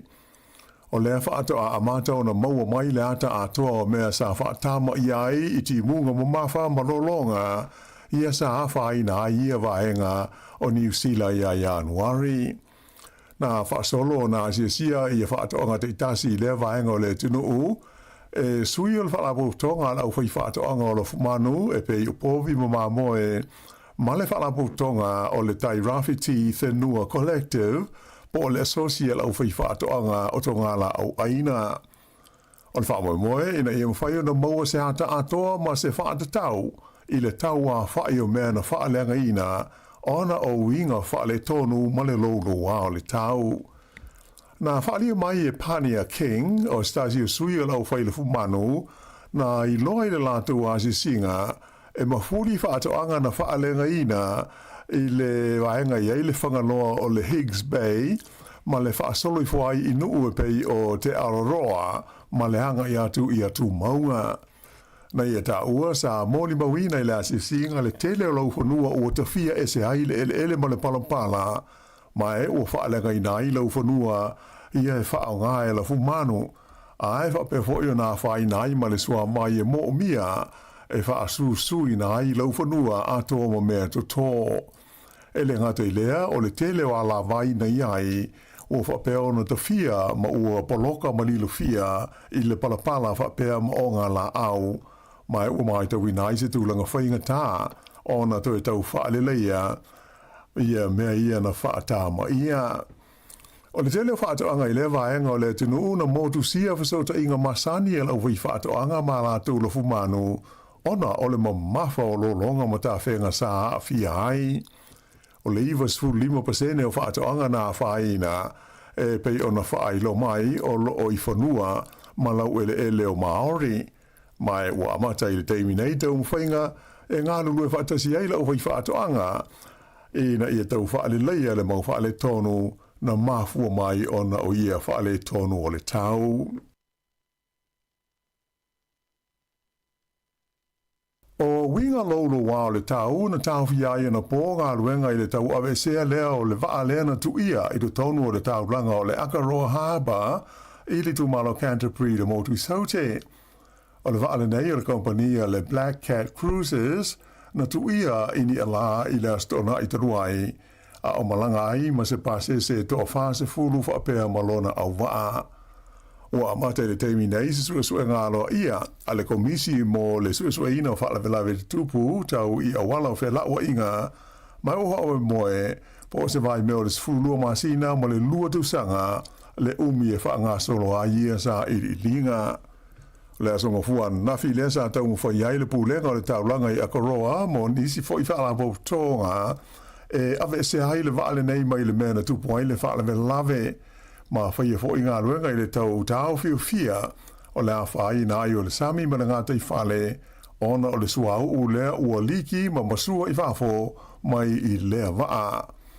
O se vaenga o ia tau mwhainga e au fia i le fia toso e se ina lea o le waa i se o ngā sami do loto ina ia whaasau i nai mai leo no whaale ngā ina o le tino peita ai e le ima whaio na whaia lea tūlanga au le la o tu e tātia nei ia ngā luenga uma ona o tūlanga whaale tono le tau o lo valo ia mo aso e lua o lumana i nei.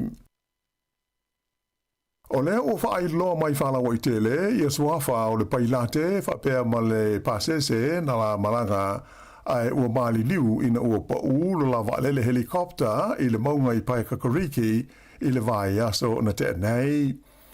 O la ua whano ai le soifua i lea whaalewe lave o Cole Christopher Ritchie e luas furono te usanga le soifua mai le nuu o whale Papa South ma Joseph Ma Keely e limas fulfatu sanga o le soifua mai le nuu o Tauhara. O la ua umana isa ngā lulua i se ngā luenga whaakona karate i le whanaina leo se vai la au e ta pe ai inseti i le tonga vao i le Transmission Gully i le taimi na tupu ai lea whaalawe lave. Le asproide na te nei lea whaato am whaiai o na ave se mai le tino malepe o le helikopta na awhia mai le vaenga o le tonga vao na pa'u i ai. Whaalia mai e le teita i le leo mo le tumalo mana o Rini Perkins o se vaenga whainga tā ma le lave le tonga vao le ana pa'u i ai le waalele le nei. Mai sa ngā lue ai le leo ma isi ngā lue ngā lawe ai whapea ma le ofisa o waalele ma iwi a Maori i tau mwhainga e maua i la ua na maali liu ma a fiai ai whapea fo i maletino o le nei waalele helikopta. O se loketi ua le mawhai o na whaatongtonuina le malo saina na pa uwifo mai le vani monimo i le vasa Pasifika i sauti sa sae o New Zealand i le waweao ana le ila. O le nei loketi o se fausanga saina e whaingoaina o le SUQ3 sa whanaina i le vate tea i le aso tolu o te sema ma ena whailo mai i le Space Force ale malo Amerika na palasi ifo i le fonga ele petusa o le afa o le sefulua GMT ma pa saunga le muai i le Sami pe tusa ma le afe lua se lau maila le mamao i sauti sa sae o New Zealand. Ua fuafuaina le mamafa o le aloketi se vai mea o le sefulu ma le tasi tone. Sa iai popolenga o tunu i Europa i le ono pa uifo iai o le nei loketi pe tai o le o whaamania ua palasi ifo saunga le mu i le Sami i sauti sa sae o New Zealand i le waweao ana le i la. O ta mala o le tuainga o le Toyota Aqua e o pito tele i aita avale na ngau ia tangata i to tonu o New Zealand. Whailo mai e le company insure o le AMI Insurance e siri atu i le iwa hafe la whai utalo sanga na lātou maua mai tangata na ngau ia lātou ta avale whapea i le tausanga na mawai atu nei lua hafe luas huruma le lima. Ta ua le company o le 8% o ta avale uma na ngau ia ma tu ina atu ai claims mo insure o ta avale ia o le tuainga le nei o le Toyota Aqua e so atu iai i le Toyota Corolla i le 5% ma leisi tuainga e ta ua o le Nissan Tidas i le 1%. Sa i lofo i ia wha maunga e whoringa mai o ta avale nei o le tuainga o le Toyota Aqua sa su e wha apitoa lava i le aunga o i e ave i le tausanga o mawai. E tusa ma le wha i e taimi na mawanungai na i lo ta avale o le tuainga o le Toyota Corolla ia e au pito i tele i aita avale e whai insiua i to tonu o New Zealand. O le whai unga le masina le nei o Februari, o le a tapuni tu mawai se tasi o whale fish and chips, ua tele tu sanga o le na tu tua i se tasi o vaenga o le lau mua i Wellingtone. O le pisnisi le nei e whai ngoina o le Rice Bowl Burger Bar e la wala o le Ready for Street e le mamao mai le whale mai tele i Wellingtone. Na mua i te tala i le amatanga o le vaitu sanga e awhi iwa se lau fitu se fulu. Whailo mai e te mai te isaina e ana lea whale fish and chips o Wawa Shan. Na amata mai le te usanga lua awhi male iwa o na pūlea e lona ainga i a lea pis nisi. Ai o le whaafi tauri lea ua tūra i mai nei ua mana o le landlord ina i a whaia se swinga tele i le whanua a to haima le whale o loo iai le lātou whale fish and chips.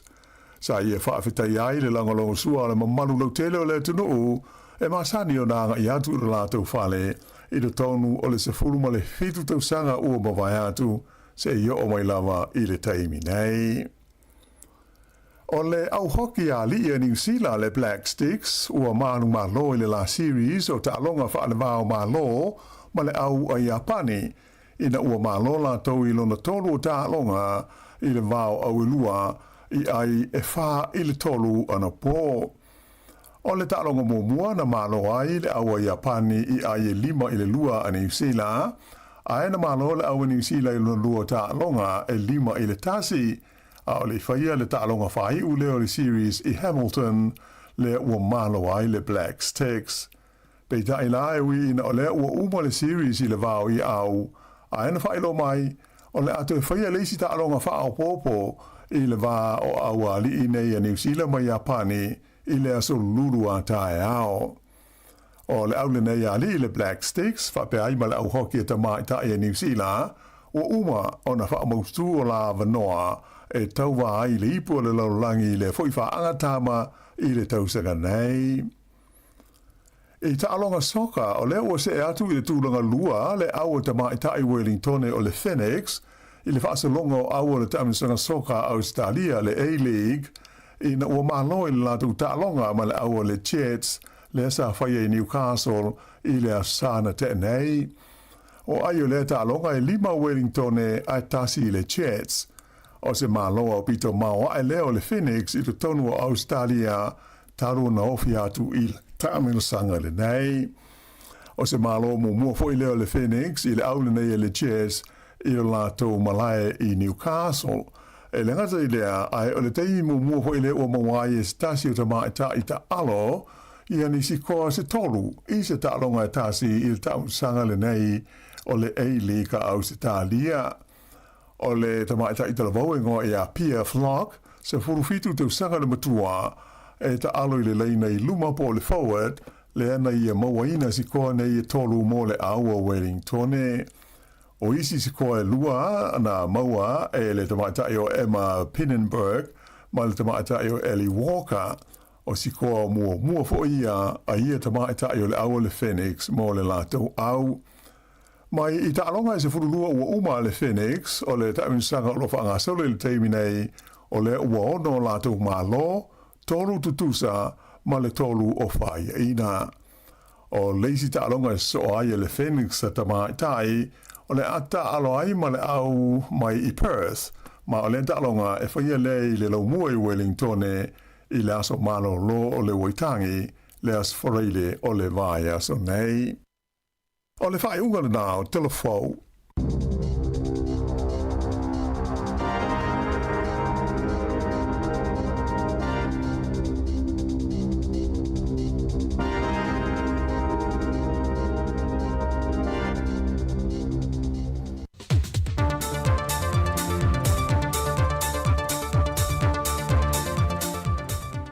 O te te whatalo whātulu tātua te nure nei whai whaopoponga o talafou mai Sāmoa. O se bai le whaafonga. Ua tolopo atu le whamansinonga le māsina o November le tausanga le nei. E whatoa a mata ilo le mata opo. O loo watua ia e le sa a vea mapale mio le atu no le whionga whia mena o me mata afa. Le tamaita ia Lise Marie Schmidt. ona ole maliu le tina polofesa ia sinava iana Caroline Capet. Ai ole wala aunga le mata upule le vai aso nei, ona wa wha se tua ngalu le tamai tai wha amasino, ia talasa ato sa anga, ona le i wha ai lo le wha amasinonga, wale mawhai o ni i wha awa wina le mata upule nei, ona o ia foi sa ia wha tauteia le isi mata upu, le foi o loa a fia i le tamai tai a Lisa Marie Schmidt. Se ia vanga na ai le isi foi mata upu, o lo tua ia i le fionga le li pāle mia i ni tua inga tau whaaleanga. O se tasi leo mata upu le ia o i le whaasolonga le whaamasinonga. O le mata upu le nei, o lo tua ia i le tamaita i a Lisa Marie Schmidt, le sa ave ma pāle mia i se tusi, na whaapea na ia tusia, ma whaatonu i na i le tamaita i pe o na ta ua le swafa, e na te ave e sea nisi o whaamaumaunga, po nisi o vaenga whaamau ni ai, e iai le so tanga o le fionga i le sa pāle mia i le maliwa le tinapolo fesa. Pe foi o na sila fia o kopio i tusi na tu i natu le tamaita e a Schmidt i le fionga i le au mamalu le malo ma le sa avea ma komiseno le mtanga luenga o leo leo a wapa au longo i tina Filippo. Na whaai loe a wapa au lea teimi i natu su e su enga leo leo e le iai ni wha maoninga o tūlanga sa tu sia i le tusi le tamaita i a lise. Ma o lato tu ina to i loa mōrianga se fulmariva e tua ia i le tamai tai, e pei o le tau whaaleanga wa fia i le tamari anga o se tangata, a toai ma le whau leanga e so sofa i le amia tono le whamasinonga. Ma na whai loai e le tua leo leo e ala le lato loia, e se fulmari wha lato mōri mau le o tā pena mō lea mata upo. Ua maua le tino maliu o se tau le lea na malemo pe nta whea e ni alatu ta e lenga i le afu i sau ni atu. E lua aso o whaia ngā ruenga whesoa swani a le vaenga o tine mūbo le vaenga o wha lave tupu wha fua se i le sa i linga ma to e maua i le awa ule le aso sa le wha i wale vai aso. Wha maunia mai le komisino le tine mū le whionga tanu vasa pe tone maunga na maua mulmuliane le tino maliu o le tau le lea e se tasi o vaenga lo loto o le vaitafe i manunu. O se whalavilawe o toi wha manatu mai e le vaenga o pui puinga po o le vaenga la vea e le tine mui lo tātou o tanu. O lo iai lo tātou o tanu i tūlanga mamafa o ti munga mai wasi isi i fo i tūlanga le malosi o le tatafe o vaitafe e na ia wha te mai e le tūlanga o le saunga le mu mai ta elenga o lo oanga iso se vaitafe. Wa tui natu se tua lalo a le sa avea ma pandemia o le atunu. Le whionga fia mena o mi mata awha i le whionga le pandemia. Ina ia sile i se tula fono e lima teita inai le whaata wino sea tangato le atunu. E whaata nuu ai le moe mtinga le whainga malo e le whaata wina lo sa wa le tautu inai le atunu. E na wata paha le whal televisa le TV tase le whionga fia me le mata opure nei na i sauno ai. O le winga o le mea lea o le whaisea o tangata rautiri. O ne tātou tala noa loa lea. It's a public. O fo lea company. Mai, toi fo ia. Tanu tā pena tū la fun. Fo lea whapeo lau whai tangata mai la tō tupe. Ma i po ta atiel tū la fun o lo iei. Fo lea e mwhaina na whaatino ele na whainga. Awa o te leilo fo ila ia wai e major shareholder an maro. E mwhaiala na whapea mai e whaingofia i e whai mai o le awa to tupi. Ia te awai o te langona e whautua ina fo ile whinangalo o le maro. A whapea o le lato whinangalo lea. Tā pena le tu la fon. Pui ai le maro. Pui ai tangata anu ui o wala au e o mai e whaia lato e whaisea. O le fofonga o le whaamoe le nei, e a matatu le lima se lawanga ai lunga le whaita lia lama o le tangata, e whaielo na sao e le fofonga le nei, ai te wanga i le UTOS. Ma i le fontanga whal tausanga le vaenga le UTOS, na whaamanino e le fionga le minister o tupe, mo le pola ana rosa ale mori o.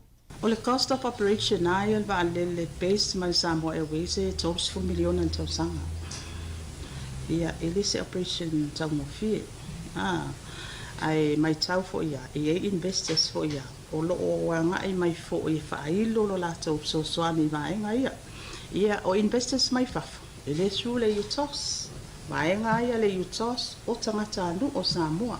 E au fia i matata o tangata o lo au maumpa pa au ia tunu i fafo. O lo ia tatou sifa. E whaanganga lava mo tatou investors. Ia investors ia le ingi latou pitanga Sāmoa.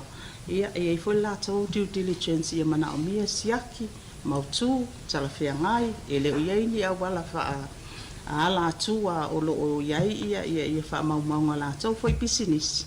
Ia ona sula ia o le tatou wha la tonga le sifa. Ma o temi nei ele umautu mai se taua o whae e whaatino ele nei polo keti po taua wānele. Ai o loma foi le fontanga at komiti whaatoa po le task force. A le company wānele e ilo ai whainga tāla whengai. Se ia vanga nā i le whaalau ilo le teimi le whainga pālota na tā wai le tolu se lau miliona tāla. O le a teu whainga ruenga mo le whaamoe lea hati nā e. O tala fowia, manu e tele lava le nei aso lo tātua tino, whasai foia.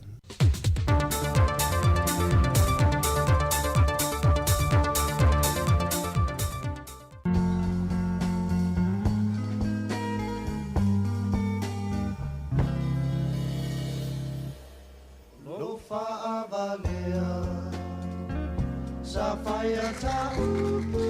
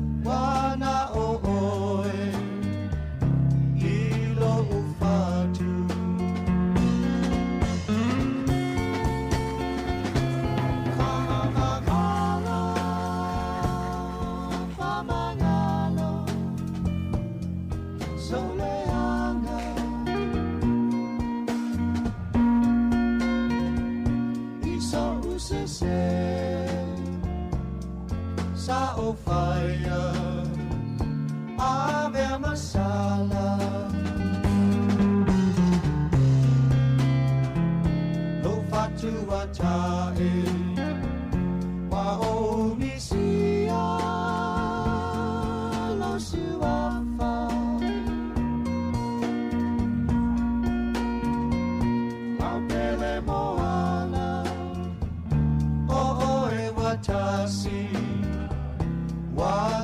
silama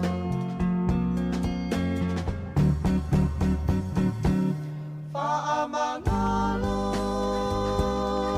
Fa'amanalo Soleanga Isa usise Sa ofaya Ave masala Lo fatu atae Wa o misia Lo suafa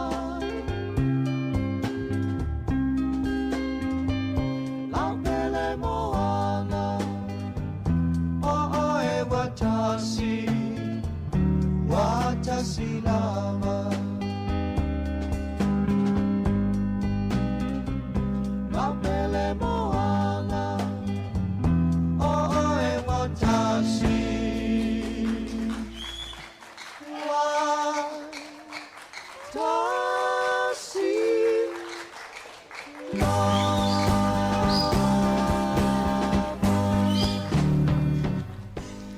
Whawhiwhianga mai le kōrena li is le nei vaenga o le awa uli. Mal pesena pele moana. Baby blue.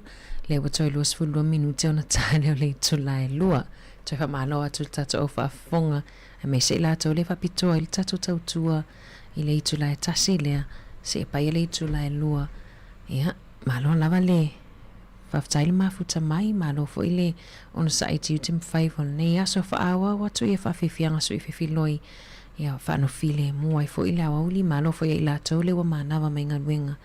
Ia mai la tau le wa sauni a wale si fipo i la whiawhiana nei. Malo atu pa pele whatoa. Maleifua mai fo i la tau i nisio vaenga lalangi le. Ese tatou taimi. Ia mātou le wa hawa uli i nei New Zealand nei. Walata fo i le taimi e piki e ia alum whanau i a onga. Ia i la tau le wa e i a onga nei wa i aso. Malo laval on sai o le whawhiwhianga mai le la oso ma le pese i le tau samaanga.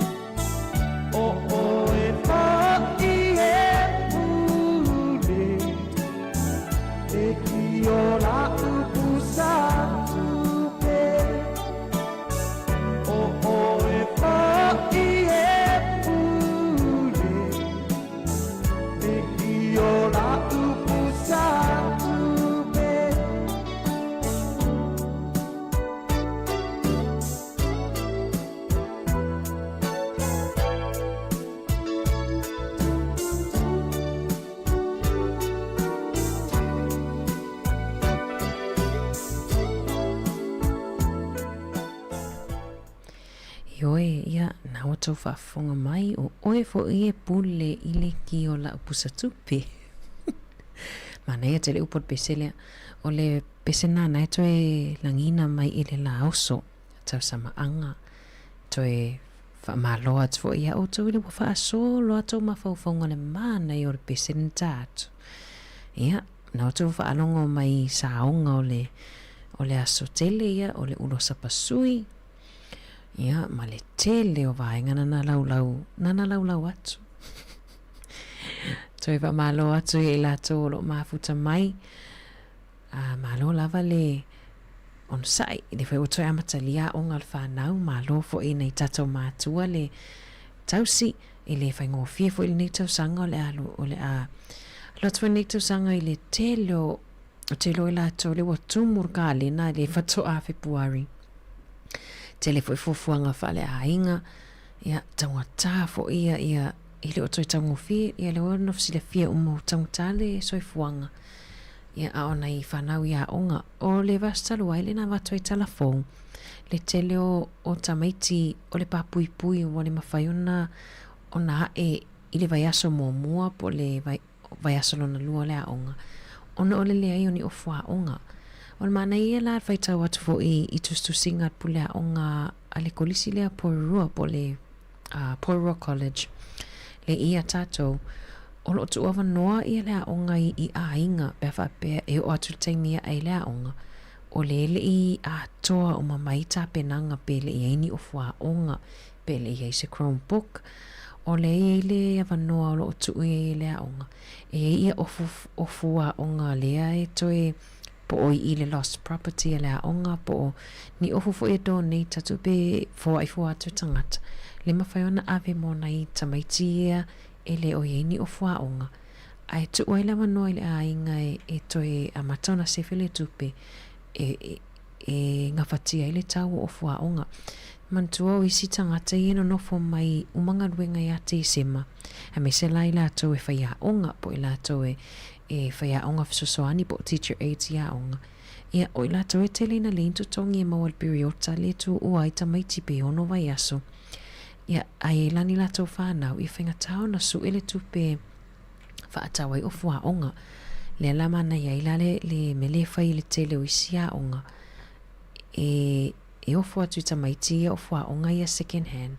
ai tu ai leva noi nei matua i fa puto le tu pe ianga fatia le tau o fa onga ma mea onga ma no la venai tato matua e le fai ngofia le tau sa ilinga o tu pe ne atunu ia o tau sa ilinga fo i se leni a wale tau singa o alum whanau ia o le faa o le tutongina fo i o pili mwainga fa pena na ma fai ona feso ta ai i le work and income po le wins na ma fai ona ai talafu mai le tupena e mawhaiona tongtongi e whaatawe o wha onga poni waenga mo tamaitia onga au le tupela nai te tamonto e tongtongi tai vai aso le nawa tu tatu talafou i le vai aso talu ai wha malo i la tolo whatalo wha mai nungo tato YouTube ma le Facebook tatu atu nisi o whaafifianga su i whewhiloi o le whaafifianga mai le tour band ile na ya wauli Sweet love follow ile vai po le malo ma le musica fa ne on po come che le top and wa pa Sweet love follow ile vai po le malo ma le musica fa ne on po on the top and we're all now you for you I find it sweet for I can live it for us to pursue boss se come on about I feel my quick but I like when our people woman you know can free go free if you are still in mind boy I like go can yourself fine oh the go king or go take on nga ko ae amaka one umanga wo for my yai Sweet love follow le vai po ole malo ole musica fa nei o come che ole top and no Sweet love follow le vai po ole malo ole musica fa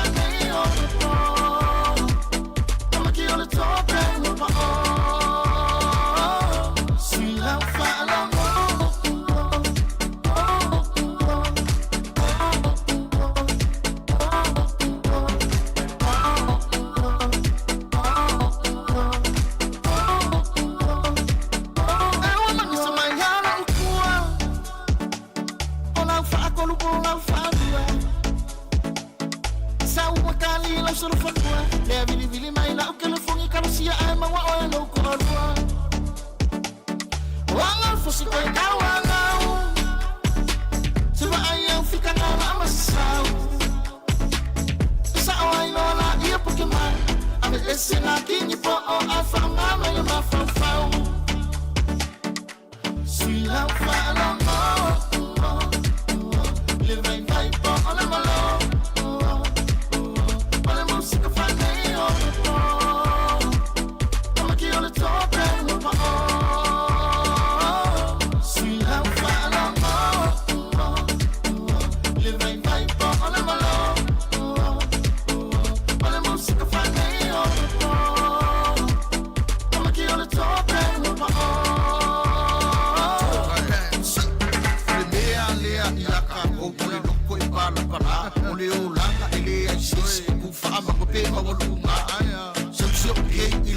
feo a I makanaka ai au ole fa sau si au e pai no maka e ke mano ama e ava au fe ala kanaka ai le si ai mai ya ole ba uma o pala le tama fa ya ila kausanga kausa I au apaka ai saula ia ua lava si ele ku le fi saula fa la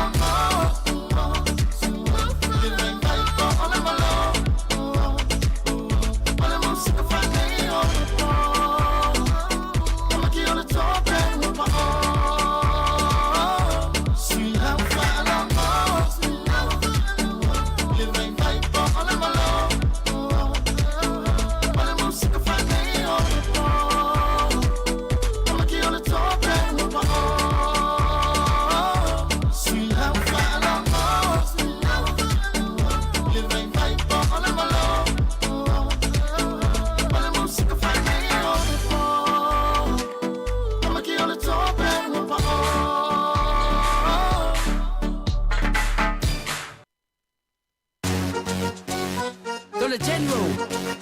no gas got a bar. Ya gas ri guafo. Kia le mea. Lue ma ilalo ma ilalo ma ilalo. Lue melo lima melo lima melo lima. Lue ma ilalo ma ilalo ma ilalo. Lue melo lima melo lima melo lima. Ay ay ay ay. Ay ay ay ay ay ay. Ay ay ay ay. Ay ay ay ay ay ay. Ese que kuele lue ma esiva. Awa amamile kai kai ka. Efa onga mai ole musika. Oka to se le faineika. I want feel like lue mai se ole ngai kenye. Se mamile ai. Te onga e ke faile. Awe ese ngama a oi la ukanga. Ole siva papa. Siva ko imale mata. Ay ay ay ay. Ay ay ay ay ay ay. Ay ay ay ay. Ay ay ay ay ay ay. Ese que duele lue ma esiva. Awa amamile kai kai ka. Efa onga mai ole musika. Oka cosa le fai meika. Ale ukua yei naa. Sole ua oba kele oloka. Ba ai le o ke ngau. Ai a kiri ai o e fa pau pau. Se fai fa ale le mai foi. O au ngei o ke le koe foi. A o mami foi le o siva. Onga o ke le koe ka. Ay ay ay ay. Ay ay ay ay ay ay. Ay ay ay ay. Ay ay ay ay ay ay. Ese que duele lue ma esiva. Awa umami le kai kai ka. Efa onga mai ole musika. Oka cosa le fai meika. Lo mami siva mai. Uanga o oe la upele. Se kilo mai. Uanga o oe o la upeplo. La rosa. La rosa rosa. Sala le manoni. Una o oe o te te wina. Dang dang dang. Ay ay ay ay. Ay ay ay ay ay ay. Ay ay ay ay. Ay ay ay ay ay ay. Ese que duele lue ma esiva. Awa amamile kai kai ka. Efa onga mai ole musika. Oka cosa le fai meika. Eka na siva mava. Lo tolo ia tau tuana. Tau siva fofua. Olo o usiva tu foi o tua. Awala vale e vave vave. Fatali male tata vale. Ole ole olo fai le coloca. O manero ko e fialu le palola. Ay ay ay ay. Ay ay ay ay ay ay. Ay ay ay ay. Ay ay ay ay ay ay. Ese que duele lue ma esiva. Awa amamile kai kai ka. Efa onga mai ole musika. Oka cosa le fai meika.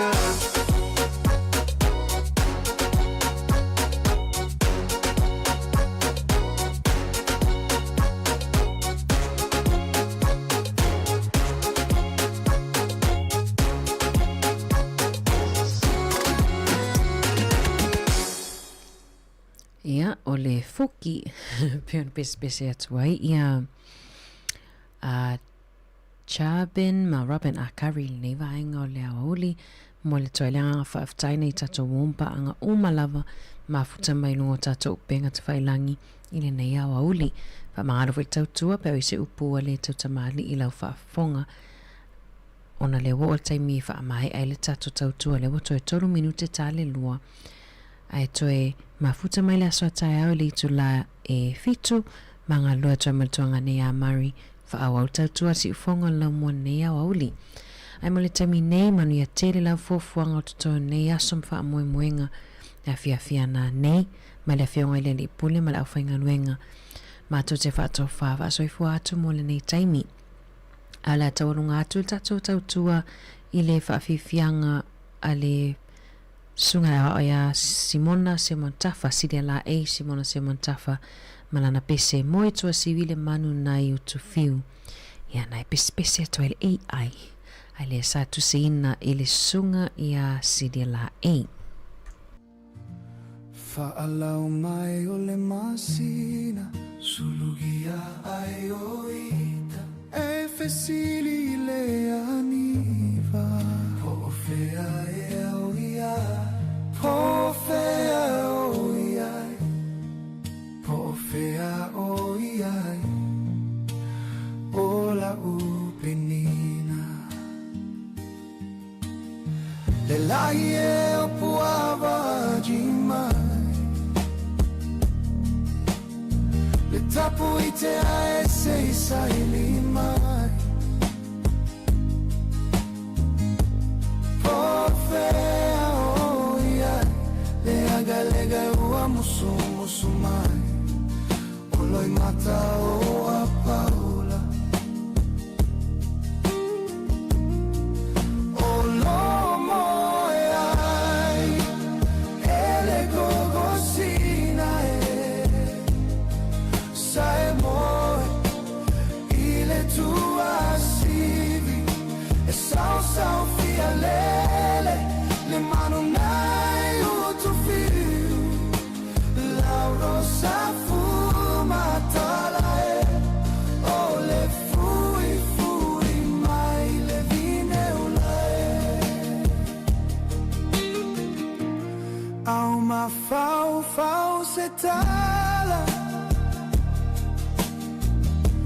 e uiga ile ma futaga ua to fatu i moana le alofa mafana fana ua ulu o totoga unga ea ua tasi lava oe o le pele na fatili ai la ufoe o le tau taia e ai tomanu o le pasina ua malia i lo alofa e le gogosina e sai moi le tua sivi e sau fia lele le mano nai utu fiu lau rosa fuma tala e o le fui mai le vine ula unga e alo o le pe